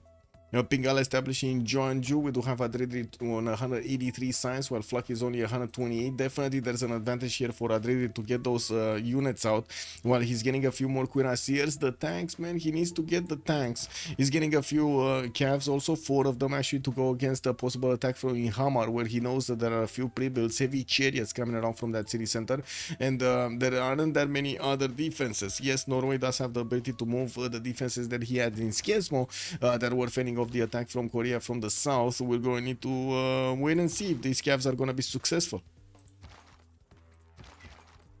Yes, Athena? Ce se întâmplă afară? It's fine. Cat is just watching out the window over there. Probably saw something turned back to me, and she started meowing. Oh my god, she almost had a big encounter, a big fight today. I was asking my grandma if it's safe to let her out on the stairs, and my grandma said yes, but it wasn't safe.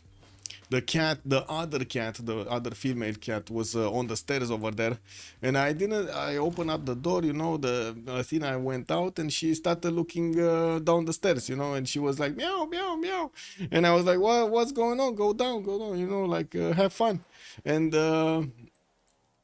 lo and behold, just a few seconds later, the other cat starts walking up on the stairs, and I was like, no, get back in, emergency, you know. Yeah, that's a problem, man. The 2 female cats are just not, they're not understanding, they're not how to say, fond of each other. I would say, actually, that's probably the best word that I can use. They're not fond of each other.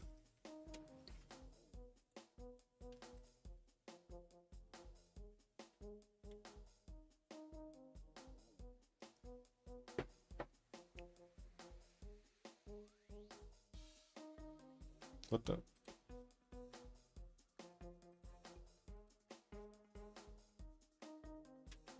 Lol.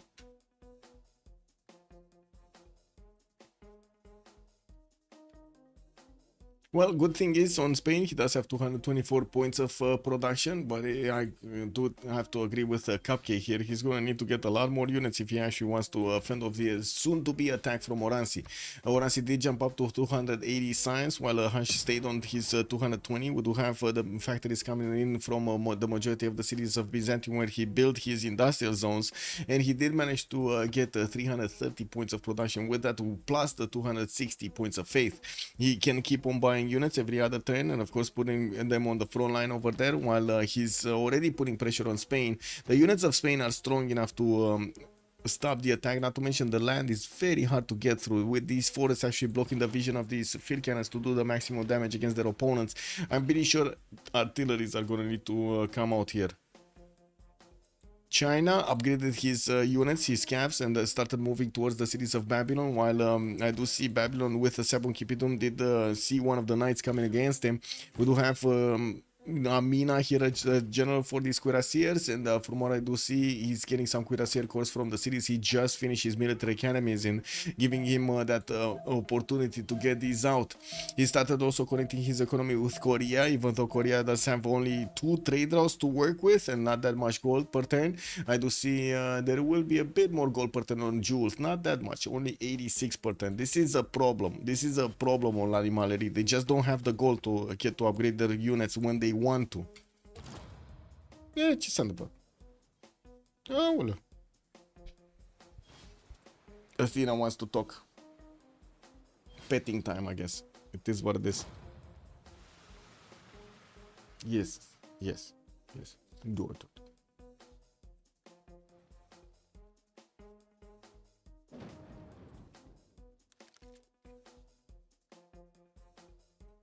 Okay. The Cavs are gonna make their way with only 5 movement speed, and I don't see a general on them to actually get to attack into their, or I should say move faster and attack with more speed against their opponents there. We do have also Athena just putting her head everywhere and her tail everywhere, so you know, you gotta be careful now with the camera. Maori's getting frigates and some privateers to attack into China. Amazing. We do have also Spain with an ironclad here that is gonna get to one-shot these frigates. This is a problem. We do have, of course, a lot of these traders in between, and I do see a pause. I'm not sure why, but I do see a pause. What's going on? Oh, emergency headset. Okay. Something happened with the headset somewhere.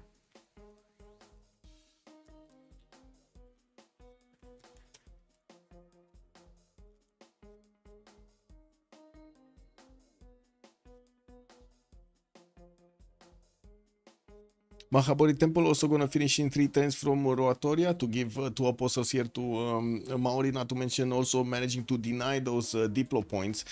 We did have another wave of Diplo points on Varangian, getting himself to 7 out of 20, but he just didn't have enough production to actually fend off the attacks and also go for the Diplo wonders. Oh, Mahabori Temple actually is gonna finish next turn here in Drummond. Never mind. We do have actually Flug managing to get one of those in the north.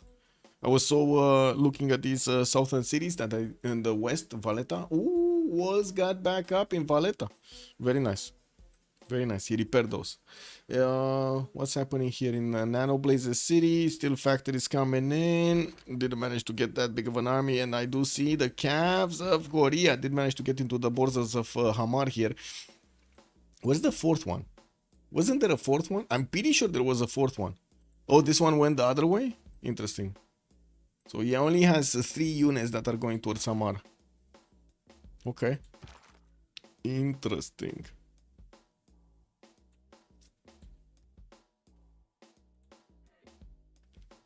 What's going on here?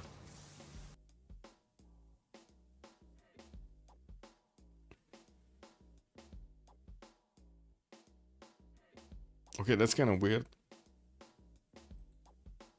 Oh, lol. Oh man. He broke the game. He broke the game.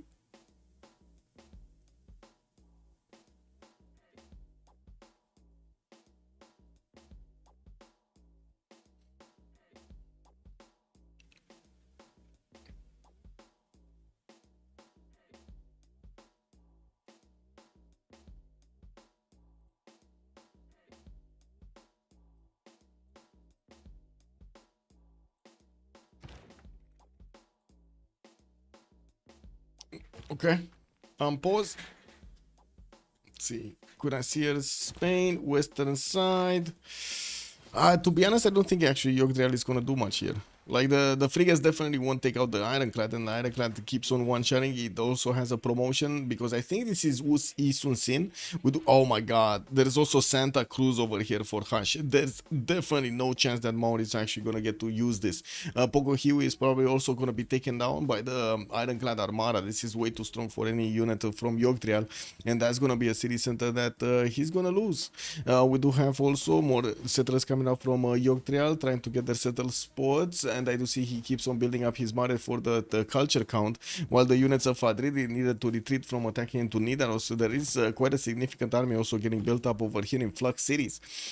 They do have a lot more gold per turn, so they're not that worried that they do need to actually spend that gold to build up their defenses over here with the upgrades on their units. They will have the funds, while on the other side, I do see Oransi has a major problem actually getting his funds out. That is a problem. That is quite a problem.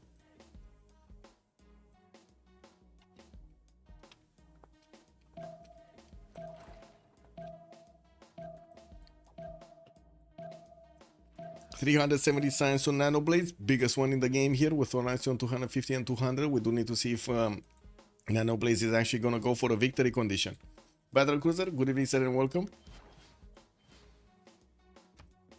Oh, flooding Caguana, damaging quite a few of these units from Byzantium, including that city center. Not critically, but still it is a bit unfortunate that he's going to need to repair that. We do have some archaeologists also coming around from Byzantium, while his bombard corps are going to soon move on to the front line. These are definitely pre-builds for artilleries. Or Ansi is 2 turns out from steel, with mobilization coming up next turn. I do see he did not discover refining yet, so he doesn't have oil per turn. Actually, none of the players right now have oil per turn. And we do need to see also the camps of China moving across the river, and we'll see how Babylon can actually get his units to fend this off. There are only 2, 4, 6, 8 of these camps, which of course can turn into 4 cav cores, and we do have quite a few cuirassiers cores directly coming around from the Babylonian cities. Didn't need to actually put that much defense to the northwest, because again, Nanoblaze did not move his line infantries anywhere. And we do have a few of these units from Korea trying to actually get the damage done on the pre-builds of Norway. Looks like Norway did manage to upgrade that cuirassier from a heavy chariot and kept the tiles defended. It doesn't seem like Madrid is going to do anything with the Cavs, to be honest.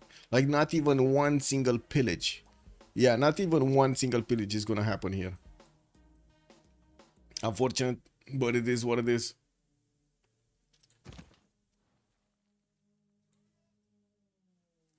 Great people.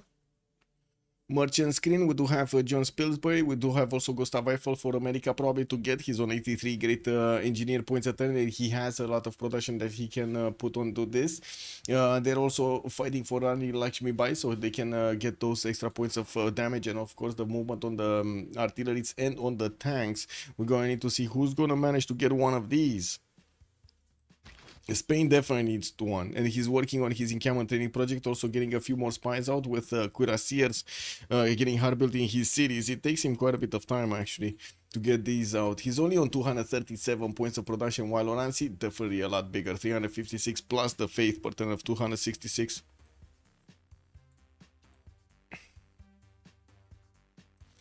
China 246 cities, yeah, and oh. Wait a second. Spain?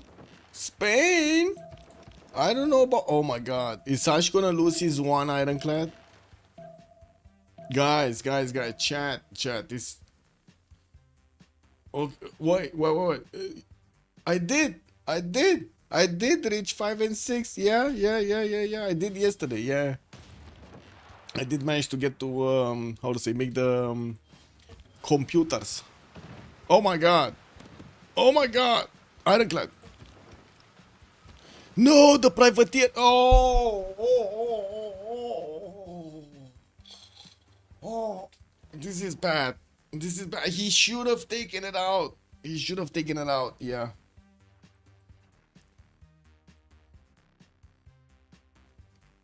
Yeah, I did get the next level over there, but I'm not sure exactly which one is it, to be honest.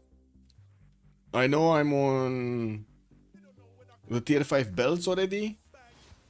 We started automating heavy modular frames, like all of those motors, computers, so on. I needed to work on getting the oscillators going. And I was just, how to say, scaling all of the production beforehand, so we have what we need. Already on 1280 screws or something per minute. That's yeah, it's getting to some insane levels over there slowly.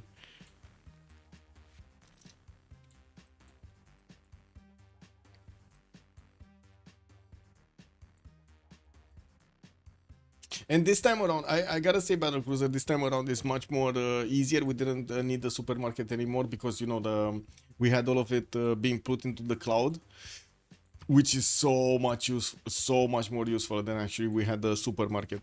We didn't need to go anywhere to actually get to, you just get it all, everywhere. Super good. And also the tunnels, the fact that you get, how to say, the split in, what are those called? Oh my god, the travel tunnels. I forgot how they're called. Anyway, those travel tunnels do have a split, so you can actually make accelerators and move a lot faster, like force you to move a lot faster through the tunnels than you used to. Because even if you made an accelerated the last time, you couldn't actually get through, right? You couldn't put it on both sides. You can only get it on one side. Now you can get it on both. It's amazing. You get from one place to the other so fast. Love it. Okay, we got some boats coming up from Maori also against Norway here, and yeah, we don't have that many boats from Norway. There are a few of these caravels that will probably want to get out here with Wakerawarewa starting to get the hard-built frigates out. That's the only city that he has with the ability to actually build boats here. Spoiler, you have no clue what tunnels are? Come on, man, the travel tunnels. Oh my god. How they're called? The tubes, the tubes. That's what I meant. The tubes, that's what I meant. They're super good this time, this version. And also the I would say this time around we extracted everything. Like my buddy went to the first location, you know what, that grassland location. Yeah, not for resources, it's just for movement. You know that grassland location, the first one on the screen that you get over there on when you need to spawn, like it's the first spawn, right, in massive grassland. My buddy just made a train track to that location and extracted everything, and he brings it back with the train to the main base. Oh my god, man, we got so much steel right now, so much steel. We don't even have Mark III miners, and it's like so much steel.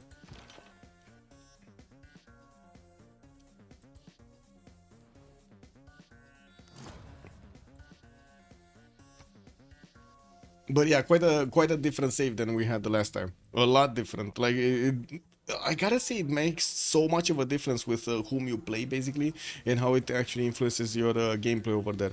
Like Cisco was a lot more, I would say, not only detail oriented, but he had the patience of building, you know, like making a building and making it look nice. While I would say the other buddy that I'm playing with, he just goes for efficiency. Like he doesn't care how it looks, it's just efficiency immediately, and then whatever happens afterwards, you know. So it's like half of the base right now is basically like half built in cosmetics, but fully built in efficiency.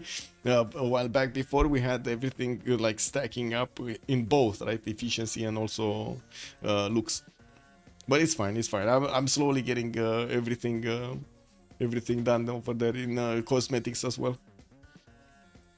I don't see Korea having that big of an army, and of course we're going to see if he's gonna get to his tanks. He's refining next turn, while I do see Flak is still 3 turns out. Flak does have the problem with the boats of Maori in the water that, as you can see, since he did get steel walls, are just not gonna get there quickly enough.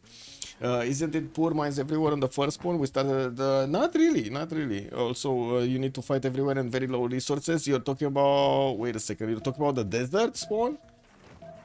Interesting. That isn't that. If I remember correctly, the desert spawn does have a lot of resources. Also, tube is what Londoners call it, subway or metro elsewhere. Yeah, you gotta take the tube. Interesting. Yeah, we call it metro in Romania. Metro. Anyway, this looks like a stalemate, and I think Byzantium is going to be the first one that is going to try to break through. Oransi is getting his refining next turn. He did manage to get steel walls, and also working on his encampment training projects, getting closer to one of these generals here. Looks like Babylon is going to have the opportunity to recruit Rani Lakshmi Bai. Spain is going to have the opportunity next turn, with Byzantium also 6 points a turn. He does need 2 projects, and he's not getting them. Anyway, more of these artilleries from Oransi getting ready to be upgraded from the bombards, and as you can see, Spain is also calling up as many units as possible so he can prepare for the next defense. With Hash getting his combustion in 2 turns, he's gonna be faster than Oransi to actually get to combustion, because Oransi just fooled around with all of the other techs, even though he did have more science. I think he underestimated how quickly Hash is gonna get to tanks. Very close call, and purple crystals. Interesting. Wait, is it?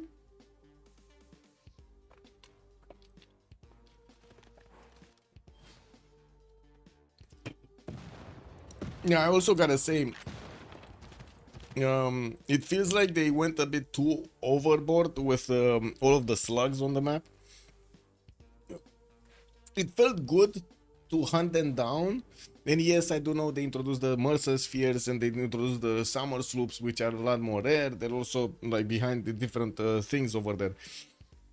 But yeah, that doesn't seem like it's. I would say I would have wanted a bit less, if I like to add more difficulty, a bit less shards. You know what I mean? They're like everywhere. They're like you find the slugs everywhere. It's incredible. Like you move 5 minutes, boom, 20 slugs or something, or 20 shards actually out of the slugs. I was going on the hunt, and every time I was coming back from the hunt, like 20-30 minutes of a hunt, I was getting like 50 of those shards or something every time.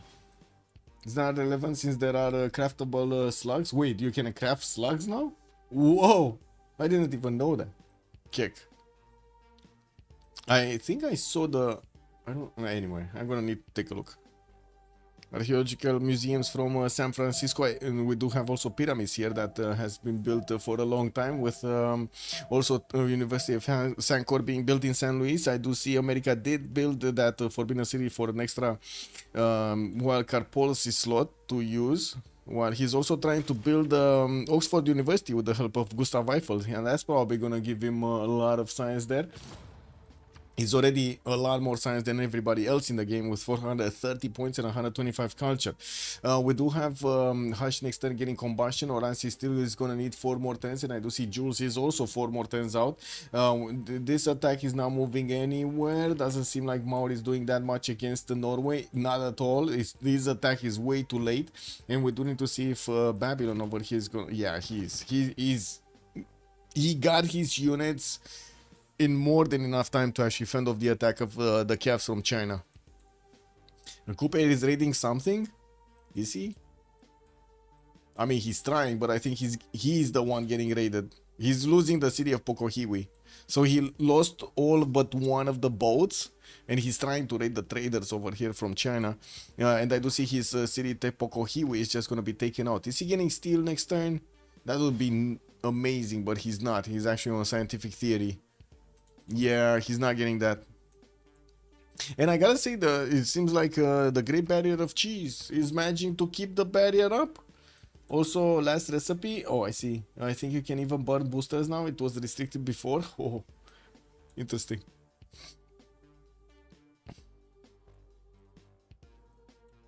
Okay, field cannon armies chipping away the strength of these cuirassiers, but I'm pretty sure next turn Hush is gonna get to upgrade quite a few of his units if he does have the gold. I do see Lani Marelli did manage to get a significant amount of gold. Maori, it looks like he did manage to pillage a lot of these traders. Hush is down to only 56 gold a turn. Only has 1 trader, 1, 2, 3 traders. Yeah, I think he actually pillaged a lot of the traders of Spain over here. And wait a second, the caravel actually still can't pillage, and he's not pillaging? Yo, Trial, my man, pillage. Because nobody is in a golden age, right? Nobody's getting his reform the coinage to get protection. Yeah, this is Wuzetian Dark Age. Okay, Oransi 2 turns out from combustion. Very nice. The famous 1-0 attack, yeah. The famous 1-0 attack. Okay. This is not going anywhere, to be honest. Yeah, he's gonna need to get battleships over here if he wants to attack into Christiansand and Ironclads to finish off the city center. But yeah, and Norway, as you can see, is getting a lot of his heavy chariot corps. He also wants to get his combustion quickly. We do have Norway actually going for square rigging. Interesting that he's, well, I guess he does want to actually get his industrialization, but I would have thought he would want to get combustion a lot faster, and maybe push back Adridi over here from his territory. With Adridi getting his steel just finished, he does have a few more cuirassiers, and of course getting to core them up, finishing the road towards the city of Sarpsborg and working on his encampment training projects. Rani Lakshmibai did get picked up, and I do see Byzantium did also recruit Napoleon Bonaparte, with Spain managing to recruit Andara. Rani Lakshmibai was recruited by Babylon, and the next one is going to be Jose de San Martin, with only 270 points to actually get it to pick it off. Okay. Thanks on Spain. I gotta say, they don't have that much gold in the bank.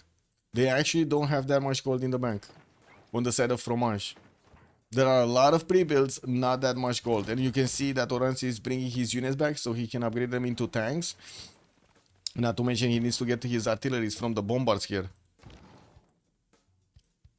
More industrial zones coming in. And switching to some oil power plants, getting his artilleries, and we'll have the roads to connect to the front line.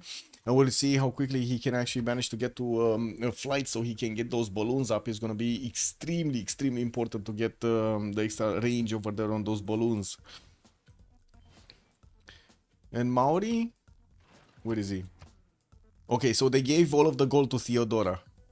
And I do see they gave some gold. No, they gave nothing. They gave nothing to Hush. Hush is not going to be happy when he's going to see a lot of upgrades. Tank armies on his borders upgrading from cuirassier armies, and he cannot do anything about it. Yeah, there we go. They're giving him as much gold as possible. He's on 310. No, well.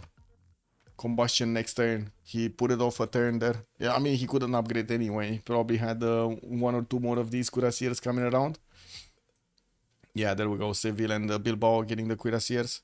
I do see the city center of Maori did get taken out by the Chinese Cavs, and of course also the Chinese caravels did also manage to take out these that one single cavalry that was that one single caravel that was standing alive next to the city of Jiaodong. Doesn't seem like Babylon is gonna get phased off by this, but I do see the Chinese Cavs are getting into the water, and we do have a Korean settler over there. We will need to see if Korea is gonna get phased off by this. He does have steel walls, and of course there are quite a few exposed mines here for the Cavs of China to get in and get to pillage some of those tiles. I did also get to play with my friends Escape from Tarkov, the new mission. They made a map. So they made something extremely, I would say, well, not hard, but it takes quite a bit of effort to get to. So they made a map that you can only access with a card. To get the card, you actually need to get the missions in another game that's going to be Escape from Tarkov Arena, which is a much faster paced, like, and it's not a survival. It's just like deathmatch, basically, like. And you need to actually get some special missions from that to roll the card, to be able to get the card and also transfer it to the other one.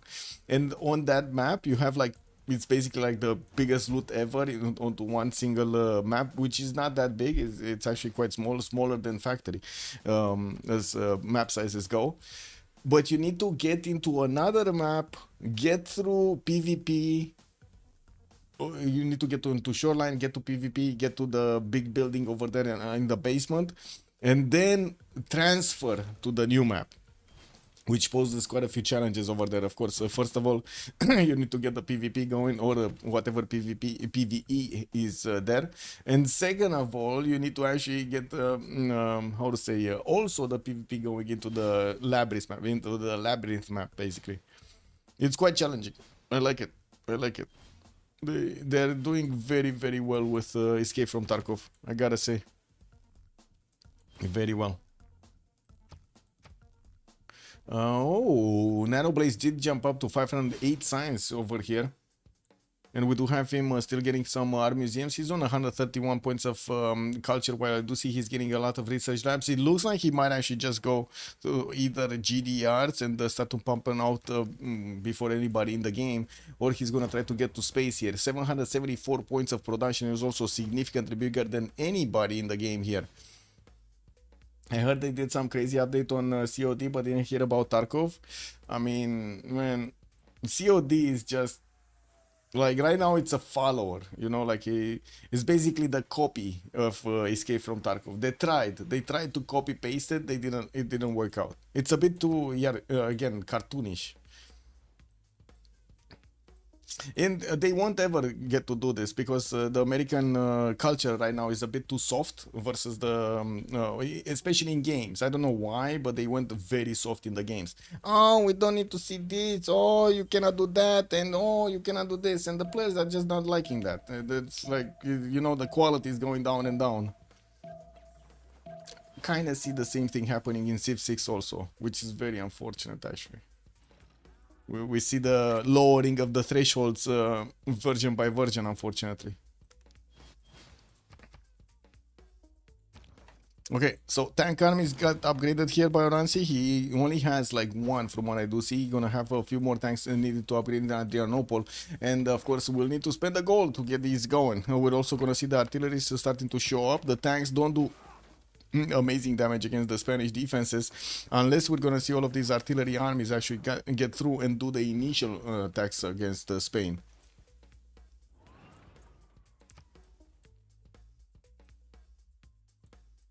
Yeah. Anyway, on the side of Korea, we're also gonna see him needing to upgrade his tanks, but again, goldies are gonna be a problem. We don't see the Maori fleet do anything against the cities of Norway here. He's just gonna try to stay alive here. Also, let's see, China. Yeah, couldn't get it. We do have Babylon with the tank corps that will get the counterattack against his opponent against China, while Landel is trying to get defining in 3 turns, doesn't have the pre-builds, only a single knight that could turn into a tank, and this is gonna be an issue since we do have Babylon with already 5 of these tank pre-builds, and also does have a general for them with the military engineers giving them the ability to move faster onto the front, and of course build the roads, the pathways for the resupply lines. This is gonna be massive against China. You're talking to a lot of people from USA nowadays. They have a very different opinion about games. Fortnite League and the COD are very famous there. Kind of different thinking. Yes, I agree. That's a cultural difference. I agree. But they're getting weaker. That's what I wanted to point out. The more of those games they're playing, they're getting weaker in the mind. That's the problem. And that's the problem I'm pointing out. For some reason, they're instead of trying to use games to increase their abilities, like the Americans, instead of trying to use the games to increase their abilities, they're lowering the abilities of the players.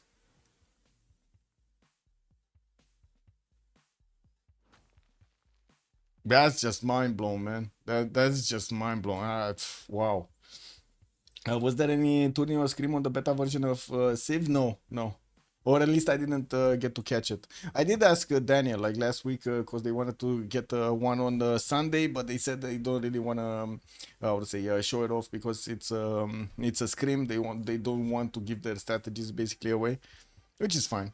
I had another game to take a look at anyway.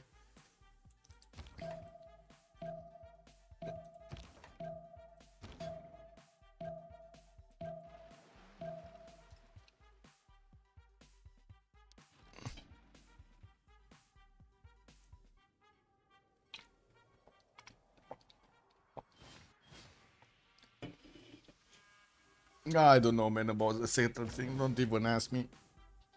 That's just, again, weakness being put into the game. In some form or another. It is what it is. Instead of allowing the players to, get punished for their mistakes and be forced to think better next time, be forced by the situation they find themselves in and so on, and losing the game because of this, they're just gonna put weakness into it and allow them to get through. Less strategic thinking, less punishment, less unfortunate results. It is what it is. There's like and I cannot help it. Like, what can I do? Force it or not? Nah, I'm not gonna do that. If they want to be if they want to keep on lowering the bar, sure.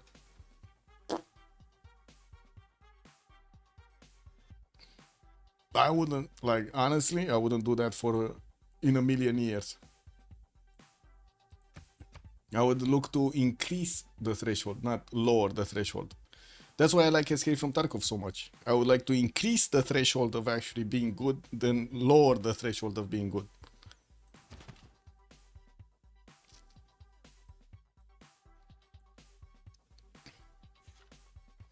But you have to admit that it's just a time waste on the pop teamer scheme when someone loses a settler. Of course, but that's how you get punished.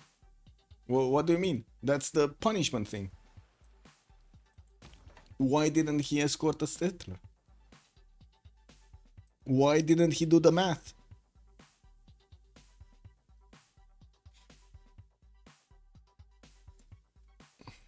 It's good to turn it off in the pro games. No. That's just again, that's just not gonna be used.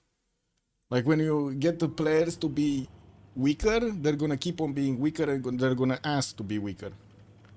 Punish 7-9 people for a relobby. For a relobby. Just get another game going. You lost, no? Or keep going and lose the settler. I don't know, man. I have a different opinion on this. Like I said, I find it unfortunate they are doing this. Very unfortunate. They are weakening all of the competitive scene because of this. Across the board. And it's all started with Civ7 actually. Because Civ7 again weakens all of the strategy, unfortunately. The strategy genre actually. Like in Civ6 you had a lot of things that would punish you for making mistakes, for not doing the math, for not moving properly, for not being paying attention at some point to actually do this. In Civ7 you don't have that. There's barely any punishment built into the game. No surprise nobody wants to play it. And my fear is they might actually, like, if they keep on doing this, they will kill off Civ6 as well as I would say they did Civ7, which is very unfortunate, you know. I think we had a great community going. Very unfortunate to see this happening. Anyway, more thanks coming in from Byzantium. Thanks. But not enough strength to go against Spain. Spain is just keeping this out. We do have Byzantium with quite a few bombard armies that are not gonna need to get through over here, and from what I do see, Byzantium is actually sending some of his units towards the south, towards China. They might actually converge on China, with both Babylon having the ability to go against him, and at the same time also, of course, from the north, Byzantium having a much stronger unit against whatever China can actually pull off here. I do see Korea just keeps on being to the south of Norway, keeps on keeping the city of Sarpsborg alive there with no counterattack. Norway is gonna get his own combustion soon. I do see him actually, well, getting the boost from Nano Blaze then. Actually, wait, they got a boost from Hush.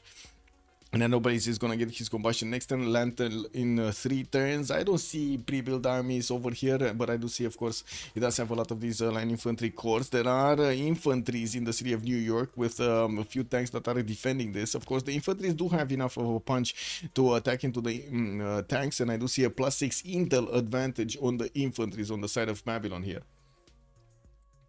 You had a situation in some Timor game. We have a lot of reload because settler stealing, just regular public games, no tournament. I met enemy settler with a scout, and the next time I pretend that I was no fast enough, but I was not even trying.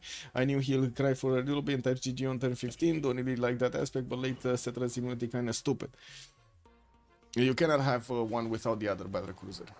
You either punish the player for making mistakes, or you don't punish the player for making mistakes. If you don't punish the player for making mistakes, all of the other things are not happening. So it's the only way to go. Anyway, we will see. Whatever.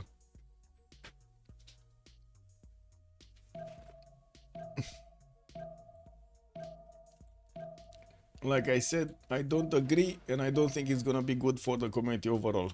Actually, I'm 100% sure it's not gonna be good for the community overall. Oh well, it is what it is. What can I say? It's not like we don't see Europe and America going down in slowly but surely in their how to say in their approaches. So whatever.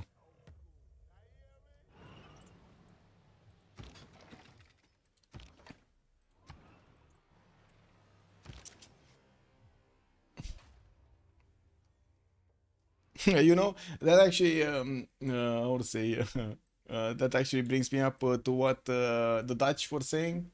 Not sure if you saw the Dutch complaining that their children are not getting the experience from the outside anymore because they're not playing with fire, they're not actually getting hurt anymore, and so on and so forth. They have been pampered too much and protected too much. And now they have children that do not know what to do in reality anymore. They, you know, they're like too, how to say it, too weak basically. And even the prime ministers and the politicians have started actually shouting out, this shouldn't be, like we should force the players force the children to try to I would say allow them to make mistakes so they can learn from them. Protecting them from mistakes is not going to help them. Well, at least somebody has a little bit of brain. In China, the weakest link will be taken out next. Oh, that's gonna be funny. That's gonna be funny when America is gonna hit that wall and it's not gonna do anything. Yeah, that's probably gonna be the biggest wake-up call, right? After they lower their quality, going against China, that increased their quality significantly when it comes to actually men, basically. Yeah, that's gonna be funny. We're gonna have quite a show on our hands. What can I say? The world is coming to the normal state after sleeping for 50 years. That's not a surprise. I don't know if normal state would be the correct word to say. And I don't know if sleeping for 50 years, it did, I think it's more for like 12 years now. Anyway, we do have quite a few caps coming around from Babylon. He did need, retreat his units towards the northwest, started attacking with the ones on the eastern side, getting through the initial defenses of China, while we do have also Byzantium starting to get his units from the north with a few artilleries repositioning towards the city of Chengdu. We do see Byzantium is not choosing to push into Spain. He does still have quite a few cuirassiers that he should upgrade into tanks here. We're going to need to see how things are going to evolve.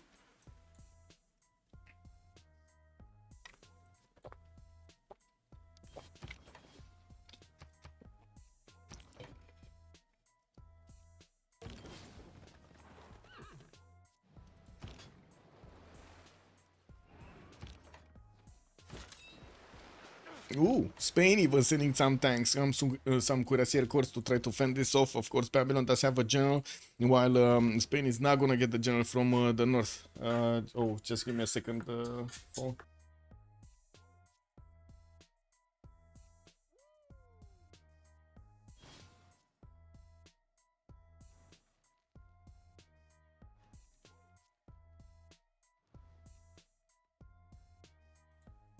Sorry, a friend of mine wanted to meet another nightbird like me, I guess.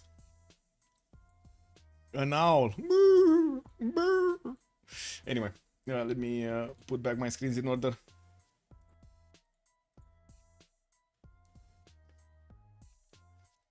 Okay, so Byzantium will start to actually get very close to the Chinese city of Chengdu. That city does have, of course, the wall fortification, and in the tech side, I do see China is going for scientific theory, not really following up with the tanks here, trying to get a few more cuirassiers, and of course, from what I do see, he has a few more settlers coming around, another spy from Chengdu, while these tanks of Babylon are gonna get the movement points right now. They're gonna get into the borders of China next turn. They can easily two-shot the caps of Landel.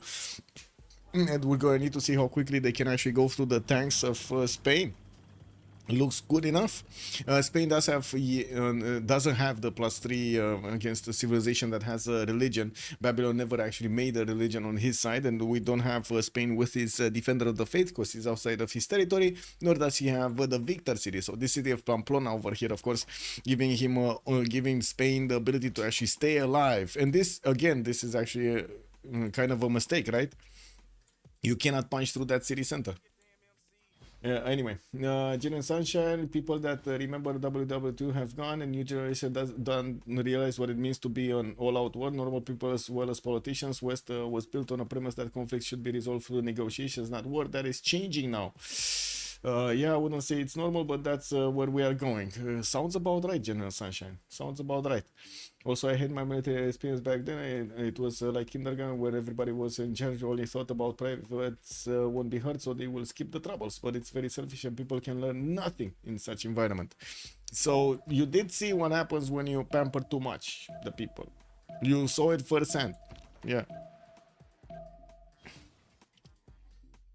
I was remembering when I'm sorry if I'm saying this or I'm being disrespectful, but I found it extremely funny when some of the French, how to say, French soldiers got deployed in Romania. Only a few thousand of them got deployed to one of the bases, and the base didn't have proper toilets or didn't have like proper garbage cans or something like that. And they started complaining, and I was like, what are you gonna do on the front line? You know, like if you're complaining now, what are you gonna do on the front line, man? How can I trust you that you're gonna be on the front line? You know, like there on the front line, actually defending your territory, defending the country, defending the home, whatever, when you're complaining about garbage cans. You know what I mean? This is what? Wow, wow, wow, wow, wow, wow. And in stark contrast, you have Finland actually putting their people into deep water. How to say, deep icy water to get them trained up so they could withstand the long term. It's like incredible. Wow. Oh man. Yeah, maybe it's just propaganda. Maybe these are all lies. What can I say? Coming up from YouTube. I hope. I hope they are. Or from the media.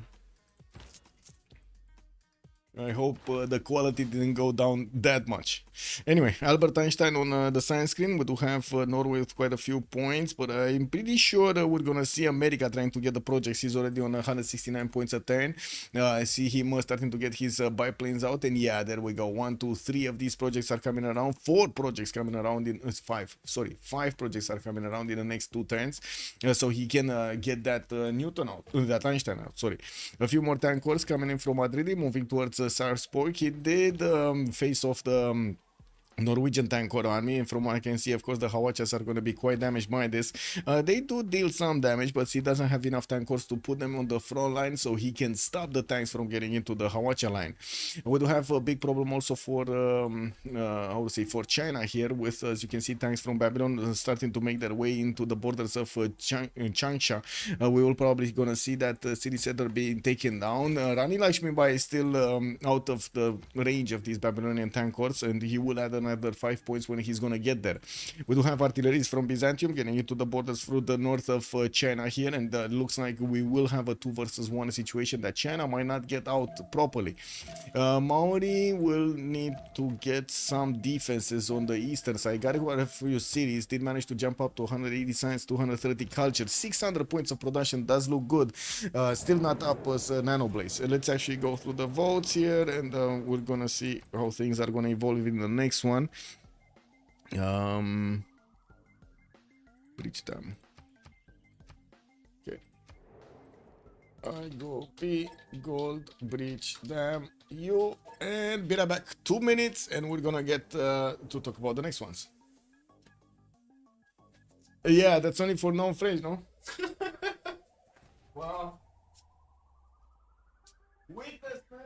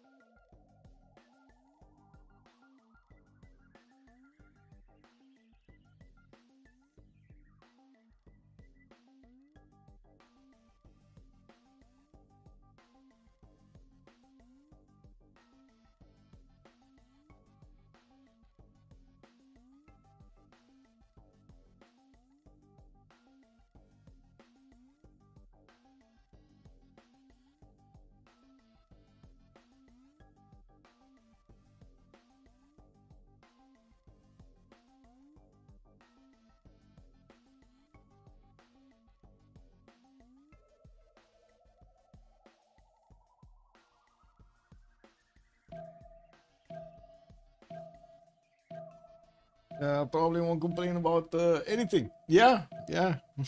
Kick. Only those guys that can always switch sides. Yeah, yeah. Yeah, don't get your army. Yeah, yeah, yeah. It's amazing. Anyway, I guess we will see how things are going to evolve. What I can say, it's quite a show on TV these times. Quite a show on TV.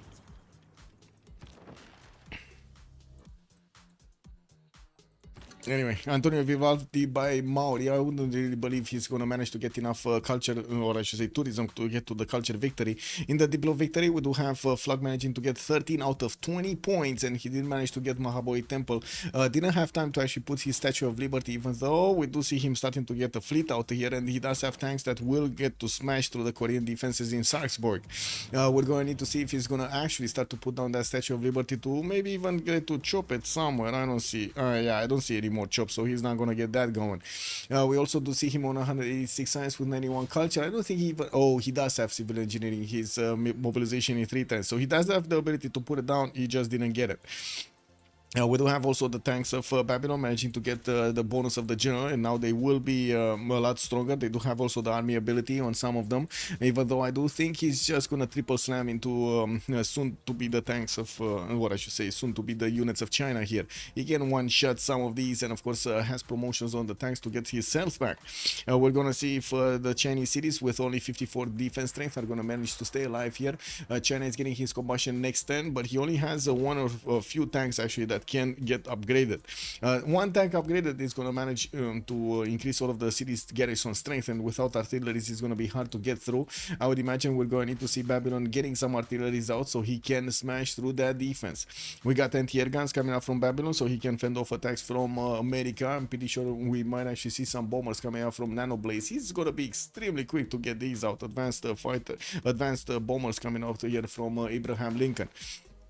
We also do have a lot more points on America with 172 great scientist points acquired this time around. Looks like Norway is now making projects. He's only on 23, and we're probably going to see the campus research projects finish, and also Einstein being recruited here by Nanoblaze, adding a lot more science on his side. 800 science, 150 culture, advanced flight next 10. I wouldn't say that I would say the GDRs are far away from him. I'm pretty sure the bombers are going to get with the fighters to do the initial attacks, and then we're going to see a lot of these GDRs come out from America.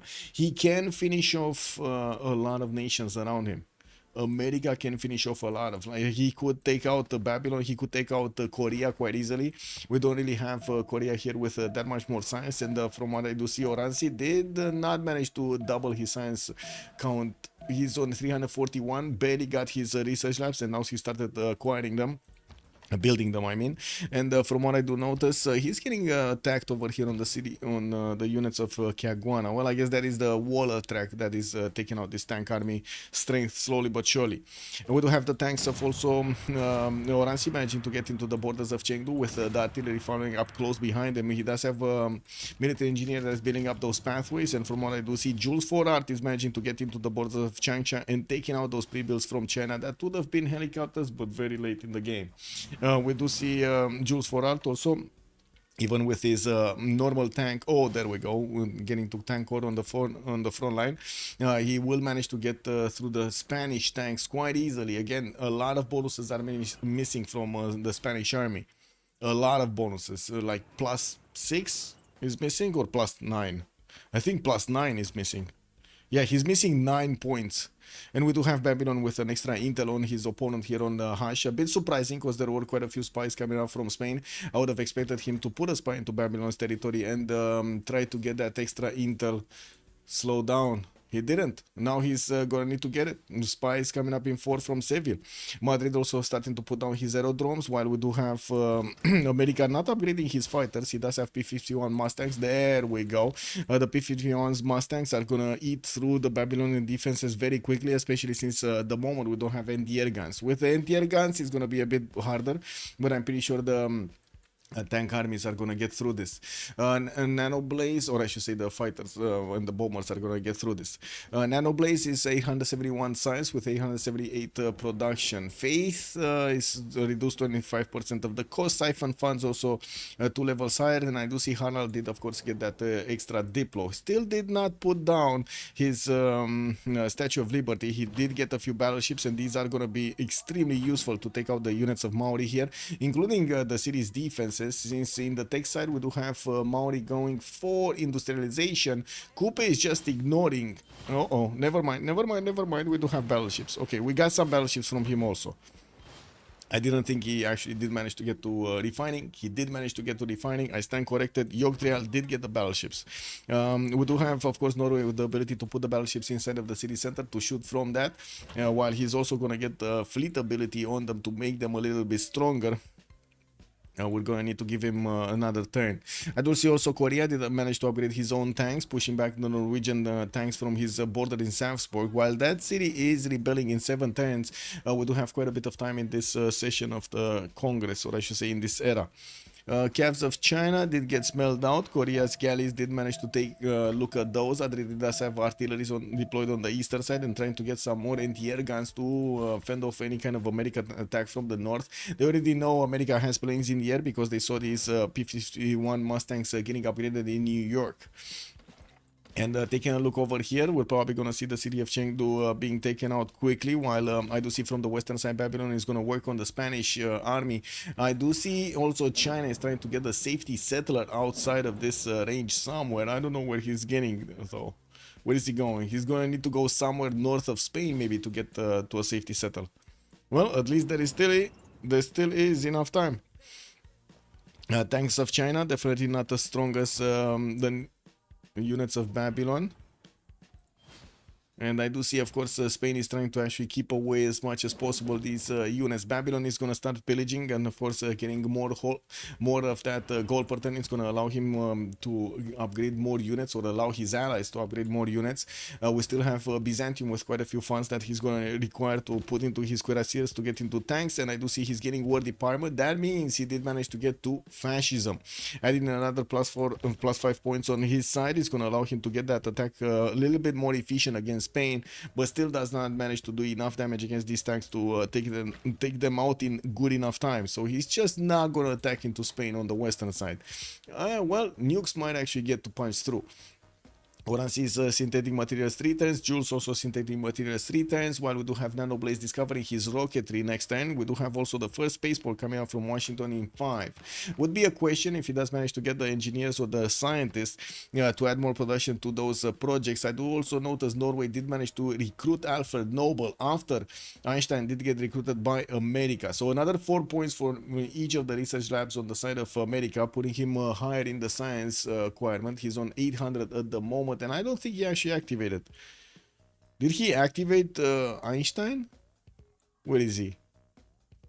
Yeah, he did activate it. I don't see him anywhere. So he did activate Einstein. Okay, never mind.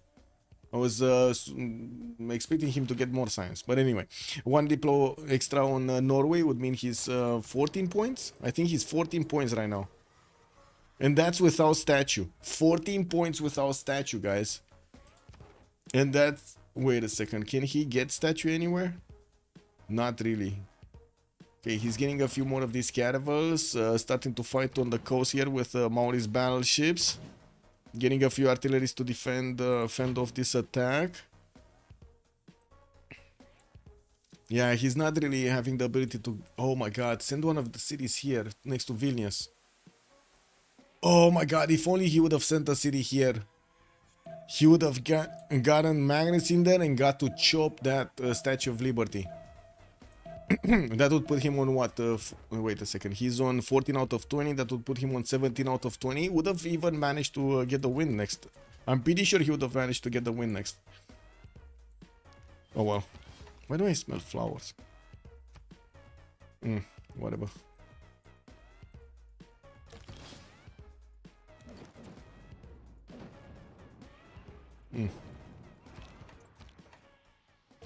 Anyway, more pillages from Byzantium. As you can see, the city of Chengdu got taken out quite quickly by the units of Byzantium, with the artillery starting to get to shoot, not even having the balloon ability.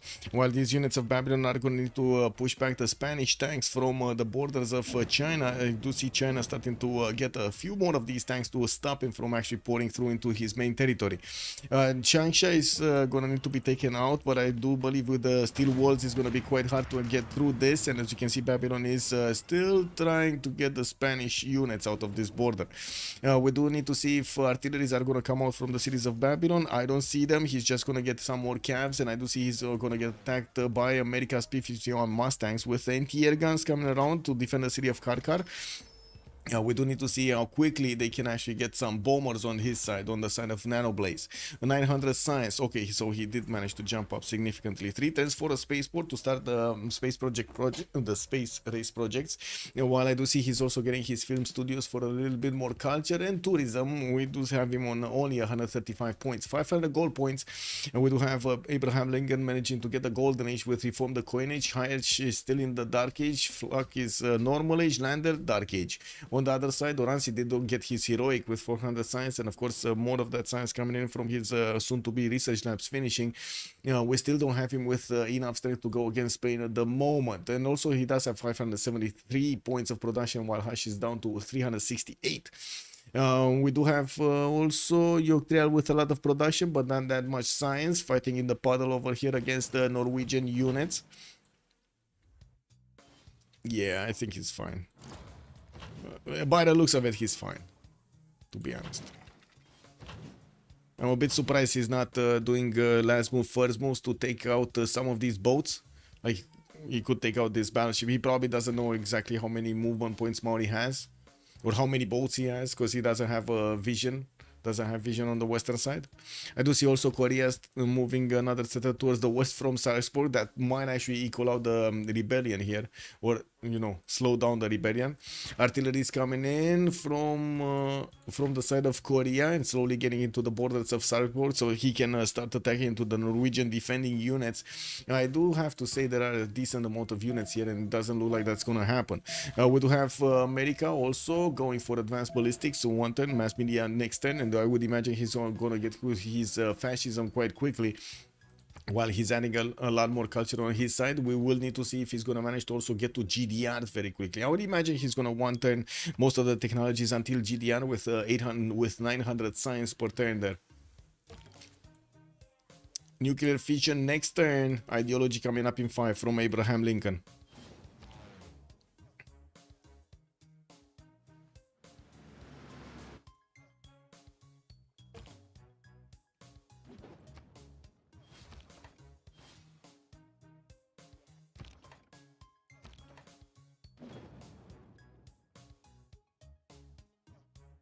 Okay, military engineers, pipelines, anti-air guns very slowly coming up from Spain. And what do we have here? Changsha, definitely not gonna get easily attacked here. Of course, Babylon just milking everything, every one of these tiles of gold, and we do have the artillery of Byzantium starting to actually get through. Chengdu easily got taken over, and I do see the new the tanks of Byzantium are getting next to Chengdu and also Xi'an at the same time.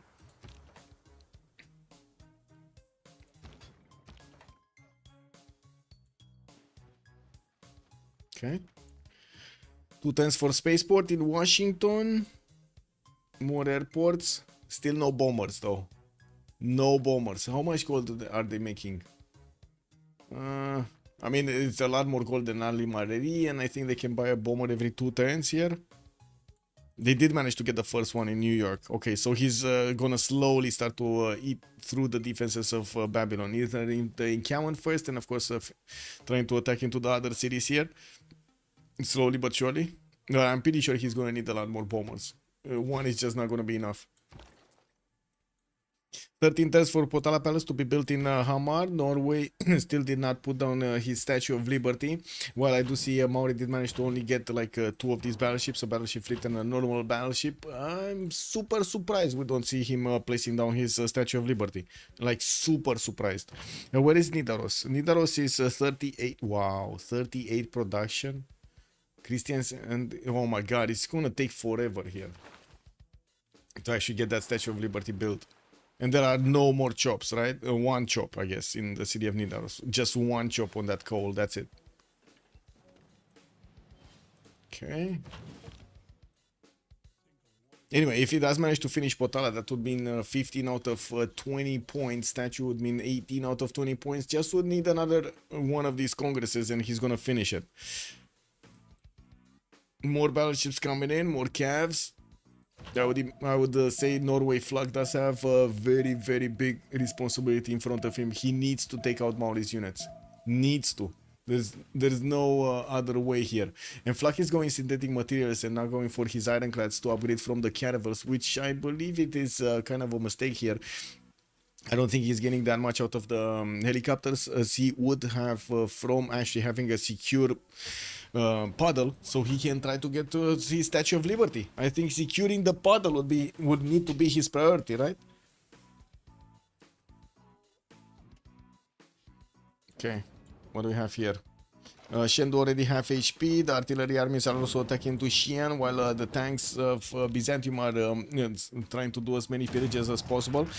We do see the same thing happening in Babylon's attack front on the western side, while China is still a bit confused where to actually get that settler going. Landel is getting massively, I would say, under attack here. We do have also the military engineers managing to get the railroads going from the lands of Babylon to the forward city of his opponents there. And I do also notice the P-51s are starting to do massive amounts of damage against the Babylonian units. The anti-air guns did get repositioned towards the front line, so they can actually add some extra defense to all of these tiles here, and we do have more of them showing up. We're going to need to see if the bombers and or the American Cavs are gonna start eating away the Babylonian tank army soon. We do have one of the Babylonian cuirassier corps that did manage to get into the borders of San Luis here, trying to pillage one of the campuses, with one turn also for the spaceport to finish in Washington. Okay, doesn't seem like anything's moving here. Battleship did get out. It still cannot one-shot the battleship fleet of his opponent, neither the normal battleship actually, neither the caravel, so he cannot one-shot anything here.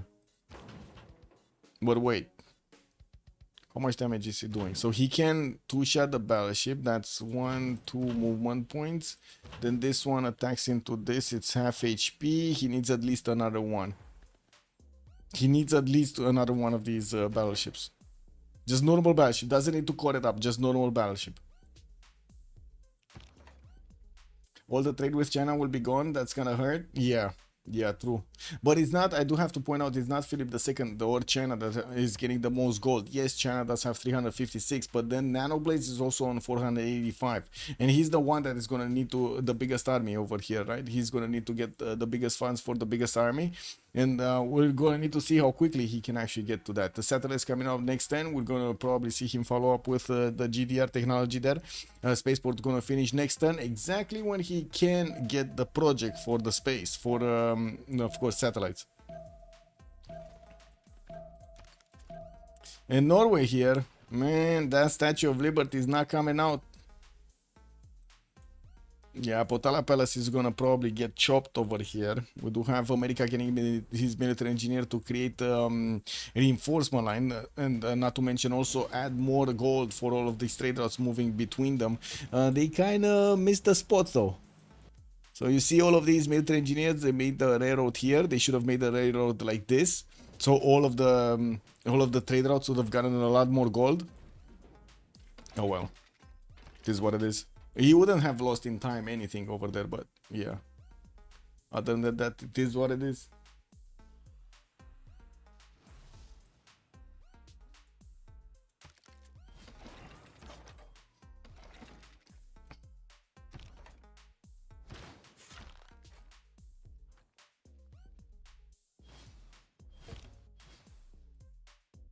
Okay, what's happening here?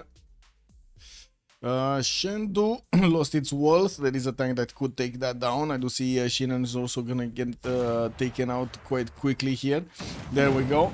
But also his spy got pushed out. Unfortunately, got to lose its extra intel. Shend also got taken out. Oranzi, they might actually successfully take out China before China can actually get his safety settled out. He just cannot get anywhere. Look at this. He cannot get anywhere. He's stuck in the puddle. Landel is stuck in the puddle. Is that gonna help them though? As in, that's gonna be a major problem actually getting any kind of Diplo victory, right? They need to get the points. They need to get the points from the Wonders. This is, I gotta say, massive mistake that Norway couldn't get this. I'm not saying he could have, because you know he got attacked from Norway, from the western side, from Maori. He got attacked by Korea in the south. They still have major armies on his borders. It's kind of tough. It's kind of tough. But to be honest, I think he could have gotten a city over here with Magnus to chop out that Statue of Liberty. He just needed to prepare a little bit for it, right? Get it in time. Now it's a bit too late to get it there before the World Congress actually gets to activate in the next one. And they might lose a player. This is a problem. There are only 3 cities remaining for China to defend, and it's going to be massively problematic to actually try to get the Diplo victory if you start losing players. We do have Nanoblaze jumping up to 2200 military strength, and we're going to need to see if he's going to manage to flex that ability against Babylon here. Looks like that is his main choice of target, with mechanized infantry also coming around. These are going to be really bad boys against the tanks of Babylon here. Okay, 2 tens launch Earth satellite, and also 5 tens for Manhattan Project to come out from San Francisco, placing down a few more of these spaceports, and going for lasers with ideology finishing up in 3 tens. He's not going to be far away from getting fascism, adding another +5 points of extra strength against his opponent here.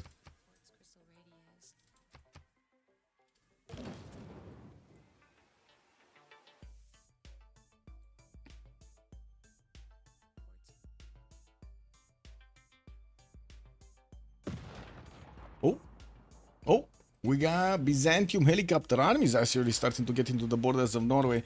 Maori was trying to actually get closer to that city center to keep attacking into it, while he's also placing down a few artilleries to start attacking into the city center.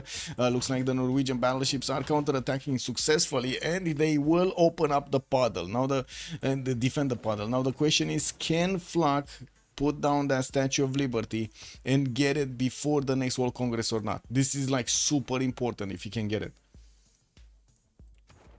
Again, 18 out of 20 points is kind of like very close to the win, no? Very close. Okay, Beijing is going to be taken out probably next turn. We do have tanks from Byzantium getting closer to Jiaodong, and I do see him two-shotting the Chinese tank horse. There's no general over there from China. And yeah, we do need to see the artilleries. The artilleries, Byzantium does have another one in Chengdu, does have a promotion, and is going to get closer to Jiaodong.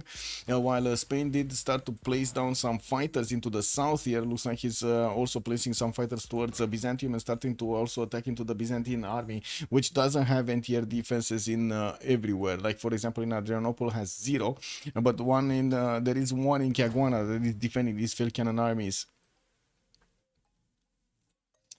Fortuna Belli RG2 singing magpie screaming to be fed woke me up. Oh my god, okay. That sounds really chaotic over there.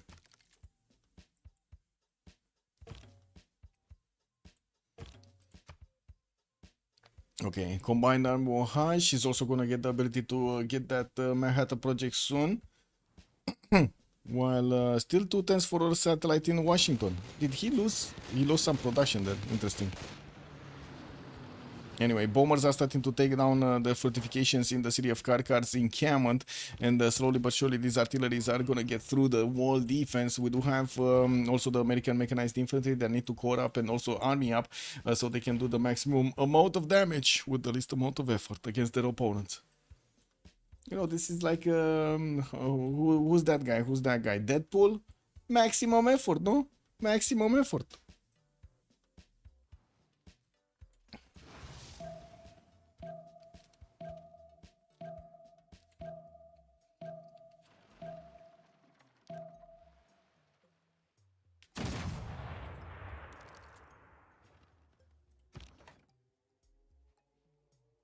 Ooh, +6. +6 taxes straight on the side of Byzantium. Where did he get another religion from? What? Wait, did China get a religion? I think China got a religion, right? And he converted the China religion? Yeah, he converted the China religion and he got a +6. Very nice. Beijing gonna be taken out. Byzantium does have the ability to move the tank, the artillery corps on the western side. As you can see, he's using his military engineers to also add more speed to all of these units. With the first artillery army starting to get the shots on that city center, it seems like it's 2 turns out from being taken out entirely. We do have China with the ability to actually place one of his cities over here to the southwest of Bilbao. Maybe he's gonna stay alive for another few turns, but I don't think he's actually gonna stay alive until the end of the game here. Also, how's it going? Still going. Yeah, it's still going. It's still going. Need to borrow Athena that will put the cat amongst the birds. Oh my god, Athena would be actually... No. I have another one. 80s, man.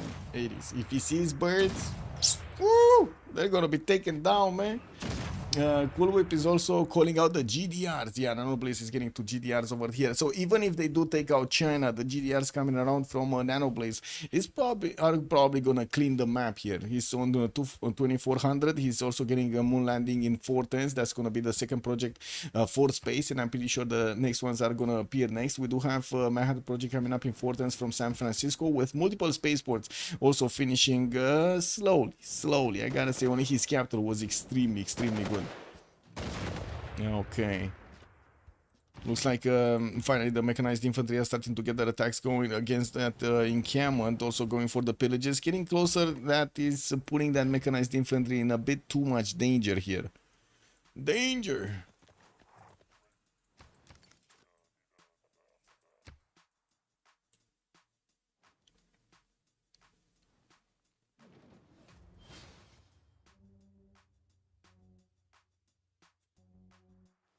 Okay, modern armies coming up from Babylon. He's still gonna put up a hell of a fight over there against America, but when the GDRs come out, not even the modern armies are gonna help him.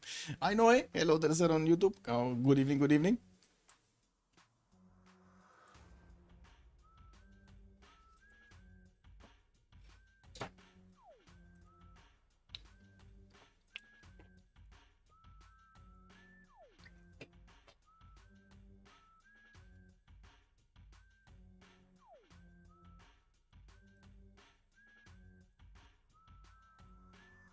Whoa.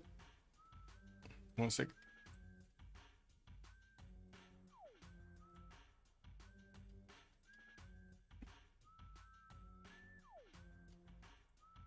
Let me see. Let me clear my pings. See if I have anything to respond to.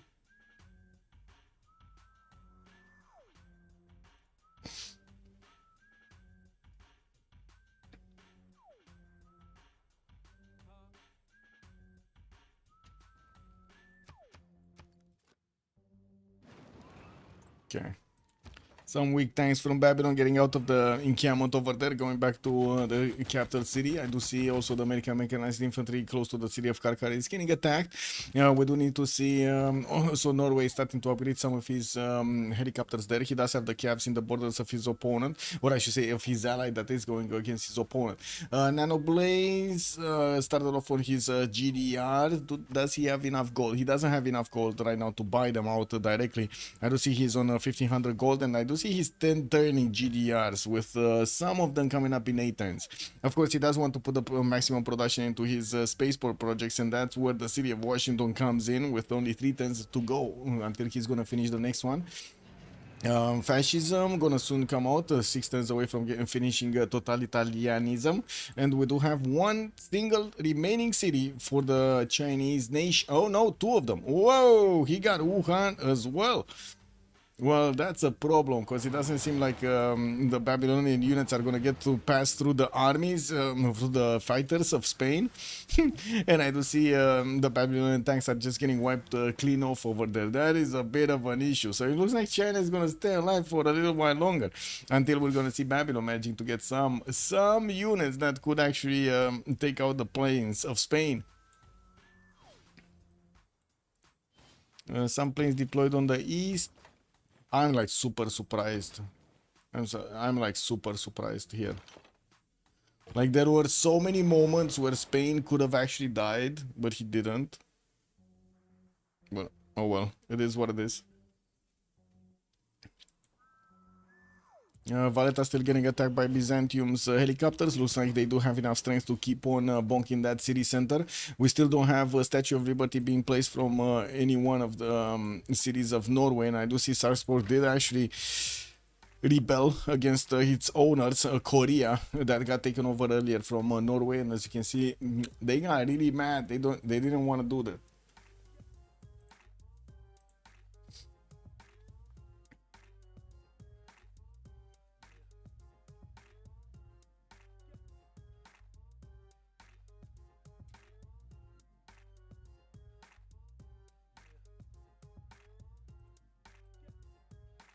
Okay, getting this back. GDRs are slow to build. 7 tends to get the first ones. It's gonna be slow to build here. 4 tens also for Potala Palace to finish in the city of Mar. Norway is gonna try to chop that, but we'll see. We'll see if the Statue of Liberty, man. The Statue of Liberty. So he's 14 out of 20. He would get 15 out of 20. And looking at the score tab here, I guess they do have the biggest. They actually do have the most Diplo favor. 700 points of luck, 236 on the side of Hush. They have the most Diplo favor here. Ooh. I really need to get a haircut, by the way. Really need to get a haircut. Yeah. Maybe tomorrow, the day after tomorrow, I need to get a haircut. Anyway.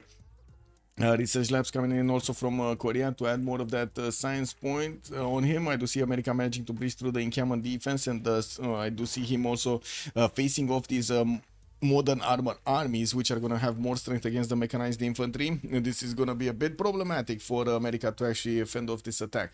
We do have also some more fighters and airstrips being built in the city of New York, while I'm pretty sure he's just going to wait for the GDRs to come out. We're going to need to see when the first one is actually going to get onto the front line. 2 tests for Manhattan Project to finish in the city of San Francisco, while I do see the Norwegian units first went to the east, now they're going to the west side. We're going to need to see when they do get upgraded into those helicopters, what is he going to do with them. How many GDRs? 1, 2, 3, 4, 5 in the build queues? Yeah, 5 GDRs in the build queues. All of them 7 to 8 turns. Wuhan rebelling in 8. Well, that city is gonna grow a bit in population. And that's gonna be fine. And without any anti-air guns on the side of Babylon, he cannot successfully get the Byzantine artillery corps to attack into the city center, even though that would have put it down, and maybe one of the tanks would have just jumped into the water to get the city center itself. More fighters coming up from Spain. He put quite a few of them on the eastern side and keeps on getting promotions, slowly but surely attacking into the units of Byzantium, maybe even taking some of them down, especially the field cannon armies that can get too shot over there by the fighters. We do have also Taiwan rebelling, but I'm pretty sure we're gonna see Byzantium getting that city center. Oof. No artillery though. It's gonna be slow and painful. While I do see on the side of Maori, we do have him on 200 science with 400 culture, 330 tourism per 10. I do see Octrial is trying to get the rogue pants out, but to be honest, I think he's kind of late to the party over here trying to get the culture victory. We do have him 18, no, not even 18. He's 10 out of 150 to get this. Even Oransi does have more at this point. There are quite a few musicians recruited, quite a few rogue pants that are going to start playing in the lands of Oransi.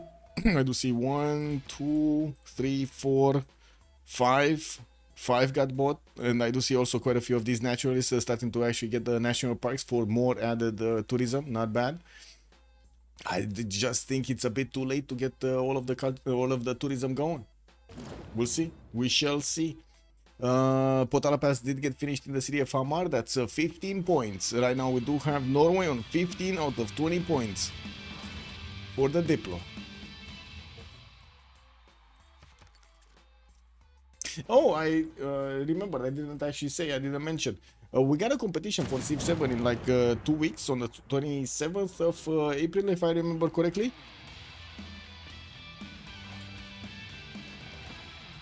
It's gonna be quite an experiment to actually see, because we don't have a spectator mode built in, no? So we need to take a look at Discord streams, which, okay, not same quality, but still we can have some vision over them.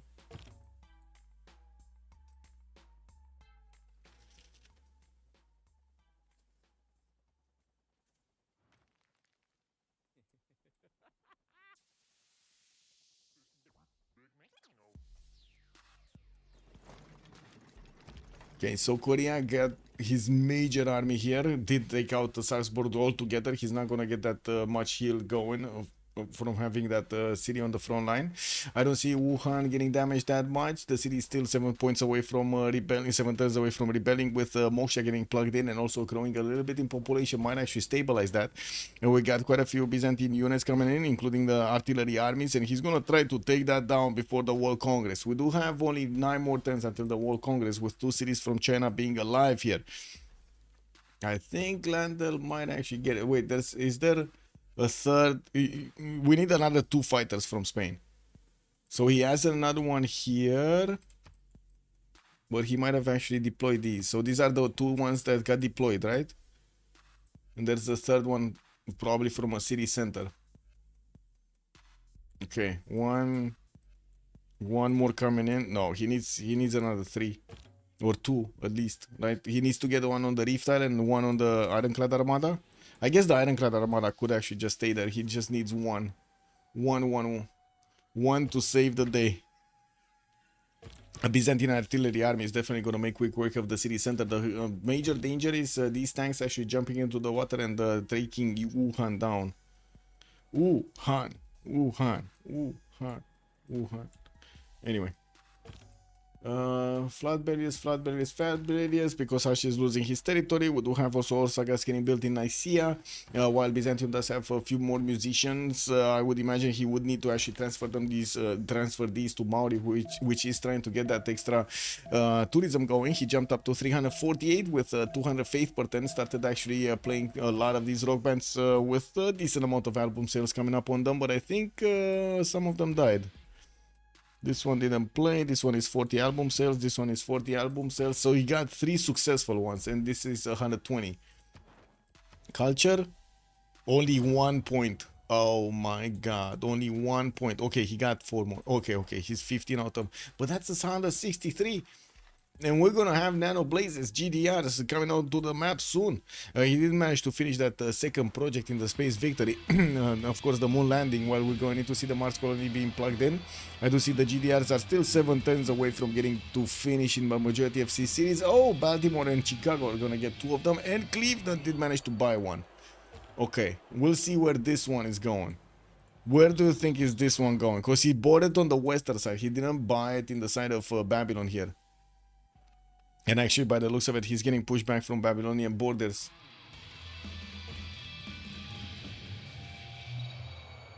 Well, that's a rock band that just died.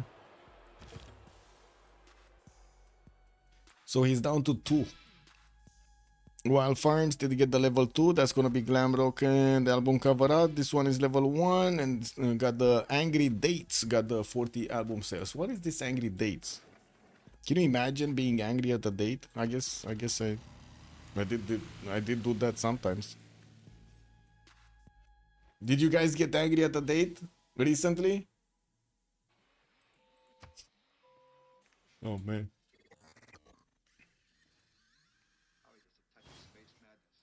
Okay, let's see.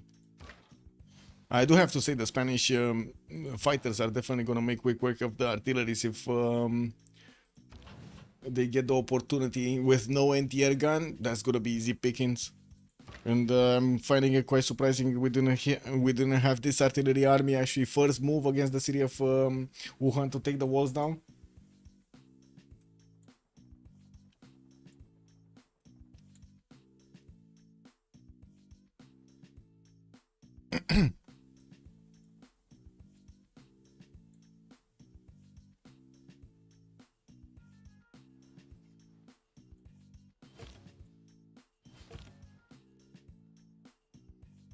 Well, Korea does have a decently sized army that he's not using to actually push Norway right now. Valletta is still being attacked by Byzantium, but it's still very strong to actually keep his health there. Byzantium will need to move out this helicopter army and maybe get some heals off of it. It doesn't seem like he's going to have the opportunity to actually pillage these former farms here to get the med packs going. Yeah, this one either needs to get hit quite a few times to get those extra 8 points of experience going so he can get another level, or needs to GTFO out of there so he can actually get to promoted. Okay, where is the GDR going? Going west. What? It's going into Maori territory? It's going into Norway territory? Where is he going? No, Norway is his ally, so he needs to go Maori territory. Kick W. Okay. Okay. Well, first nuke coming out in 5, and we do have War Department getting built in Washington. That means we will see an extra +5 on the units of Babylon, or the units of America against Babylon, I should say, with also Babylon getting his telecommunication suffrage next turn. We do have America finally getting a balloon on the front line and upgrading his P-51 Mustangs into jet fighters. Now, these are going to take a little less damage from the anti-air guns here. Date is also a fruit, yeah, but it's funnier to actually say the other one, no? It's fun. You cannot really be angry at a date, no? But a fruit. Can you be angry at a fruit? I guess you can be angry at anything.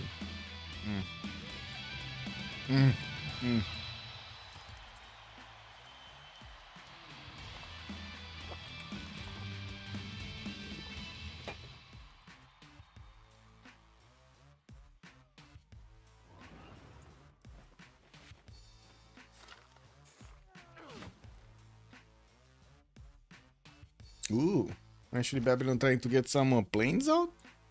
Okay, well, it's very slowly getting his biplanes out. Yeah, getting radio in 2 is gonna take a while.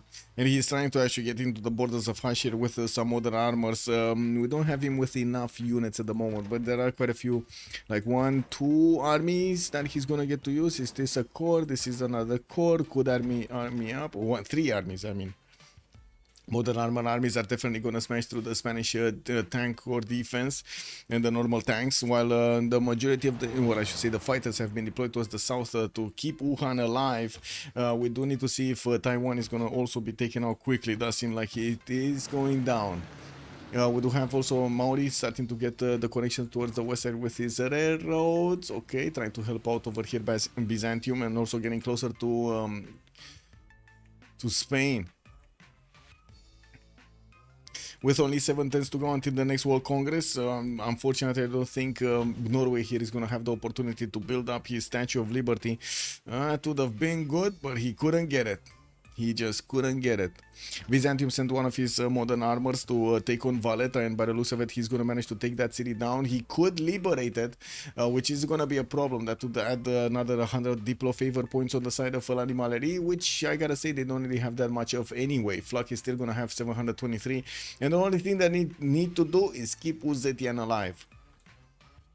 This is very dangerous, actually. They have more than enough Diplo favor to win the points in the next Congress. 7 turns to go. We might not even need those GTRs to come out. Okay, 3 turns for Mars Colony. From America, from Nano Blaze, with another 2 GTRs coming up also in 3 turns. Ooh, another one is getting out next turn in Chicago. Chicago!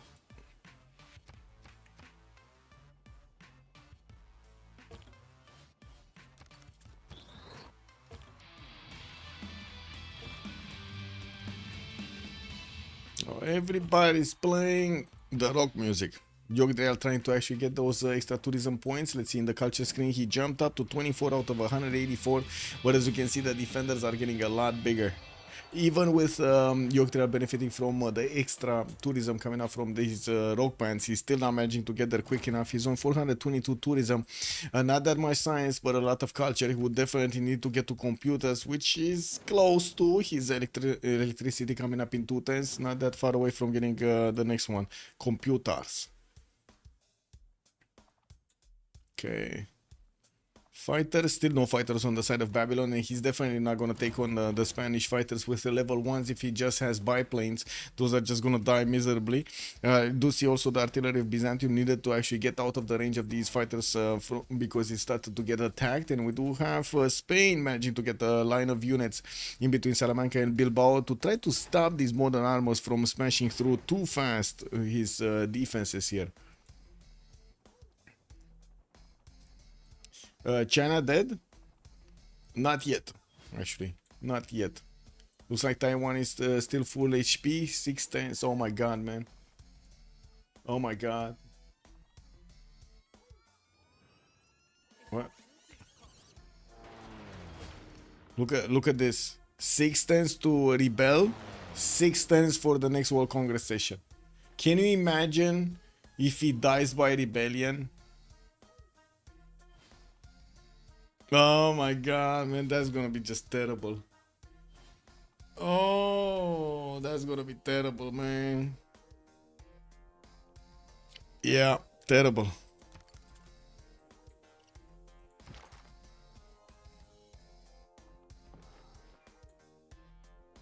Okay, 2 times National History Museum also coming around from Maori. I'm gonna get a few more slots over there. I do see Valletta has been taken down. I don't see it liberated, but yeah, he did manage to liberate it. He's on 213 Diplo favor. It's still not enough though. Not enough. What's going on? Pico is saying sorry, but we don't know why he's saying sorry. It is a decision. Okay.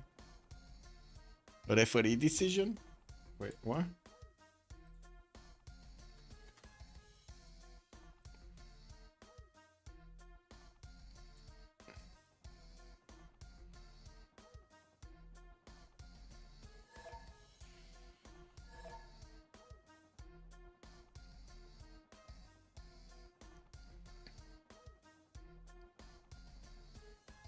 Pico is saying, okay, Uzetian, apparently you have a very strong spy. Okay. What did happen to Pico? What?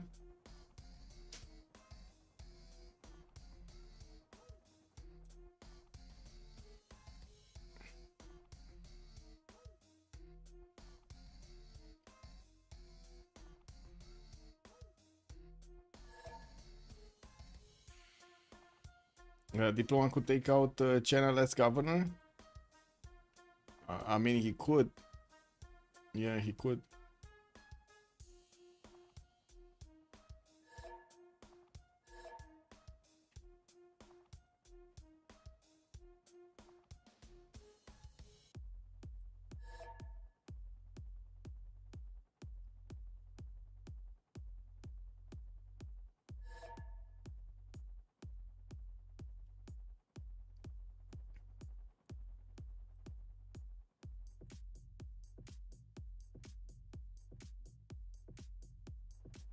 A bit of confusion. Confusion. Anyway, where are the GDRs going? Oh my god, this GDR is taking so long. Oh, anyway, it's fine. He's gonna get into the borders of Maori, gonna start to smash it. This is their what? This is, I gotta say, is their actually win condition on the side of l'Animalerie. They're trying to get Coupe to get that culture victory going, and American Nanoblaze is coming in with those GDRs to take down the cities of Maori here one by one. Not that much strength to actually fend this off, and Byzantium, even if he does have a few of these modern armors, they're just gonna get one shot or 2 shot by these GDRs. Definitely not going to withstand the damage. With nuclear devices also coming up in 2 turns from San Francisco, we might actually see him drop it on the city of Karkar, and we're going to need to see if the GDRs are going to follow up the attack with only a few more turns to get quite a few of them. We do also have this Mars colony finishing up in 2 turns from Washington, which would open up the last project over there for outward expedition, and we're going to need to see if he's going to manage to get it going. I'm a bit worried here about the score screen if they lose Landel. So they will have at least 250 favor on each side. That's more than what I can see on the landing side. So you do see he has, we do have Fluck here with 744 points, Hash is 290, and then landed on 84. They will get to bring this together and then split it up to everyone. So I think they will get 250-ish each.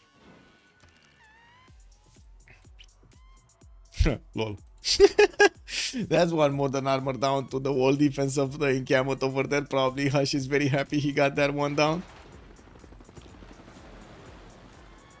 Wait, is there another plane? No, but there's a destroyer armada. Take out the modern armor, my man. Look, Hush. No. Don't move out the units from Wuhan. Take out that modern armor. Look at this. Look at this. Look at this destroyer armor. There we go. There we go. He got to take it out. Very nice. And this other one, this destroyer, is it actually, is this land or is it flooded? It's submerged. Okay, it's not fully flood. It's not fully water. Okay, more of these occurrence playing. We got a level 2 and I think level 0. Wait, I think one of them died again. It's unfortunate. A lot of them actually died. Okay, so looks like the city of Taiwan is not gonna get attacked by one of those artilleries, and it takes quite a bit of time for the Byzantine tanks to go through that defense by the looks of it. Yeah, we also have Wuhan that is still staying alive. She's getting attacked by these units from Babylon into his main cities, and only 5 turns to go until the next World Congress. I do have to say China over here is also gonna get an extra population point in the next 3 turns, and I do see he's getting a trade. Okay, he might actually get to no, he cannot trade together, right, with anybody. Anyway, this is what it is. Still rebelling in 5.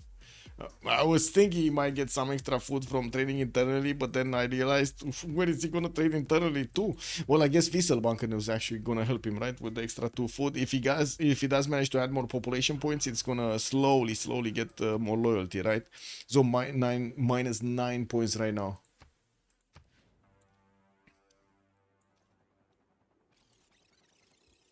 Okay, no option for Byzantium to go against the Spanish army over here in Pamplona. We got machine guns ready to fight off these tanks coming against him. And taking a look at also America's choices, we don't see a single GDR being deployed towards the southeast. Getting a few more nukes in the build queues. While we do have him still 2 turns out from Mars Colony. The western side, he was bringing 3 GDRs to the party with a military engineer starting to get the pathways going. The first one, actually this is the 4th one, right? The 4th GDR already getting into the borders of Byzantium here, and did manage to get his levels up.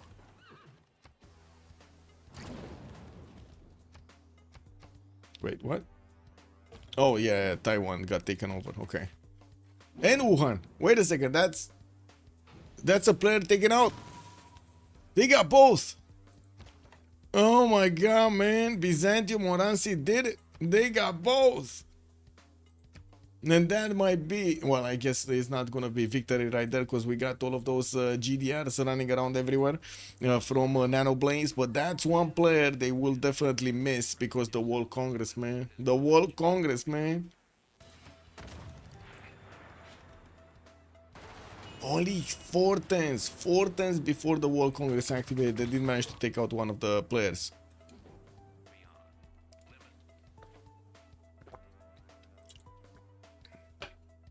And if only he would have managed to get one city earlier somewhere.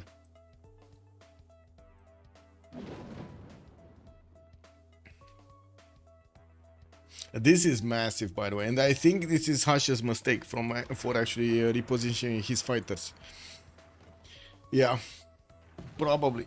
I mean, he got attacked over here in Salamanca and Bilbao. He needed to retreat some of his fighters, but I don't think he could have. They couldn't afford to actually not to lose Wuhan. They couldn't afford to lose Wuhan. That's my thought on it.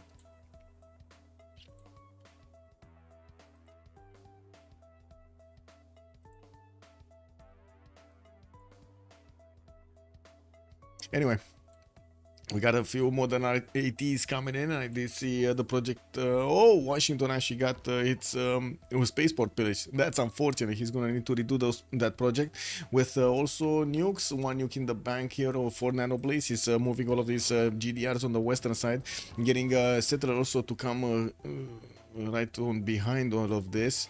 The military engineer still will need quite a few turns to get through this, and I do see the first GDR on the map will get closer to Opotiki. Yeah, he's just gonna get to smash through. Modern armor's not a problem for him. Definitely not a problem for him. Is he gonna be quick enough though? And is he gonna get those spaceports going? Robert got that also over here for the 20% space race. He does have, wait a second, he didn't get mausoleum somewhere? Because I see he has 2 charges. Yeah, he did get mausoleum. Nice. Nice. That's a lot of production towards his space race projects. So much production. Still didn't put a GDR towards the southeast, towards Babylon. He's just ignoring his next door neighbor here, but does have quite a few jet fighters to fend off the attack. He does want to go against the one that is trying to get the culture victory, and that's going to be Coupe. Even though I don't really believe in the chances of Coupe to get it, he's 35 out of 207 points, and I do see Yogtrail is still trying. He's still trying to get it. Yeah, but I'm pretty sure when the next batch of American GDRs are going to get into the borders of Maori, these cities are going to fall very quickly. And they do have some railroads in between them, so pathways are going to be easy to actually follow. And it's just a matter of time until they actually get onto the railroads here to get actually into the borders very quickly. Get to move very quickly. Yeah, there we go. There we go. Getting to move very quickly.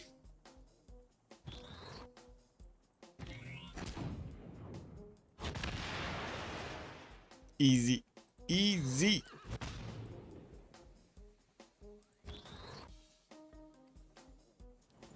Spain?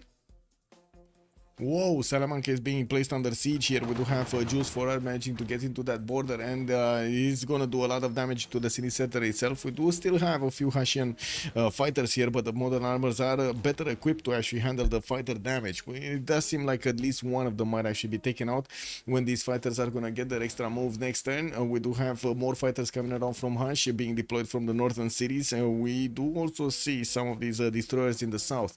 We don't have Babylonian bombers to actually do the initial damage, and I do see he didn't bring artilleries with him. He has a few anti-air guns who of course fend off the attacks from these fighters of Spain. Level 2 also spy from America activated in the lands of Babylon, while he does have GDS coming around. Woohoo! Did he get another nuke? No, he's still on 1 nuke. Still on 1 nuke. Okay. 310 San Francisco, GDR's spies coming in from Boston, launch Mars colony also from Washington. Diploma could take out. Yeah, I did read that. Sorry.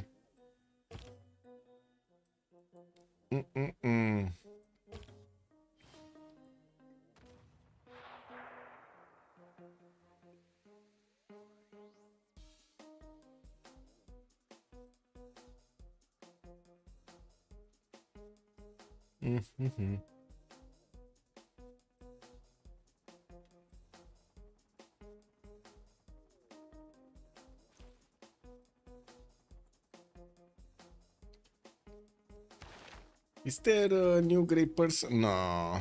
I mean, Mary Leakey is the next one. We're going to need to see if the next one is going to be the production one. John Robling is going to be the engineer, and doesn't seem like anybody's making projects for it. I'm pretty sure they don't want it. And we do have just a few more turns until the next World Congress. 3 more turns. Looking at the era score screen, looks like Fluck is going to go for Golden Age. Hash is going to be... We don't know actually. He's 6 points out from getting the Heroic Age. Abraham Lincoln did manage to secure his another Golden Age. Oransi did secure his next golden. Yeah, he did secure his next golden. Adridri is still in the dark age. Yogtrial secured his golden age, and Jules Forard is going dark. By the looks of it. And taking a look at the culture screen here on Coupe, we do have him on 631 tourism attempt. Definitely a lot better than he was earlier with 41 out of 219. Still has a long way to go to actually discover all of his points. A long way to go.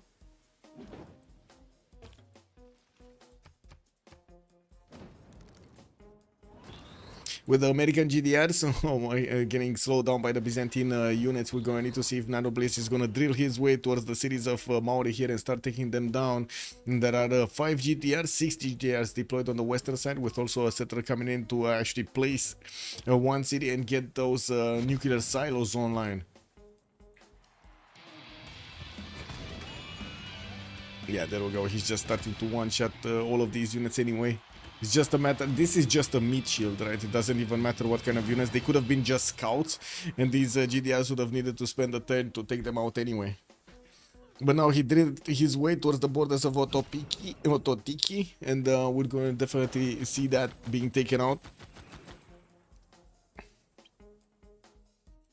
Wait, he finished Mars Colony? Whoa, whoa, whoa. Yeah, he did. So he just needs Exoplanet Expedition. Text. Advanced AI, whatever, professional army. I don't see the next project. Interesting. He didn't, I don't think he discovered the next. Oh, never mind, he did. 4 turns exoplanet. I do see Korea is trying to disrupt rocketry over there with a level 1 spy. I would imagine we do have a spy also from America trying to actually do some counter spying over here, but I don't see any. But I don't know. I don't know if there is a spy underneath that spy of Korea or not. I think it is, because you do see the color. I think it is. It looks like there's another white layer behind that yellow. Anyway. Whoa. Modern art was being quite dangerous. What is Spain doing? Spain. 2, 4, 5, 6 fighters keep doing damage, but they cannot take the modern armors quickly enough. Actually, more fighters. 2, 4, 5, 6, 7. Did he shoot with every? Yeah, he did shoot with every.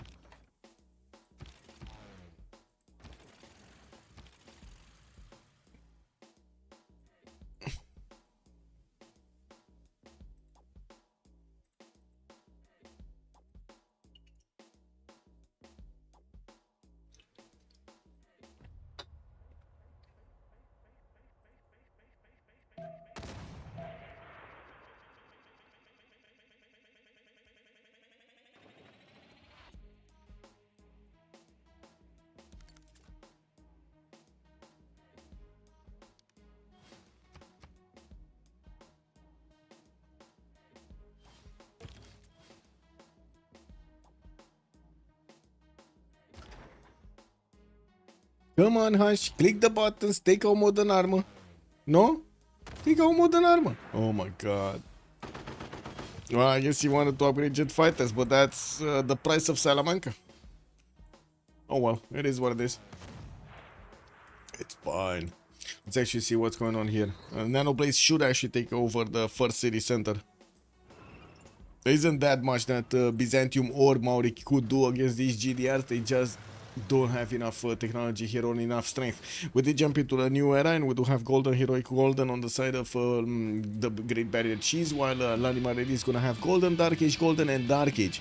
I'd also see America will get the opportunity to place one of those nuclear silos in the city of San Diego, a bit too close to the front line. I gotta see, this is a lot of loyalty pressure, but of course he doesn't need to actually take out the defenses of Opotiki to lower the loyalty. Loyalty pressure, I mean.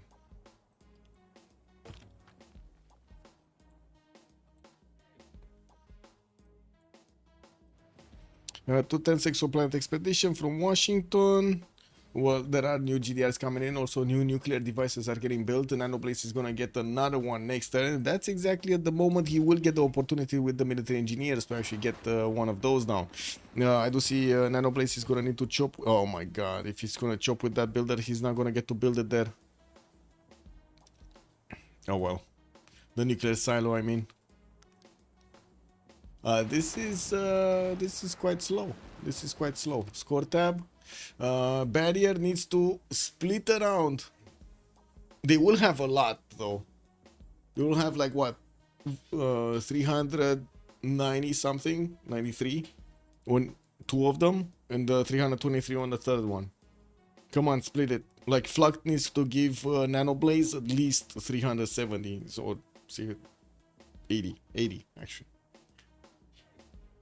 Come on, Flux, you need to give that trade to Nanoblaze. I'm looking here at the numbers right here on the diplomat favor balance.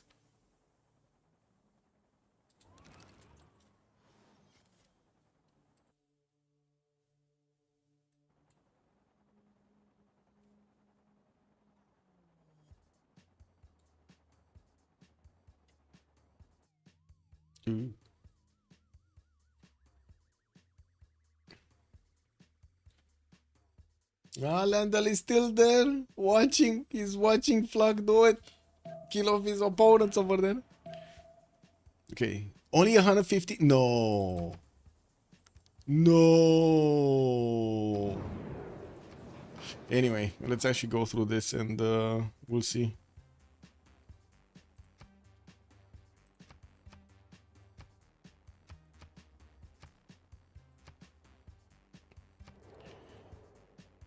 I go B, our satellite, no. Okay. Be right back, 2 minutes, and we're gonna see what's coming.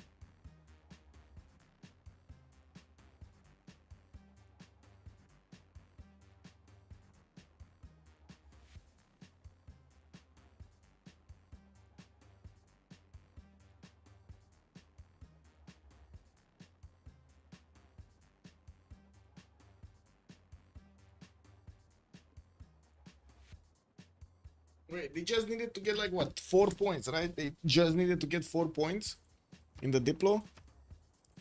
What is he? 5 points actually. Oh, 5 points is a bit too many points. Yeah, they're not gonna get them. Wait, they got all? Oh no, they spent all. Never mind. I thought the turn roll over because I saw notifications. Anyway, they spent it all, and we'll see Lani Mallory in just a few seconds spend their points also. Jules Farrar didn't spend it. He kept it. 20 out of 20. They got the Diplo. Oh my god, they got the Diplo. One of them didn't vote. One of them didn't vote, and the Diplo went through. From the dust, The cheese barrier which our wins the game with civilization only first 3 rose, players against 4. Oh so my. too shall we return. Yeah, we As got the this. light of our We got this, people boys. fades to Amazing. nothingness. Amazing. We wonder Wow. Wow. I cannot believe it. Oh my god. Which player hit 20? Norway. Norway. As in, Fluk. Fluk. Yeah. He got it, man. He got it. Jules didn't vote. Or wait. No, he did. He did vote. That's weird. Anyway. What did happen? Give me a second. What did happen here? Oh no, they voted A. Oh, they voted A instead of voting B. So basically A option won anyway. They didn't all in into the last one. Ooh, that's unfortunate. That is unfortunate. They should have all in into the last one, taking it down. It is what it is. Okay, let's have a bit of a post-game chat.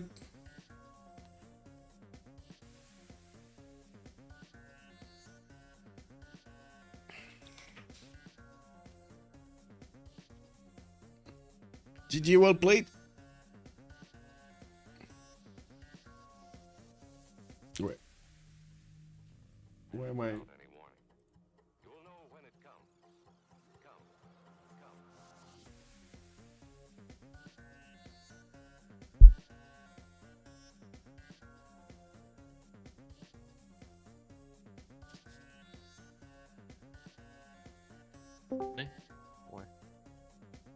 GG, well played. Yeah. GG's. Man, Hush got unlucky again in between 2 players, 2 games in a row. Getting bullied over the... Dude, I was fucking. Dude, I was playing tower defense this whole game. Like, Yeah. What is it to say? Dude? It is what it is, man. J'avais oublié que Mhm. ça existait, les watchas. Dredrid, tu me l'as bien rappelé qu'elle faisait des trucs l'unité quand même. Ça tapait fort. Ok, oui. C'est un truc avec cachaté, hein. Aucun des décisions dans les games qui est passé chez Landel. Ah ouais, J'ai c'est Comment ça, aucun? Bah, c'était Bah, pas- les Entendre deux toute mon premiers sont équipe morts, qui a, Ouais, qui a mais c'est dit le premier- aucun de nos espions passe et eux ça passe, genre. Bah, il a quand Les même deux perdu premiers ses sont deux morts, premiers hein. espions sur vous, Ah, Etienne, les c'est- deux c'est pas premiers mal. Attends, sont on m'avait arrêté mon passeport, alors j'avais l'équipe graphique Allez. quand même. Enfin, j'ai perdu mes 4 ou 5 premiers espions, tous morts. Nano, j'ai espion 3 et tout. Quand même. Ah ouais, putain le bâtard. C'est un vrai espion, tu vois. Quand j'ai vu le pourcentage, moi je voyais 84. Oh putain, ah ouais d'accord. Moi je vois 17. J'ai vu le premier, j'ai fait le premier, il va passer, j'étais confiant. Ah ouais, non mais... Putain, ouais, D'ailleurs, désolé pour Rancy, il est trop tilt, donc vu qu'il a pas envie de vous insulter à Ok, tort. à cause des espions. Ouais, c'est la mécanique En est fait- nulle et quand la game Ouais, se passe mal à cause ouais. des espions, c'est vraiment pas Ah intéressant. ouais, à jouer, quoi. bah... Et il s'est pris c'est- le truc de quand tu te fais voler des golds. Pour être honnête, je suis pas sûr que ça change quelque chose. Même si Bah, Après, il a pris 3 après fois la des fluke, négatifs hein, GPT. ouais, les c'est peut cinq ça. bien espions meurent. me pexer, parce Ouais. que le call aux items, En ça fait, c'est bien le mien. Hein. Il est fait pas en du négatif. GPT. Il est pas négatif, mais tu sais, à cause des vols de gold, il se fait passer en négatif de gold. Donc Ah il mais perd énormément d'XP. tous les deux Ouais, tours, mais je lui enfin, prenais tu 1000 peux gold. lui rajouter 1000 de militaires, je sais pas si ça change quelque chose à la game. hein. Il n'y a pas que ça, c'est des stats, c'est un état mental, c'est un retard dans la game à cause des C'est stats. psychologique, hein, c'est psychologique. Ah, C'est- mais on bon. hésitait déjà Le à fait que nos piquer espions quatre. passent, bah ça change beaucoup dans la game en fait, 1000 d'un côté et pas 1000 de l'autre, tu vois. Guys, I'm gonna stop it here. I'm gonna send you to Pika's stream over there so you can catch up the post-game chat. I'm pretty sure they're gonna be talking in French. I do need to get some sleep, and of course tomorrow I need to get ready to get all of those details done for the CWC. We're gonna need to see when the other games from this best of 3 series are gonna happen, and we do have next week quite a few of the CWC games started off in the group phase. Also on Saturday we're gonna have the CWC draw. It wasn't announced yet, but we're gonna soon do it. Have a great evening, everybody, and thank you so much for the support. Much appreciated for the follows and the subs, and of course I do hope we're gonna see each other in the next one. I did insert some chaos over there in my schedule, so hopefully we're gonna get back, of course, with the CWC games started off, and there will be a bit more predictability when it comes to when are the games gonna be played. Have a great evening and see you next time. Bye bye.